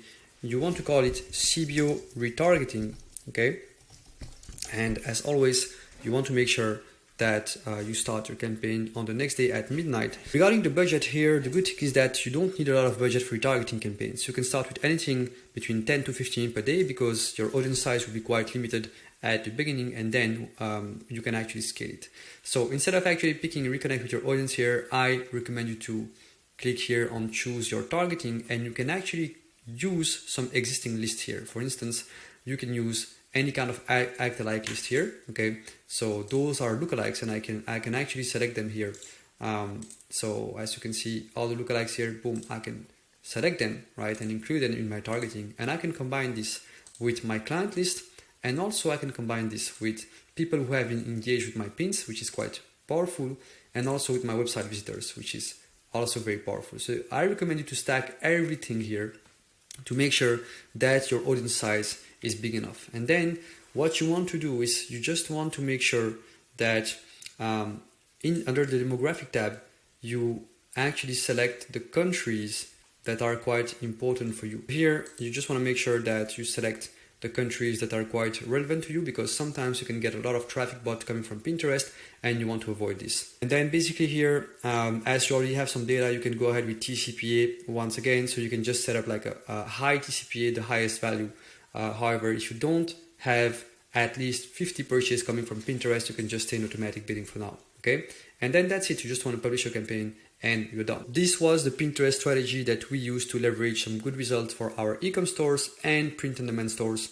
So if you have any question, just let us know in comment. I hope that you enjoyed this section and I hope to see you soon. Hey guys, it's Camille Sattar again, and I'm going to be teaching you guys how to do TikTok ads for your print-on-demand store. So if you guys didn't already know this, TikTok ads is becoming the biggest and best platform right now to advertise e-commerce products. So when it comes to finding success with your print-on-demand business, it's definitely worth giving it a try to see if it's going to be profitable for your POD store. So before we can actually talk about setting up your TikTok account and running the TikTok ads, we need to get video content for our TikTok platform. Now, certain content works the best on TikTok, and that's user-generated content and point of view content. Now, the best way to find this content is to go over to TikTok and search for key phrases like motivational shirt, music shirt. I'm going to be showing you loads in a minute, but any of the industries that I mentioned at the start of the video, search for them. And as you guys can see, loads of different organic videos are going to come up related to that search term. So you can see here, this video's got 85,000 views.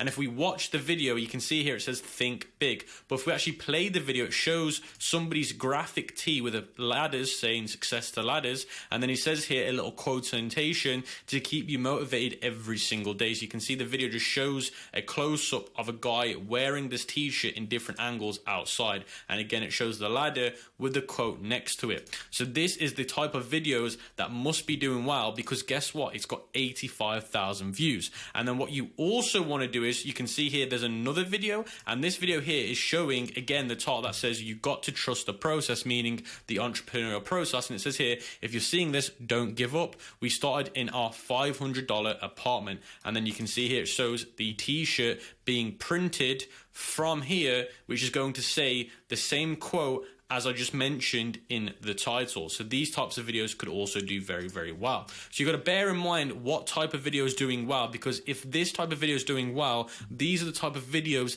that you need to make. You also need to make sure that when you find videos, you copy the link, because you're going to need to use that link to send the creator later to be able to make you your own videos. Now, if you're going to be recording the videos yourself, then you don't need the link. But if you're going to send the product to the creator to make for you, then you are going to need the video link to show the creator some inspiration on how these videos should be generated. Now, this type of video obviously isn't going to be able to be done by the content creator because they don't have those tools in their house, but these ones could be done. Now, another really good tip for you guys is if you find videos like this, check out their page, because their page could be an actual store focused on that one idea. So you can see here, this is actually a e-commerce clothing brand all about motivation. You can see here, there's loads of different videos of all of these different people wearing the different designs that they've got about being motivated from home. And you can see they've got different styles. So what you could do is you could watch every single one of these videos and see which video's got the most views, and whichever video's got the most views, guess what? That video is probably what made the video do so well. So you can see this one got 119,000 views.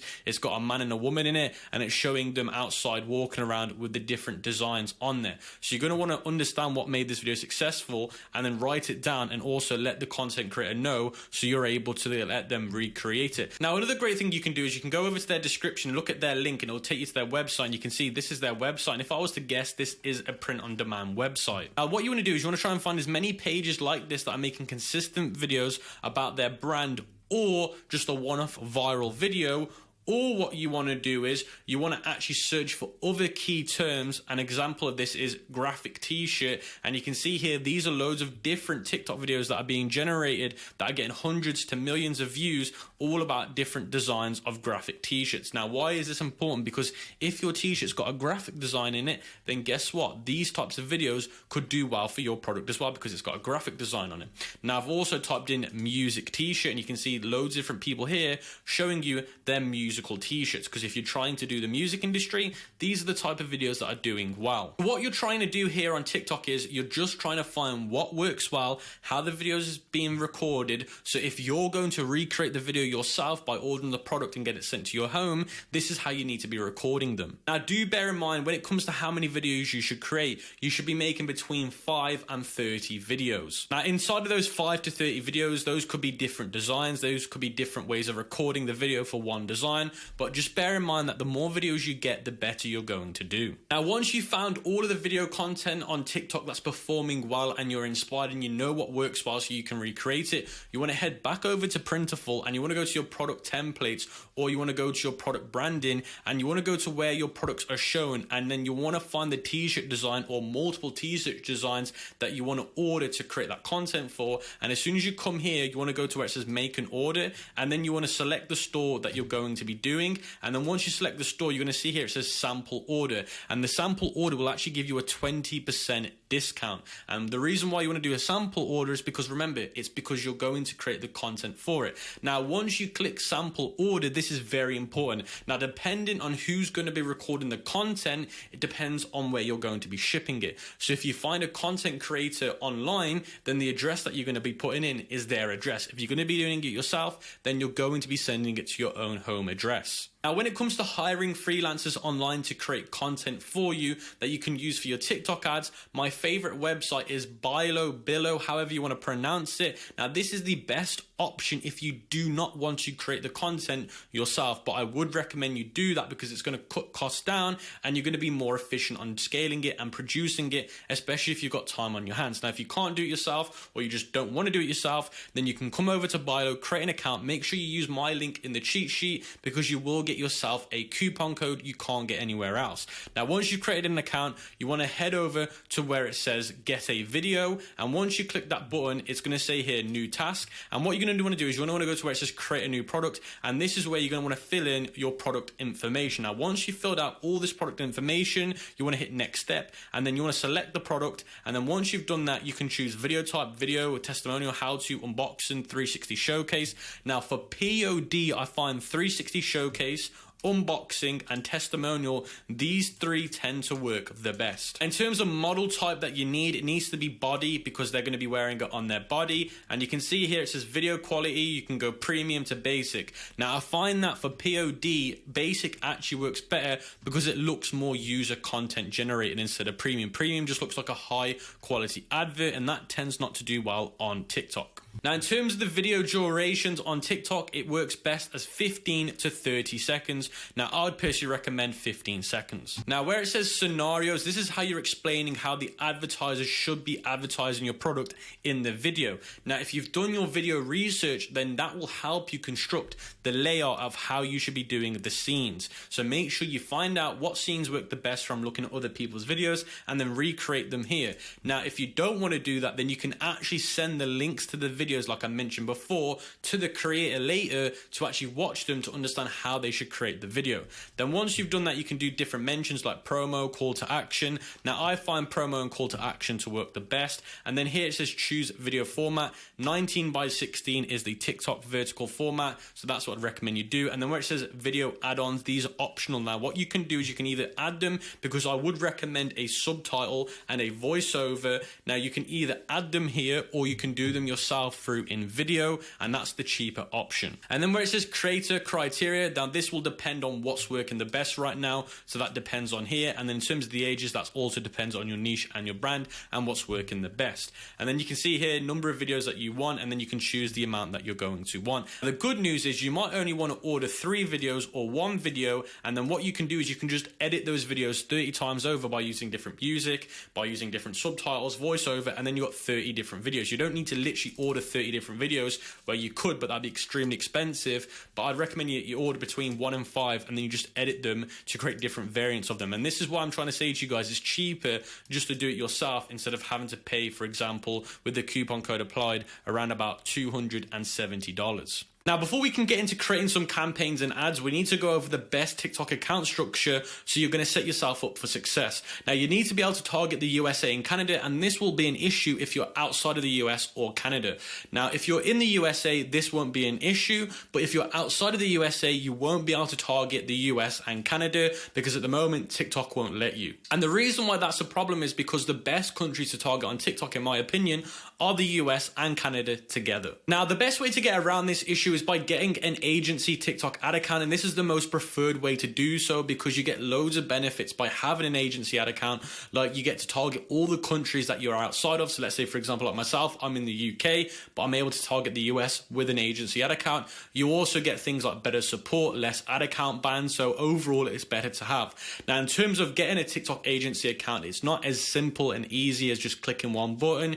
You do need to go to things like Reddit forums, you do need to go to websites, you do need to go to discussion groups to try and find them. People will basically rent them out to you. So this is how it basically works. People will rent you their TikTok ad account, and how it works is they'll normally charge you a % of the revenue or the spend that you're spending on the accounts. Now, for example, let's say you spend $100,000, or let's say, for example, you make $100,000, they might want to take between 1 and 2%. Now, some other companies will charge you a fee. For example, that could be $500 up to $3,000 a month. Now, for me personally, I am on an agency TikTok account, and I'm giving the person that I'm getting it from 1% of the revenue that I'm currently generating. And like I said to you guys before, in terms of finding these, you will need to do some networking in things like Discord groups, Telegram groups. You will need to be looking on websites like Black Hat SEO to try and find companies that will let you rent them. Now, the second option is by getting a VPN, and I'd recommend NordVPN, and I'm not sponsored by them, and changing your IP address to a US IP address,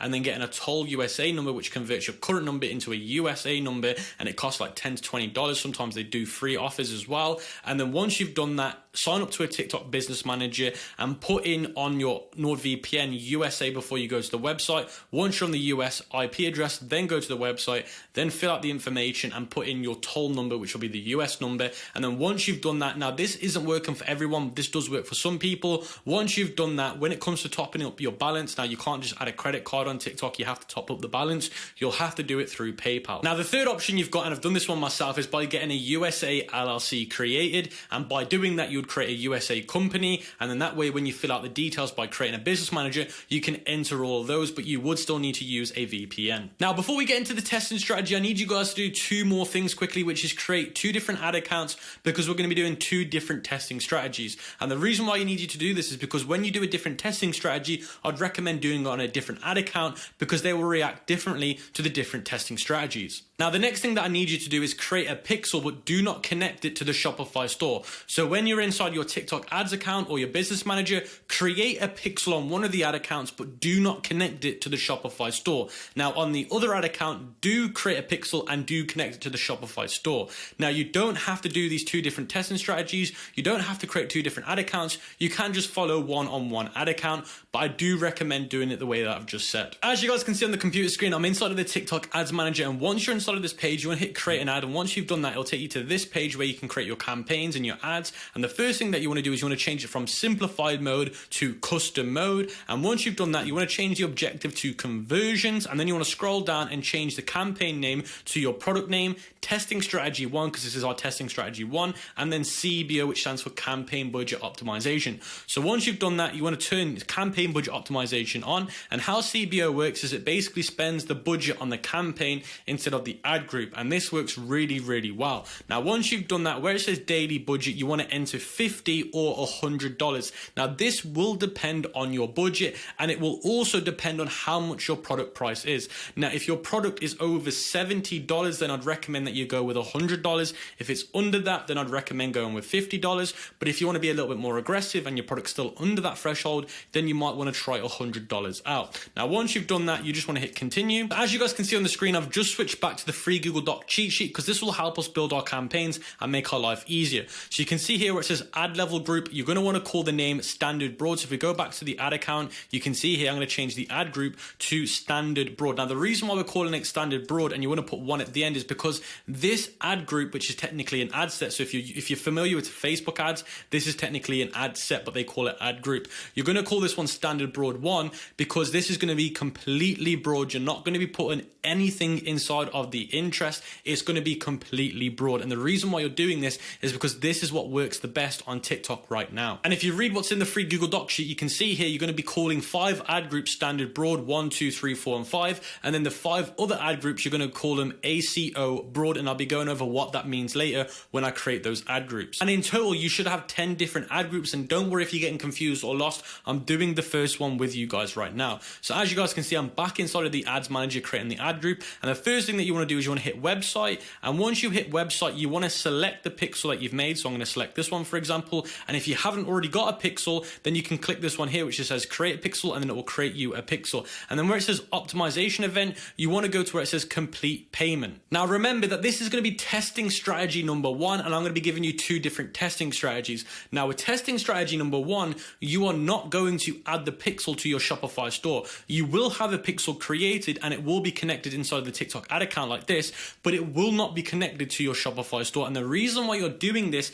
is because sometimes by doing this, TikTok will actually give you better results. Now, I don't understand the science behind it. It's just something in the TikTok ad space that people are doing that are working extremely well. Now, the downside to this is when it comes to tracking your conversions like purchases, add to carts, they will not be accurate. So you will have to cross-reference it with your Shopify store analytics. And then where it says placements, you want to make sure it's on automatic placements. And then where it says creative type, you want to keep this one turned off, and that stands for automated creative optimization. Now we will be having this one turned on, but on the other 5 ad groups that we will create later on. So basically 5 ad groups or 5 ad sets, whatever you want to call them, will have this one turned off, and then the other 5 will have this one turned on. Now when you go down to the targeting, you want to make sure that this is all empty. Now into location, you want to make sure in the location you've got United States and you've got Canada. I find that having United States and Canada together works extremely well. Now after you've done that, where it says gender, you want to make sure it's got no limit, and then where it says age, you want to make sure that it's these ones here. You want to make sure it's 18 to 24, and you'd make sure that 13 to 17 is turned off. And then where it says languages, you want to make sure that it has no limit.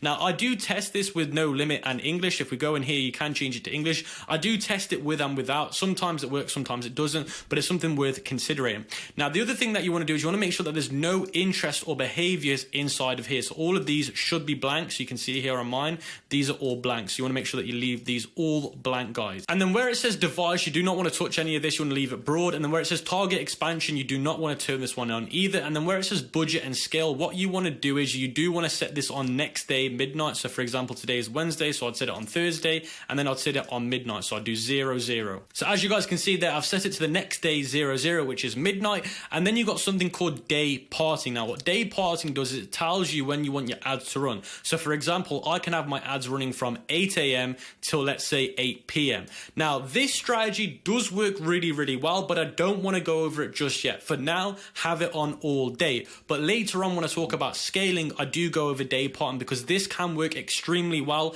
when you start to scale. But when you start to test, I would recommend having this turned on all day. Now where it says bidding and optimization, you want it on lowest cost on the bid strategy, and you want the optimization goal to be conversion, and then you want to leave the rest as it is. Now we're in the ad setup, and this is where people on the TikTok platform, when they see your ad, this is the visualization that they will be seeing. So where it says ad name, you want to call it V1, which stands for video 1. Now with this strategy, having 10 different ad groups or 10 different ad sets, whatever you want to call it, I would recommend having 10 different variants of the video that you're going to be using. So I'm going to be having one video uploaded, but I'm going to have 10 variants of it. And the reason why you want that is because content is so important on TikTok, and the more testings that you do with content is extremely important. Now it was really important on Facebook, but it's even more important on TikTok. So the more content that you've got, the better it is. Now it doesn't mean that you need a brand new video for every ad group. It just means that every ad group should have a modification to the video, whether it be the first 5 seconds having a different song or the first 5 seconds having a different effect. But I don't want to go too deep into that because I have made another video talking about that. But anyway, you get what I'm trying to say. Then where it says set custom identity, what you want to do is you want to change this to the name of your brand. I've just put it as test for now.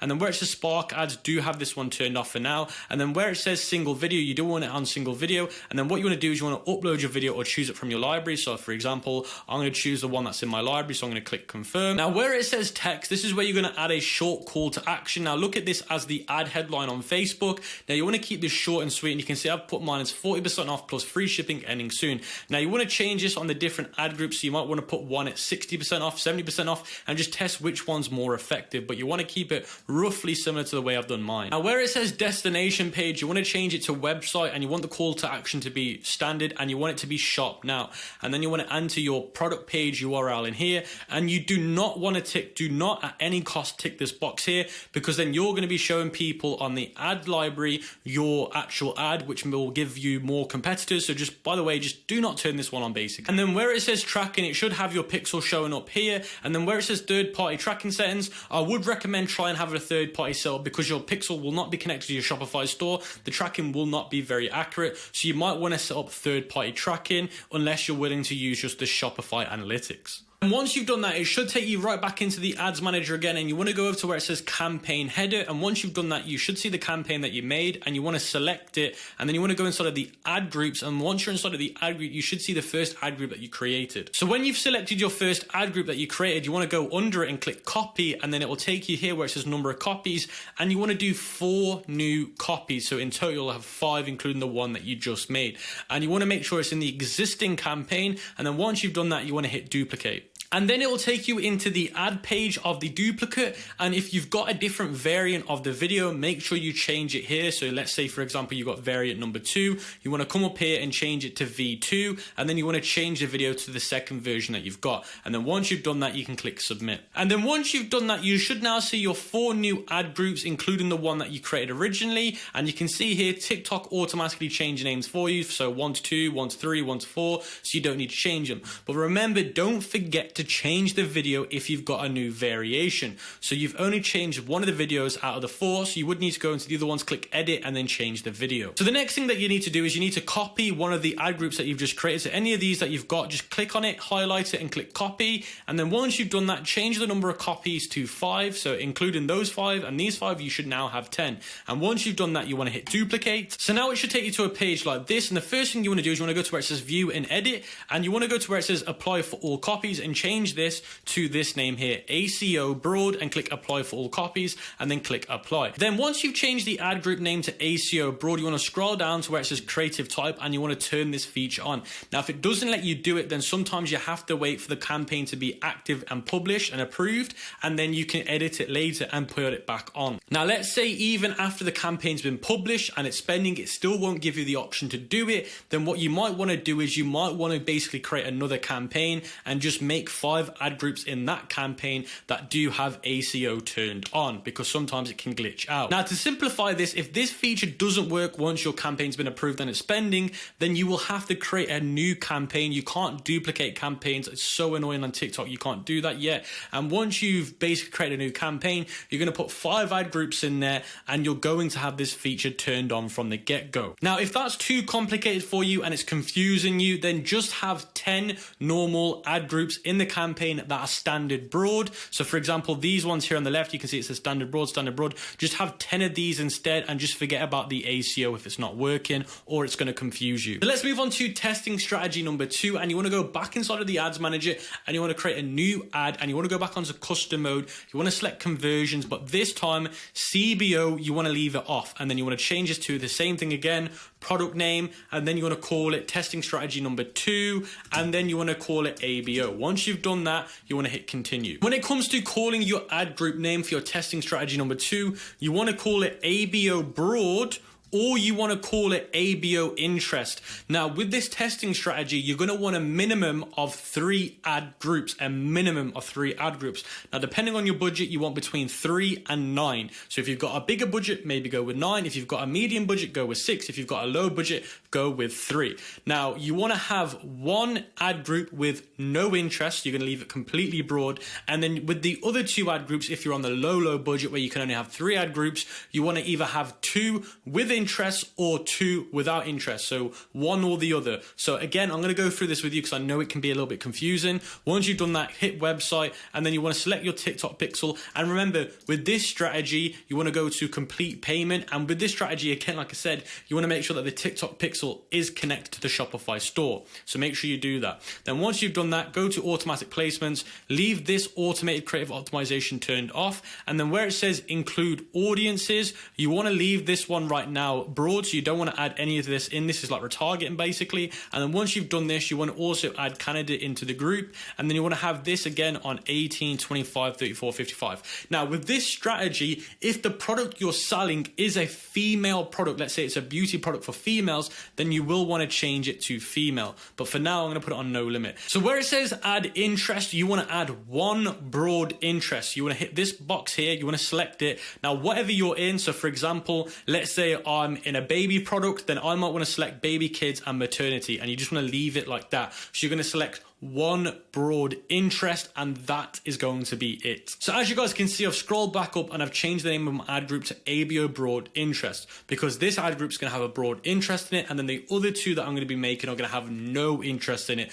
But that's because I'm doing the low budget version with 3 ad groups. Now if I was to have 6 ad groups, I might want to have 3 with interest in it and 3 without interest in it. And if I'm going to do with the higher budget with 9 ad groups, then I might want to do 4 with interest and 3 without. So I hope that makes sense. And remember, this will be all clarified in the free Google Doc sheet if you're a little bit confused. And remember, in the Telegram group, if you're confused on anything, just ask your questions in there. Then once you've done that, you want to scroll down where it says target and expansion. I do like to have this on when I'm using interest. So you want to enable it, and you want to do it based on interest or behavior. You do not want to have the age one ticked. Now once you've done that, you want to go to where it says daily budget, and you want to have it at $20.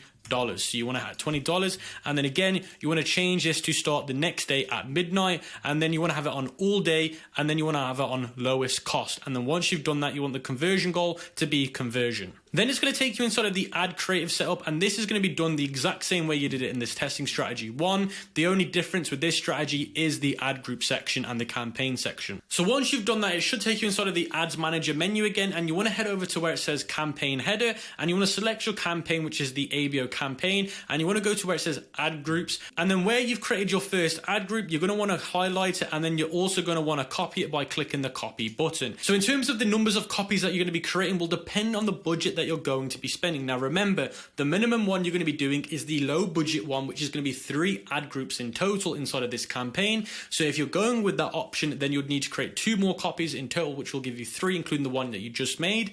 And if you're going to go with the medium cap option in terms of spending, then you're going to have to duplicate this by 5, so in total it'll give you 6. And then if you're going to go with the large spending option, then you're going to have to duplicate this by 8, which will give you in total 9 copies. Now once you've done that, you want to go to where it says ad group name, view and edit. Now for this one, I am not going to be doing interest for my 2 other ad groups. I'm going to leave it completely broad, and I'm going to apply the name for this to all my copies. Now if you want to, you can add another interest for one of your ad groups and then leave one with nothing in it, but for this purpose I'm going to leave 2 without any interest. Once I've done that, I'm going to click apply for all copies, and then once I've done that, I'm going to scroll down to where it says interest and behaviors, and I'm going to delete it, because remember, the first one that I made does have an interest in it, but the 2 ones that I've just duplicated, I don't want it to have an interest in it. So I'm going to hit the delete button here, and then where it says target expansion, make sure that's turned off. And then once you've done that, hit next and then hit publish. So once you've done that, your screen should look similar to mine, where I've got 3 ad groups. So I've got 2 without interest and 1 with interest, and they're on a $20 budget. Now you also want to edit the 2 that you've just made, and you want to change the creative in there, and you want to change it to variant 1 or variant 2. So you should have, for this strategy, 3 to 9 different creatives made, because if you go with the large budget option, you'll have 9 ad groups, which means you'll have 9 ads running, so you're going to want 9 variants made. Now with this one, I've gone for 3, so I should have 3 variants of my video made. And I can't emphasize this enough, guys, if you're going with testing strategy number 2, or you want to try it out with testing strategy number 1,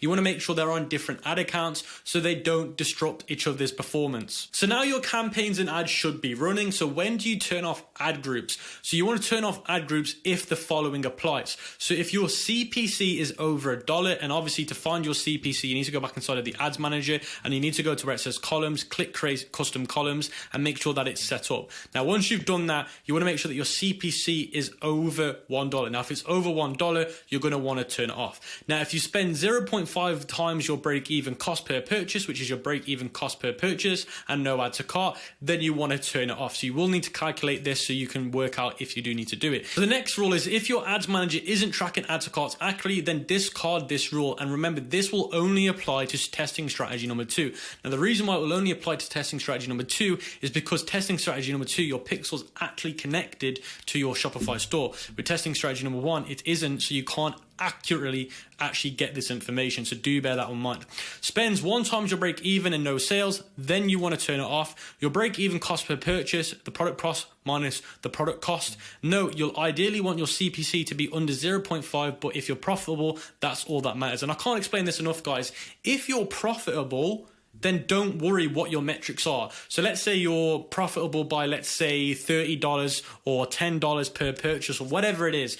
If you're profitable, why does it matter if your CPMs are high or your CPCs are high? The only thing that matters is if you're making profit. Now, obviously, if your CPCs are high or CPMs are high, then you might want to try and get them lower. But if you're profitable, guys, that's not a problem. And if you play too much with your ad groups, then you'll damage the performance, and then you might turn it from being profitable to being unprofitable because you're trying to chase a lower CPC. So guys, at the end of the day, what is king in this whole scenario is, are you profitable? And obviously with scenario number 1, with the testing strategy number 1, it's going to be hard to track all that information unless you're using a third-party tracking system, but you'll know anyway because you want to use apps like BeProfit, and I'll leave a link in the description to BeProfit where you connect the app to your store and you can connect your ad account to that app, and it will track how much you're spending versus how much you're making. So by using the app, it will already tell you if you're in profit or not, and everyone should be using the app because it will make life a lot easier when working out if you're in a profit or if you're in a loss. Now let's talk about scaling for testing strategy number 1.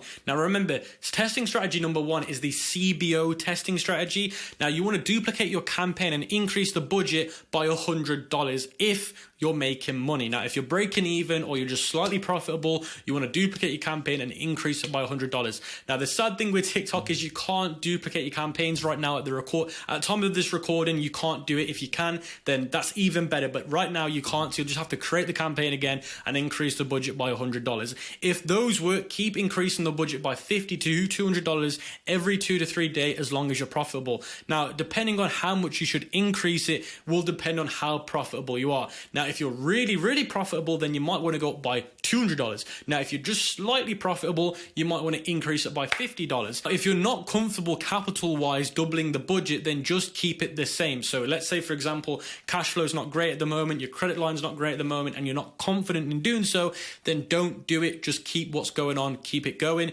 Don't change anything, don't duplicate anything, just keep everything running like normal. In parallel to all of this, duplicate and continue to test new countries and new ads inside your initial testing campaign that you created. So the first campaign that you made in testing strategy number 1, you want to make a new one if your current one isn't working, and you want to be testing new countries. You want to be testing if you want broad interest. Because we're not doing interest in that campaign, you might want to trying it with broad interest or niched interest, but normally broad interest work better. In my experience, CBOs and ad groups only last around about 3 to 7 days at max, and then they'll burn out and they'll stop performing really, really well. Now, if that is happening, then don't worry, because the way to fix this is by just making a new pixel. Really, guys, and I know it sounds weird, but if your ad groups or CBOs are just dying out, they're not performing well, the best way to fix this is by just creating a new pixel. Make a new pixel, run them again, create them again, or if you can duplicate them, and you'll see that they'll perform really, really well again.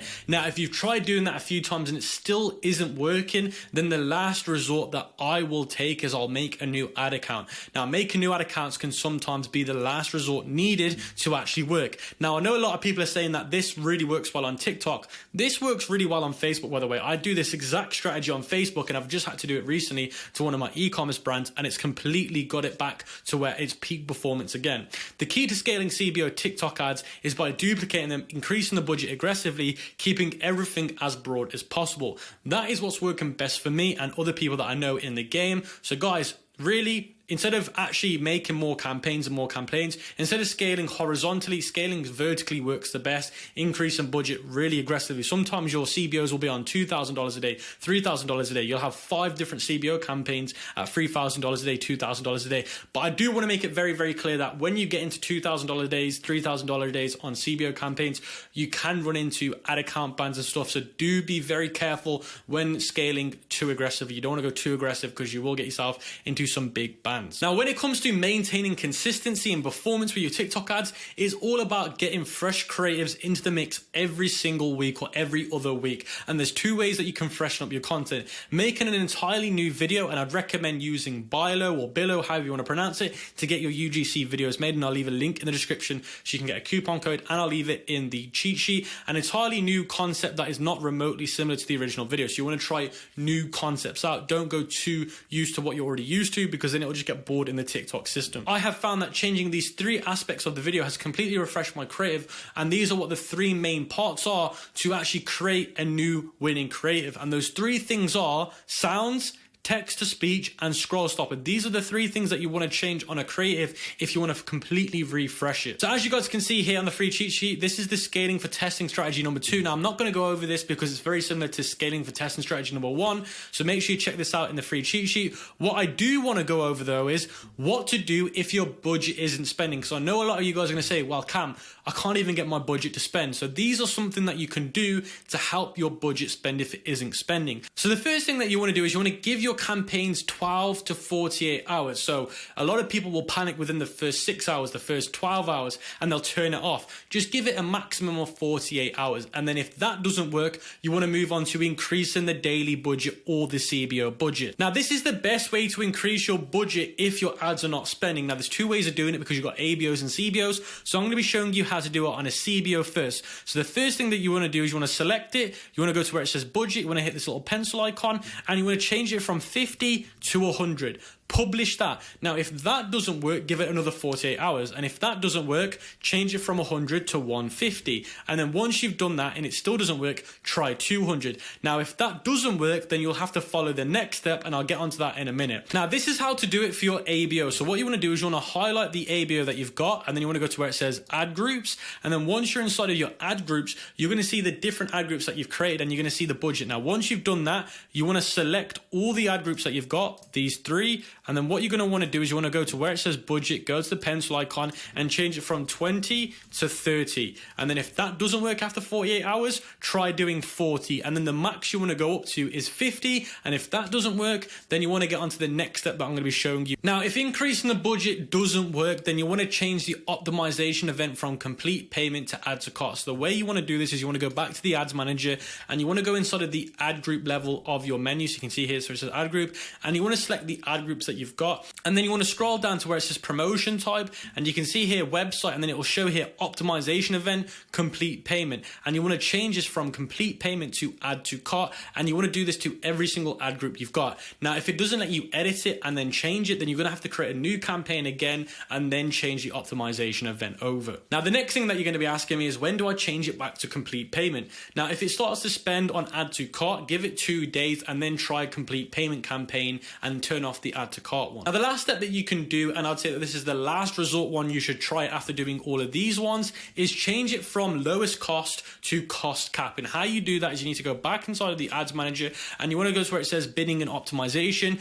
and you're going to see here where it says bid strategy. Now, again, if it doesn't let you change it, you're going to have to make a new campaign again, and you're going to want to change this one to cost cap. Now, you're probably going to be asking me, Cam, what should I change the cost cap to make it spend? Because you're going to have to adjust loads of different things. Now, if you go to the free Google Doc sheet, and I will leave it in the pinned comment and the description, you want to watch this video that I've made here, because this video will teach you how to do cost caps and how to calculate them. I'm not going to go over them in this video, so make sure you watch that one so you can learn how to do cost caps properly. So the last thing that I want to cover is profitability and scalability, and this will come down to day parting. Now, how this works is if you go back inside of the ads manager, let's say you create a new campaign or you edit it, you want to go to where it says here budget scale, and you're going to see here it says day part, and you want to change it from all day to selected specific time.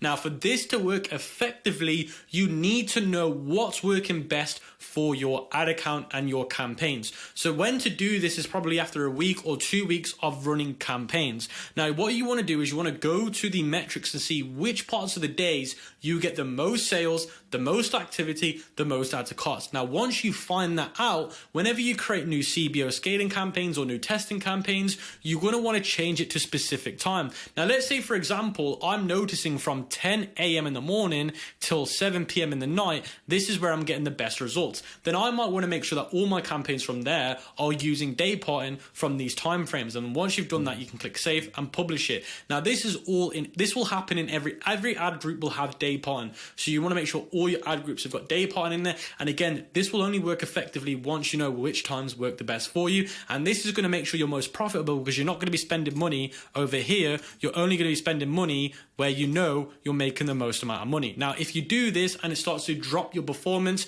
then change it back to all day. So that was my TikTok ad strategy for print on demand. I hope you guys have enjoyed it, and make sure you try it out and you learn it, because TikTok ads are going to be extremely important going into 2023 and 2022. Hi guys, my name is Jasmine. Today I'm going to be teaching you guys all things influencer marketing for Instagram and TikTok. Influencer marketing is so important and is a great way to drive traffic and conversions to your online stores. The main important thing with influencer marketing is your feed.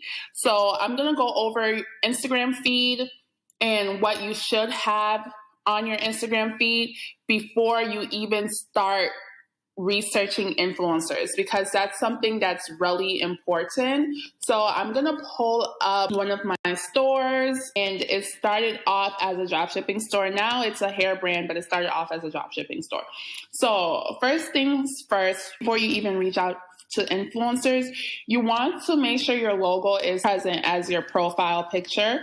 I'll highlight it here. And you want to make sure you have a good bio. So your bio should really consist of your catch line, right? What is your niche? Is natural hair. So my slogan is making furrows flourish. You really want to have a slogan in your bio, because that's something that's going to catch people's attention. Usually when people come on your Instagram account, they at least read the first couple lines on your bio. Something to pay attention to that I notice on a lot of dropshippers pages. I don't know if this is just because you guys are excited to get started or whatever, and it's kind of cliche and surface level, but it does make a big difference. You want to make sure that you have more followers than you do following. When you go to follow someone, right, when someone follows you, usually we click on their page to see how many people they're following, how many followers they have, and we're more likely to follow them back following less people than they have followers. So something to pay attention to, because that is something that I notice a lot with dropshippers, that sometimes you guys may have like 10 followers, but you're following 300 people. The social proof aspect just doesn't look good. So you want to pay attention to that, because it's more important than you think. When you're a new dropshipper, right, or even your starting dropshipper, it's really, your feed really does matter. Your feed matters. You want to have an aesthetically pleasing feed. The thing that I do notice is that a lot of you guys have product pictures, and that's all you have, just different products, pictures of your products, which is okay, but your audience needs to see more than that. You are selling a product, but you're also selling to people, right? So you want to pay attention to your target audience and post content that relates to your product, but also reaches and targets your target audience. I'll show you an example of that. So like I said, this store started as a dropshipping store, and you guys will see that when I show you their influencer marketing ads, but then later on, I transitioned into natural hair care products as well. So pictures of the products, as you can see, but I also have pictures aren't the product. These pictures, these are called filler posts. I call them filler posts because they're not about the product necessarily itself, but it's about the target audience product in the natural hair care niche. So a lot of my filler posts will be in relation to natural hair. As you can see, for this dropshipping store, I am in the jewelry niche and music niche. So a lot of my filler content is about music or love. So that's the same thing you want to do with whatever your niche is, whether it's jewelry, natural hair, kids. So for example, if you are doing art or kids, you want to have filler posts in relation to that. What that's going to do is going to help your followers stay engaged, because nobody wants to look at 200 pictures of products all day on your Instagram feed. It's not going to keep your followers. A lot of these posts you can create in Canva, and I actually recommend it. So like, I'll show you an example. I'm selling natural hair care products, that natural hair industry, girls with natural hairs and curls, girls that may like to do their hair. So I created this post in Canva, and it's like a meme. So you guys know that memes on Instagram, people think it's funny, or people are more likely to relate, more likely to engage, whether they're laughing, commenting, on cute, whatever, they're more likely to engage. So these filler posts really help with your engagement.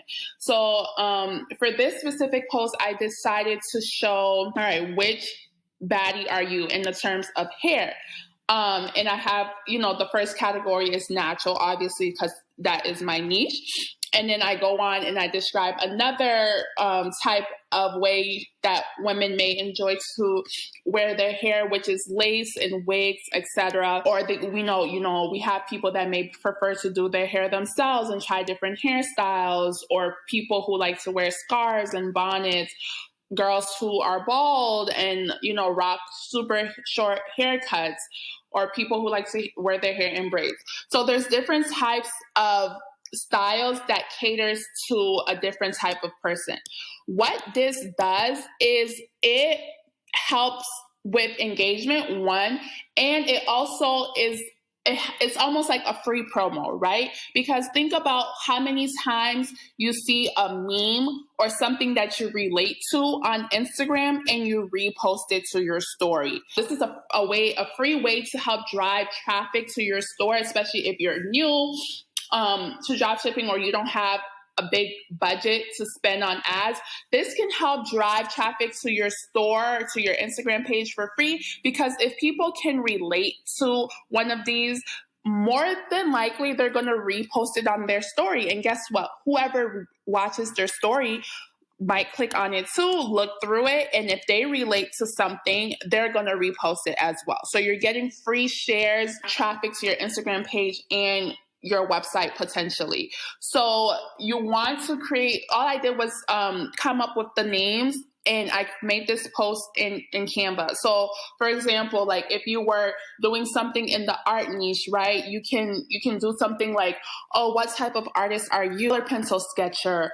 Are you a digital art NFT creator? Like, you want to use your creativity to create these type of content so that it helps drive your page and traffic to your store. I think that is also important to do when you post, and I do this on all of my posts. As you can see, this post did pretty well, got 400 likes for the amount of followers I have on here. And that's another thing. You do not need a lot of followers to make money as a drop shipper. Followers does not equal money. You can boost this post, and that's what I did for this specific post. I boosted this post on Instagram, and I had so many people commenting. I had a lot of reshares. I think this post got over 100 reshares to people's stories, and it helped grow this Instagram account. Another thing, you do want the captions to be engaging. So in this case, I just asked, which one are you? And I put which one that I think I am, to make it a little lighthearted. And another thing you want to do for all of your posts, you want to tag a geolocation. So geolocations are really helpful, and I do these in all of my posts. Like in this example, I tagged a different city. So you want to tag a geolocation. Geolocations, you want to tag any major city, any major landmark or historic place. And what that's going to do is it can help also get you exposure to your Instagram account. It can lead to traffic onto your store and your website if it catches the right people's attention. When you click on this geolocation, the geolocation for Dallas is going to bring up the top post, right? And it's going to also bring out recent posts. So imagine you're, visiting Dallas or whatever, and you're visiting Dallas and you just want to check out to see if there's anything major in Dallas. if my post is on here, that may be something that's going to capture your attention. It may not be exactly what you're looking for, but if it potentially captures your attention, you're going to click on it. And most times when you click on a post, you're going to click on that person's page to see what they're about. So like this girl, like Dallas, Texas, for people to like potentially download your app. So that's the purpose of geolocations, because it can help bring exposure to your potential account.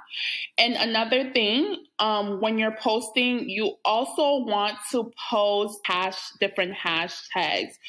So the hashtags should be a mixture of things that are directly related to your product and also things that are directly related to your niche, and then some random things. What that does is you're focusing on reaching your specific customer, but the random ones are also going to help potentially bring exposure to new people that don't know about your product. So Instagram allows you to use, I think, 26 hashtags about. First couple are directly related to my product, which is in this case hair growth and natural hair.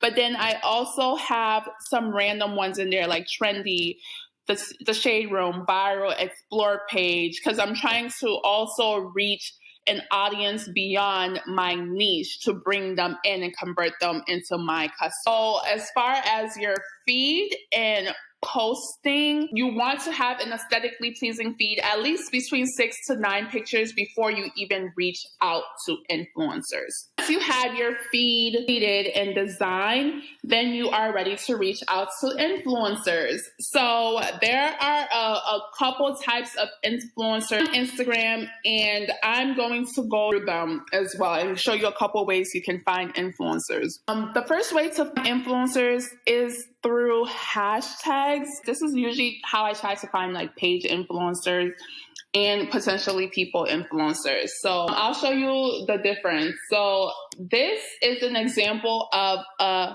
page influencer, right? It's a page. They repost different types of content. So I like to make this clear because people get confused. So page influencers are good to work with. You just need like a repost of your product, and it's not necessarily like specific to one person. So like page influencers are just reposting everyone's content. What's important though about page influencers is you still want to study the person's feed or the page's feed, because that's going to make a difference in how well your ad performs with them. What I see a lot of times is people will just send them a copy of their Facebook ad video and pay them to repost it. That's not going to work on here. You really have to pay attention to the feed and what type of content they post and try to make it in relation to what they're posting. So like, for example, they post a lot of meme-like content, and they also post a lot of love-related content, right? So if I was going to work with them, I wouldn't just send them a video of my natural hair care product or a picture and tell them to repost it, because that's not necessarily going to do well. You can see an example. This person actually did that, and it only has 400 likes in comparison to the rest of their posts, right? So it's really important that it fits within the feed. So although you may be doing a product that's not in relation to love, you can relate that product into love, because you have to step into your creativity. I'm going to show you an example. So like, if I was going to work with them, I would find a post relates to their feed. And what post I would probably do with them is a post I did on here last February. You can see if I just want my scalp massaged and forehead kisses. This is something I would send to them, or another one, if you love him, you gotta oil his scalp too.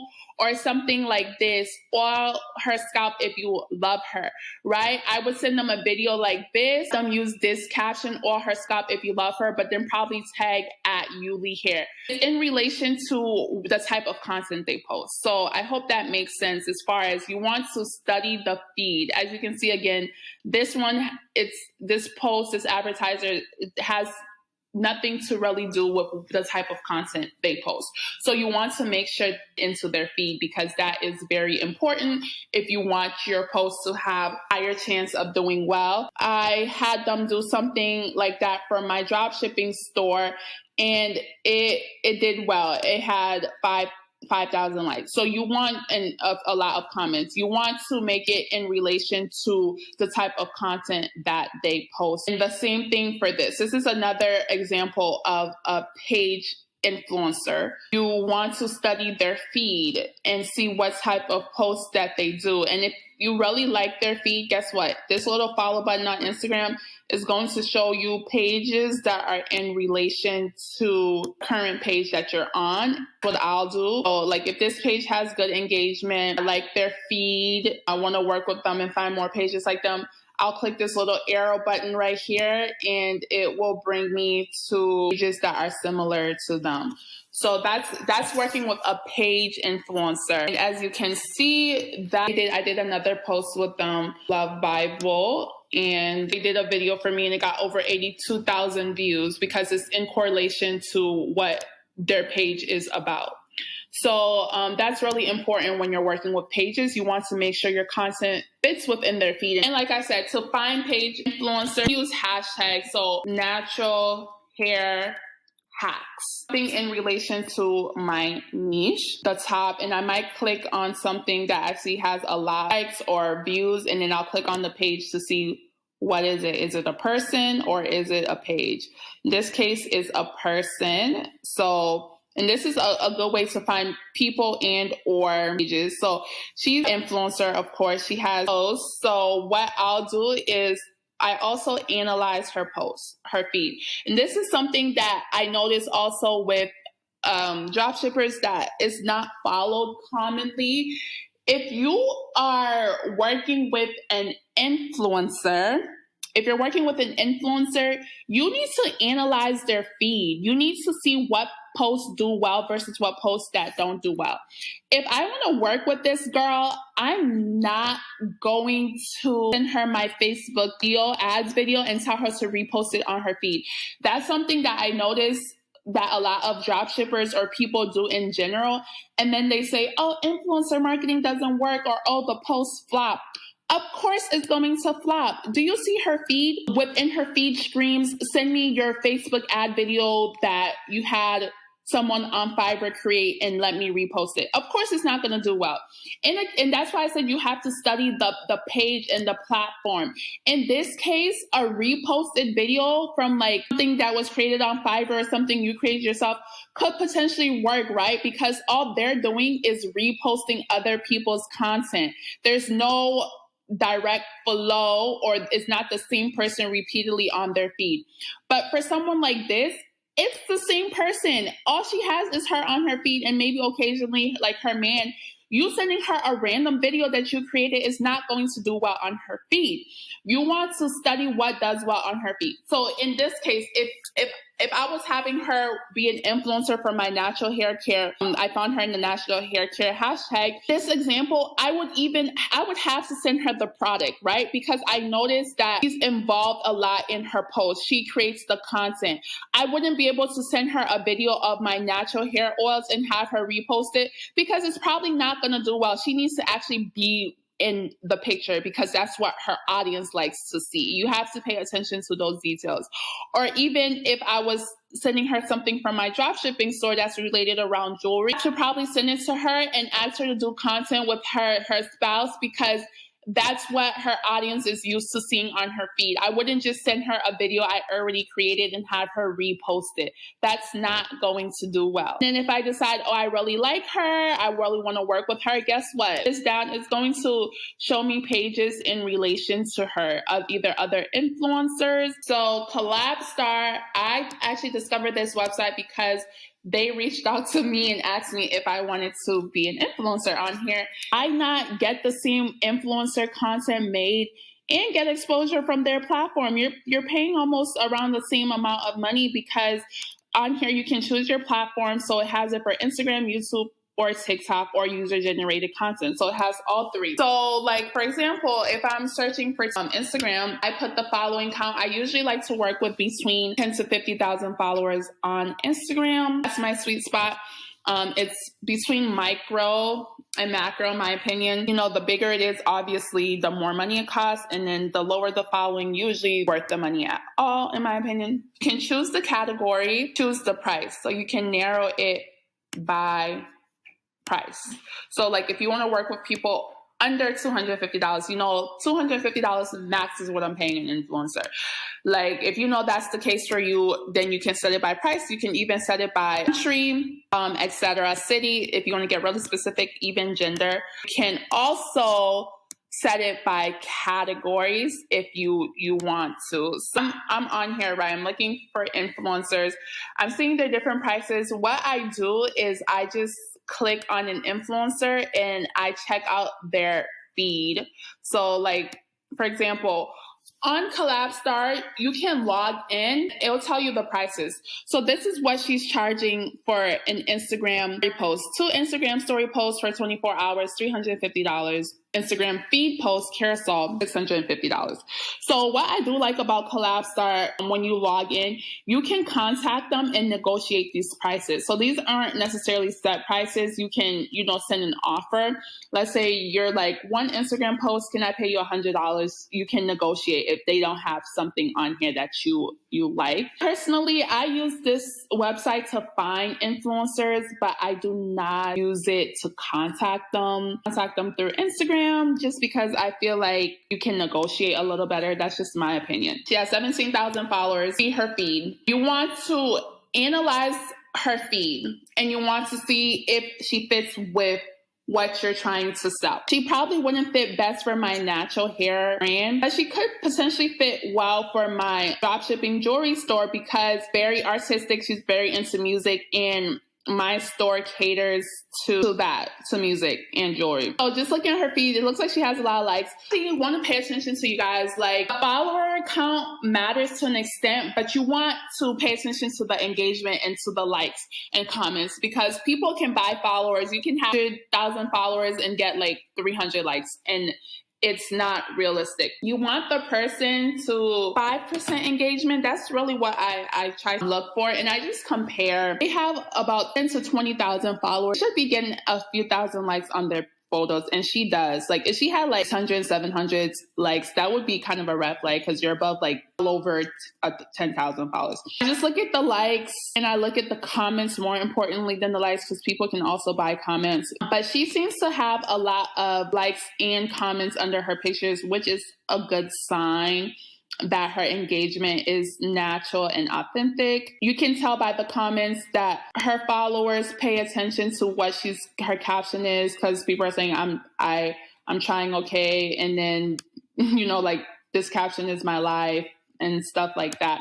So that's important. So you want to make sure they're not just leaving heart eyes and stuff like that. You want to see if some people actually pay attention the person is posting about what they're saying in their caption. Because if you're advertising something with someone, obviously your caption is going to be in relation to your product. So you want to pay attention to see if they actually pay attention to what that person is saying. So if I was researching for influencer marketing, she would probably be someone I would write on my list of potential people to work with, because she fits within a niche that I do have. Has good and high engagement. Most of her posts average about, I would say, 2,000 likes, and that is pretty good for her following count, 17,000 followers. So like I said, I try to have the engagement between like 5%, 3 to 5% or higher when I'm working with like an influencer. And I'll just keep looking and compare it to make my list to see if that's someone I would want to work with. This person, she's only charging $200 for a permanent feed post and $400 for one feed post. and 2 slide posts on our story. So her price is a little cheaper.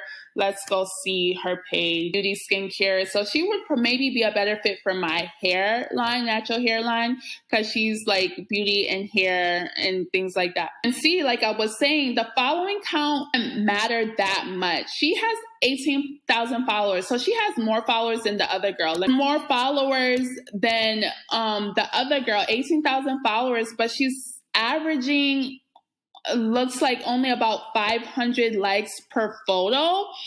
And that's not a good, like, to me, that's a red flag. Like, you're, and I mean, obviously we know Instagram's algorithm is trash, so it could not be her fault.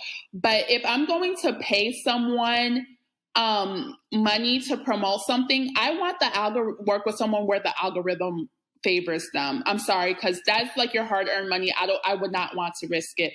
So in her case, I probably wouldn't work with her because, I mean, it doesn't seem like the algorithm favors her in comparison to her followers. And this could be new. And I mean, maybe her stuff was doing well, because I know that happens to my Instagram sometimes. But in this case, I probably would not, because her engagement is low in comparison to this other girl who has less followers and a higher engagement. So that's something you really want to keep in mind. A lot of people just look at the following count and think that's all it takes, but you have to analyze their feed.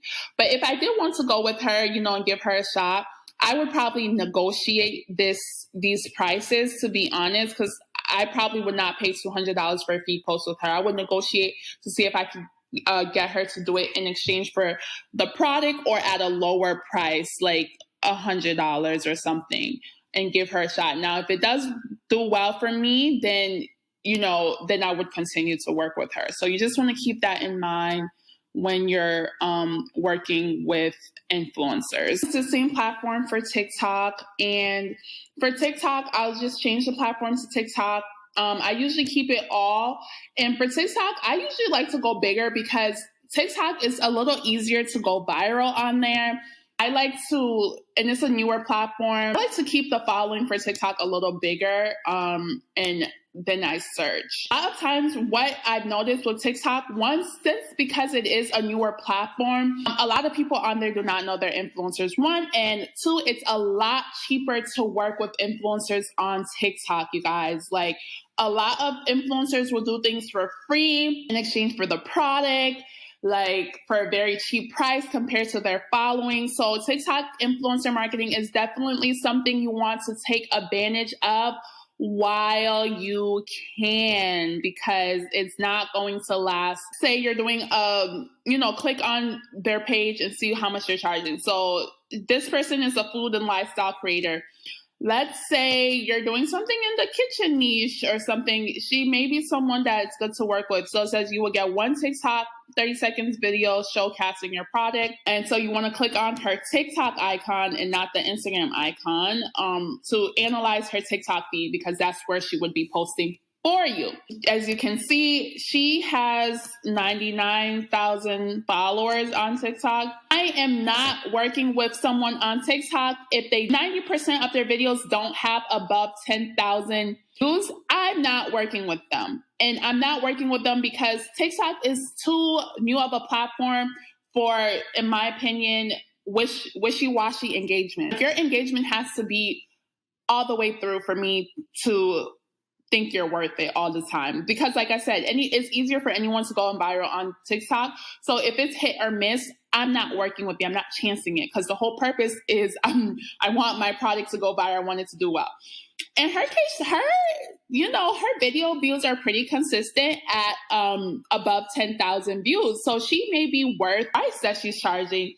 And she does different recipes, right? So if you were doing like a kitchen gadget, she would probably be someone that is good to work with. And that's the thing. You want to pay attention to what the person is posting. You're not going, just because her engagement is good, I'm not going to send her a natural hair care product or a jewelry product, because it's going to flop. Like, all her posts that do the best are around food. So if you have a food drop shipping store, she would probably be the best person to work with and not over someone else. So like, if you have a cool gadget to like peel her potatoes while she's cooking, she could talk about that before she shows the recipe. So you want to fit it into their content so it looks organic, but it also gets you that exposure. TikTok, if you don't have a TikTok, someone like this, you would probably ask them to put like the link to your product in her bio for 24 hours.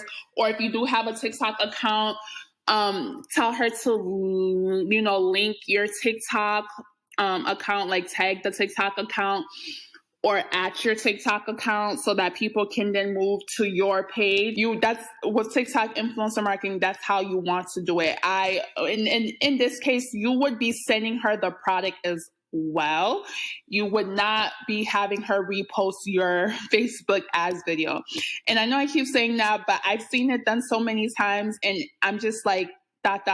question mark, like, why would you do that? I definitely would be sending her whatever my product is that's in relation to her niche so that she can post it. So you really do want to work with her, but you're just like, oh my gosh, it's so much work to just send the product to... You can see like the video about her puppy did not do well because it has nothing to do with food and her audience likes food. So if you had a pet store, you would not send her a pet product because it wouldn't do well. Unless it's a food pet product, then that could have potential. But anyway, so let's say you don't want to send her the product or it's just too much and, you can't afford this $250 that she's asking for a 30-second or 60-second video with your product. That I've tried recently that works is a duet. So a duet, if you use TikTok, the platform, you know that you can create duets or different response videos to another TikTok. So you can reply to someone's comment through a video, you can do a duet, etc. I did that. I tried that. So I'll show you an example. So for this for a very reasonable price, I think they did it for like $25 or $50. They have a good following. They were very hit or miss. But I was able to negotiate a duet. So what a duet is basically a reaction to your product. So your video is on one side, their reaction is on one side. And what that does is it allows them to react. It's a reaction video to your product. And in this case, it's so much cheaper and you can get things done a little faster. You're not sending them the product. They're just reacting to your video. So I know something, if you watch YouTube, something that's popular on YouTube is reaction videos, like reacting to, for example, Nicki Minaj's new album, reacting to Drake's new album. People do reviews on things. This is something similar to that on TikTok. So you can have them do to your product. And if it's within their niche, they do a lot of like dancing and they're a couple. So that's in relation to my niche. I had them do something similar. So like had a food product or a kitchen gadget that was really cool and could make cooking or something easier. You could have her do a duet reaction video if you wanted to like skip sending her the product, wasting time. You wanted something quick, a good way to gain exposure and traffic to your TikTok or to your store as well. That was the influencer marketing portion of this course. I hope you enjoyed it. Hey guys, welcome to the next part of the free course. This section we are going to talk about automating your business and hiring virtual assistants. To get started, I'll tell you a backstory of mine with virtual assistants. I was having an internship at a consultant company and they asked me to do some boring tasks all day. That time I was living in Medellin, Colombia, and wanted to discover the city and the country rather than spending my time writing articles about topics that I didn't really care about. At the same time, after work, I was reading the book The 4-Hour Workweek from Timothy Ferriss. If you haven't read that book so far, you should definitely do it. The main idea of the book is that time is the most valuable asset that we have, and we should try to outsource all tasks that we don't want to do ourselves to other people and enjoy our newly created free time. This leads us already to the first don'ts while hiring virtual assistants.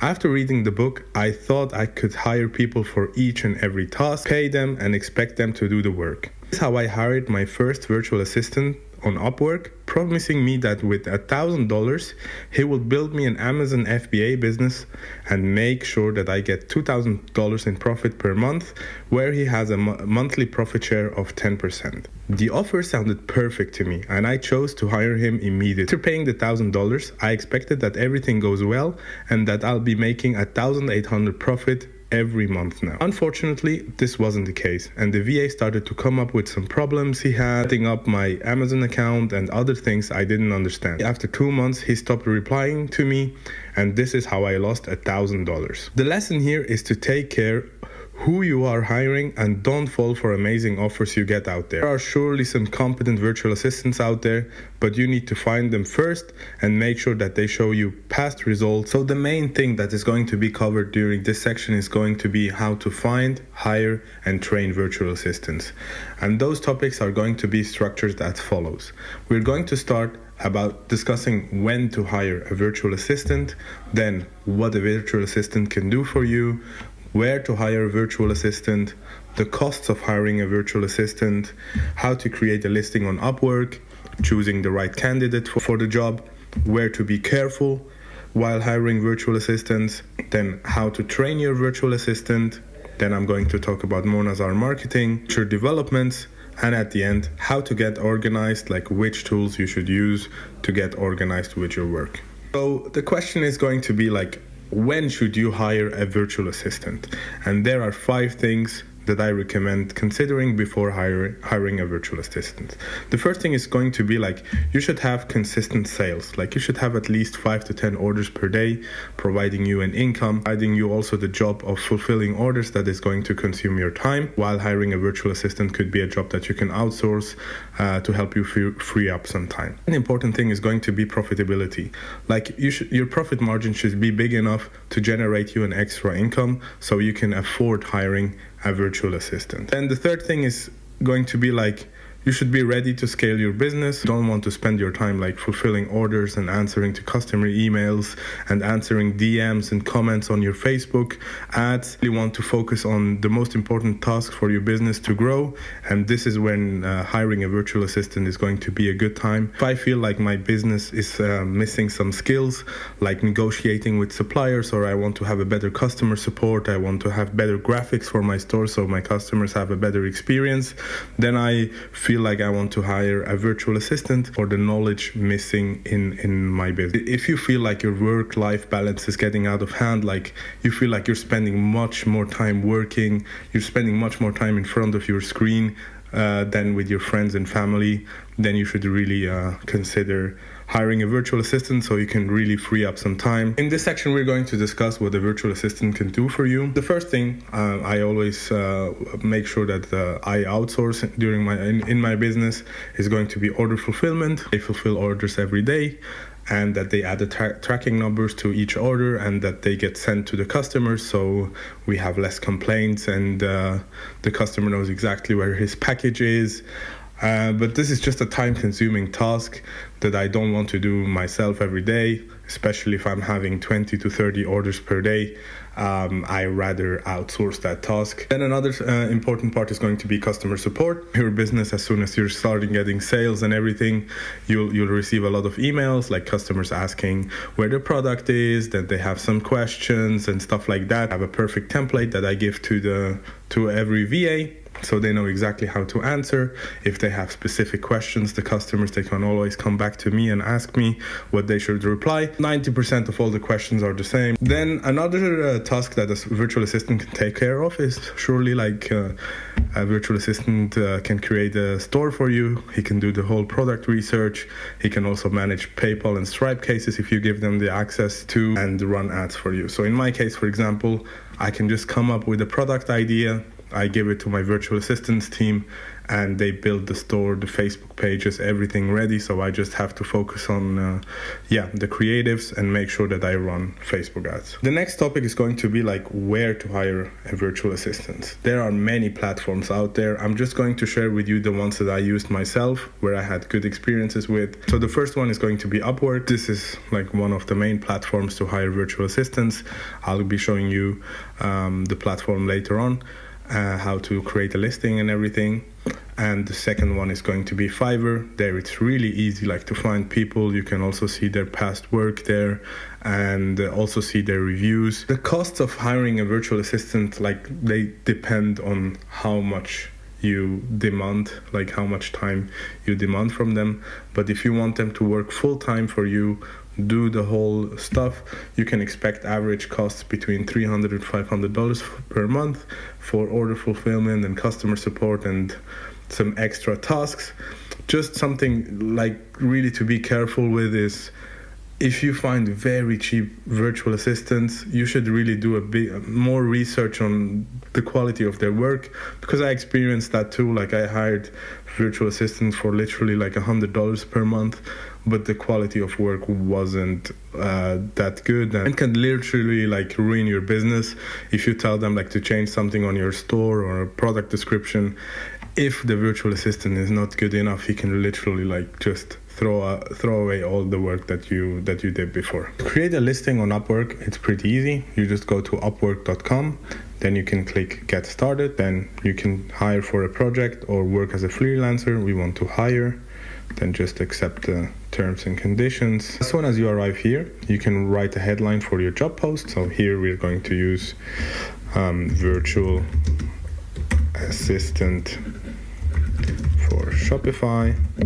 Then here, what are the skills that we are looking for? Like here you can click virtual assistant, you can click Shopify, email communication here, customer service. Thing is nice if they have it. We type in order fulfillment, because those are the main two things that I want to outsource in the beginning, like my customer support and order fulfillment. Hence, like how much time you want to invest. Here I always choose like medium, and here for how long will your work take. We start with like 1 to 3 months just to see how the quality of our virtual assistant is. And I'm looking for either intermediate or expert. Entry is going to be difficult in the beginning for us if we want like an experienced guy. That's why we can choose intermediate. In my case, I don't like to pay people by hour, because I can't really track how much time they have invested into the task. I always use project budget, $300. As soon as you arrive to this page, you will see like headline, virtual assistant for Shopify. You can add Shopify dropshipping. Then here for the job description, you can type in like I want to hire a virtual assistant to outsource task fulfillment and customer support. Then you can also add like experience with Shopify is preferred and experience with customer support is preferred. And if you have some files that you can attach, you can surely upload it. Then here we see again like we want virtual administrative assistants. That's right, those are the skills that we require. Then we want to hire them for 1 to 3 months, intermediate level, and the budget is $300. Here, that's also very important. You can add screening questions. Example, like write your own question. Then you can just ask them like, what's 2 plus 2? Why to do that? Because there are some people who are like freelancers who have automated system that like sends them emails as soon as posted for virtual assistant, and they immediately apply to it. We want to filter out people who exactly read our question, so this helps us with the screening in the beginning. Like if we see that somebody answered this question he read the job description, and if you have some advanced preferences, you can definitely add that. But in the beginning, I just click post your job now. Then here it gives you automatically like a list of people they suggest that you can work with. You can invite them to the job. Then you can already see like they have the number of completed tasks on Upwork. After 1 or 2 days, you will get some applications, and then you can screen all the applicants, and we will discuss later on how to choose the right one. And here you can just add your credit card, your credit card details or your PayPal account, but we can skip that for now. Then here you can add some information about your company.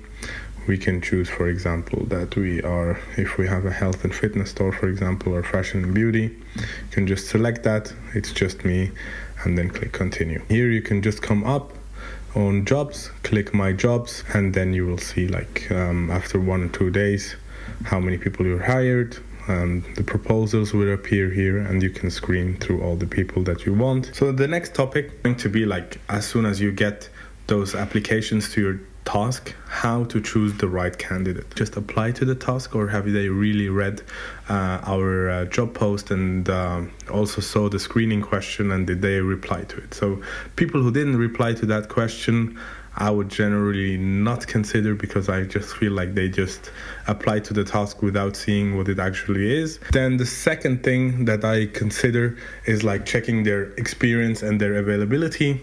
Like, I want to see what they did in the past. Did they have experience with Shopify or customer support? Can tell me about past experiences they have. And then I also want to know how much time they can invest. Like, are they students? Are they having another job? They really invest the time to work with me full time. If I want that, if they want to work full time, but generally, like, do they have enough time to invest? Another thing I have a look at is like, how good is their English, because my customer support is mostly going to be in English. So it's not the spoken English that I have a look at, but how is their typing, how is their writing, how is their grammar, just to make sure that my customers then later on have also a great experience with my customer support representative. And then if there are some previous reviews, I also check them and also ask them for a portfolio, for example, if they did previous work with other people, and check what they did before. And the third thing that I have a look at is like the soft skills a little bit. How's the communication? Like, do they reply fast to me, or do I have to wait like 3 to 4 hours till they reply again? Nice to have a conversation with them or not?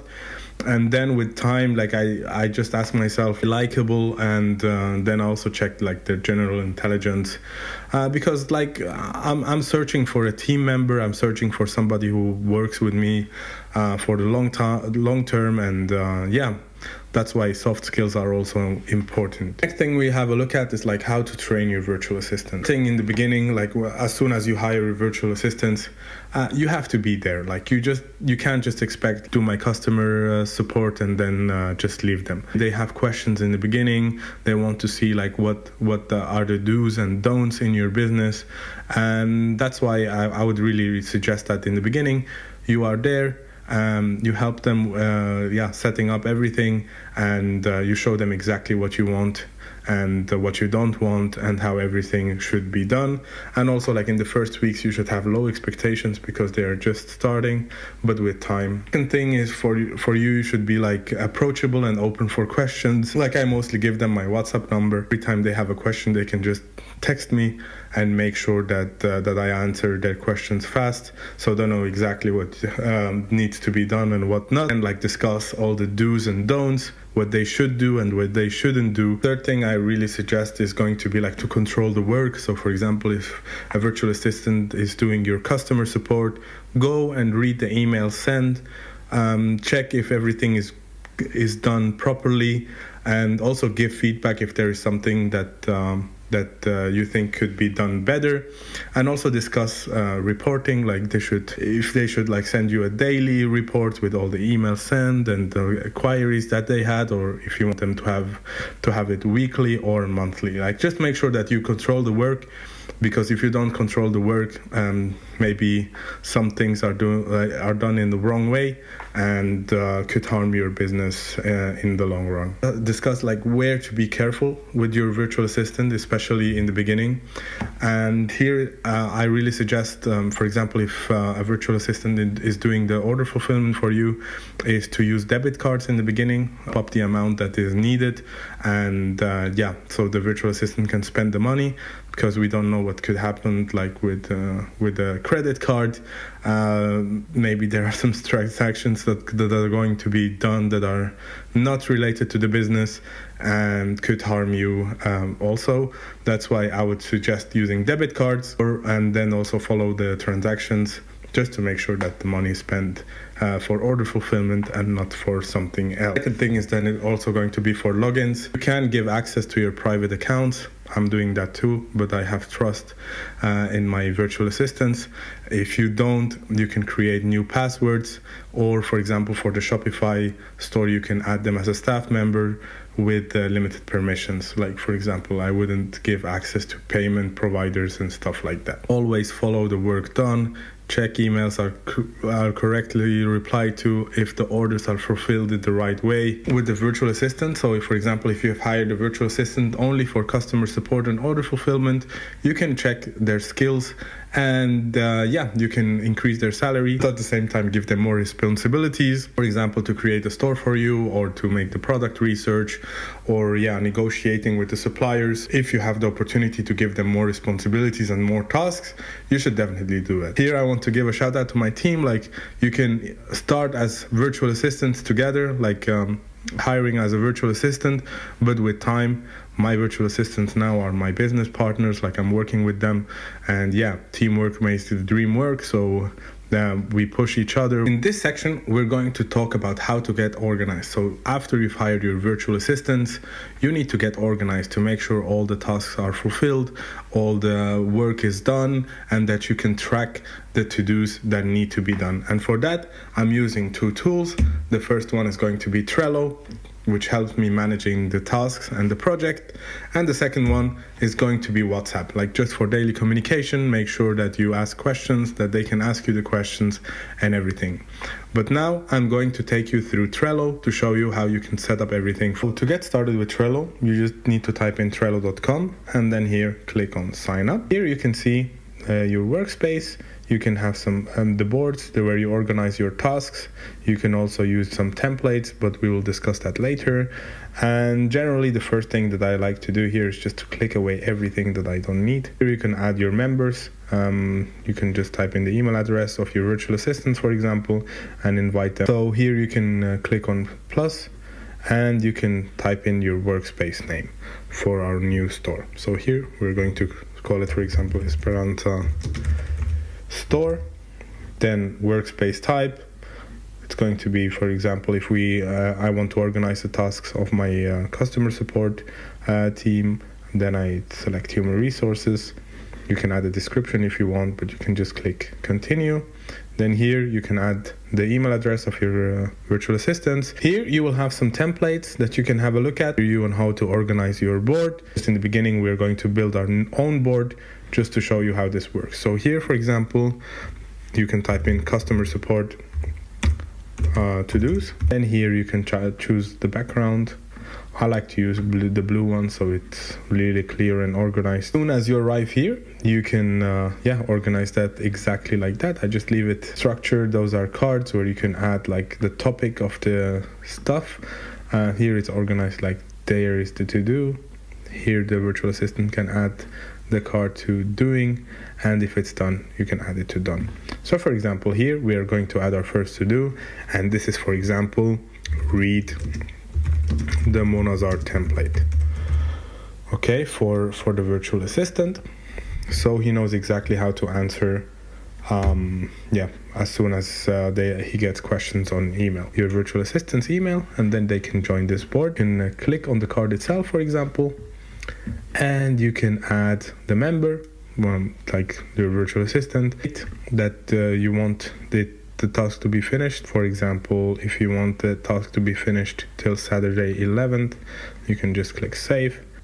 And yes, you can also add some labels. For example, if it's a very important task, you can just add here the red one. Name it, for example, very important. Everybody knows that this is a task that needs to be done ASAP. As soon as the task is listed here, you can add other ones. So for example, reply to customer C, for example, or then you can also add a task like prepare a new email address, and you can list all the tasks that you have here. And then as soon as it's being done, you can just, the virtual assistant can just move it here, and you can see exactly like what is still in the to-do phase, what is being done, and what is actually done as soon as it's moved here. So this is how to organize your tasks, how to have an overview over the small tasks that you have, and make sure that all the to-dos are being done. So every time you have a new idea for the customer support team, every time you have a new task that you think needs to be done, you can just add it here to the to-dos. Every member in this board will see the new to-dos, and they know that they have to do it, and you can monitor like what is being done and what hasn't been done, just to make sure that you move forward with your business. So another thing that we can do, as soon as we come back here to the dashboard, we can create a new board. Again, if I want to have, for example, my whole team inside the the Trello dashboard, and I can just name this board Esperanza Team. And then again, like you can choose another color, for example, and then you just click create board. Everybody sees what everybody else needs to do. You can, instead of naming to do, for example, you can name this one customer support. You can add the tasks below. So for example, if we have a task for the marketing team, like for example, to create TikTok account, and then for example, run Facebook ads to influencers, you can add it here so everybody sees what everybody else needs to do. And then again, here we can add labels. So for example, if creating a TikTok account isn't that important, but we can just name it important instead of very important. Done till, for example, on Sunday the 12th at 1 p.m. and then just click save. The thing here is, for example, if the task is already done by the marketing team, they can just click the check button here, and then we will see it here as done. As for example, the date is approaching and the task is still not done. So for example, if they have to do it till today and the task is still not done, it will appear yellow and it will say due soon. Okay, so all the people will know like, hey, this task needs to be done and it's not done.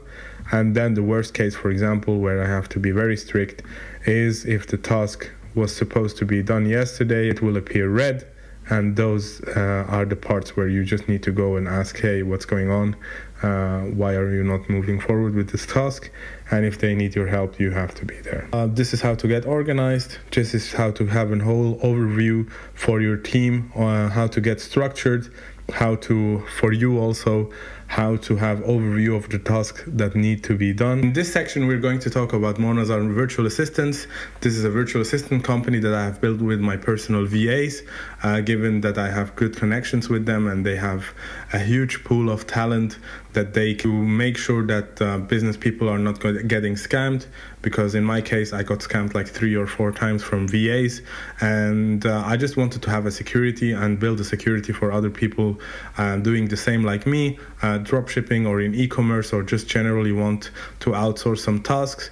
And I just wanted to make sure that it is scam proof and that I have trained people, and also make sure that I pay fair salaries to the virtual assistants and improve their quality of life. So if we talk about the benefits of Monazar Marketing briefly, you will find virtual assistants here who are Shopify trained. They are reliable. It's a very easy payment, like it's a subscription form on the website itself, so you don't have to worry about bank transactions and stuff like that to pay your virtual assistants. The third thing is you're going to have me as a contact person for questions and uncertainties. Contact person, which is a little bit missing for me, for example, on platforms like Upwork and Fiverr.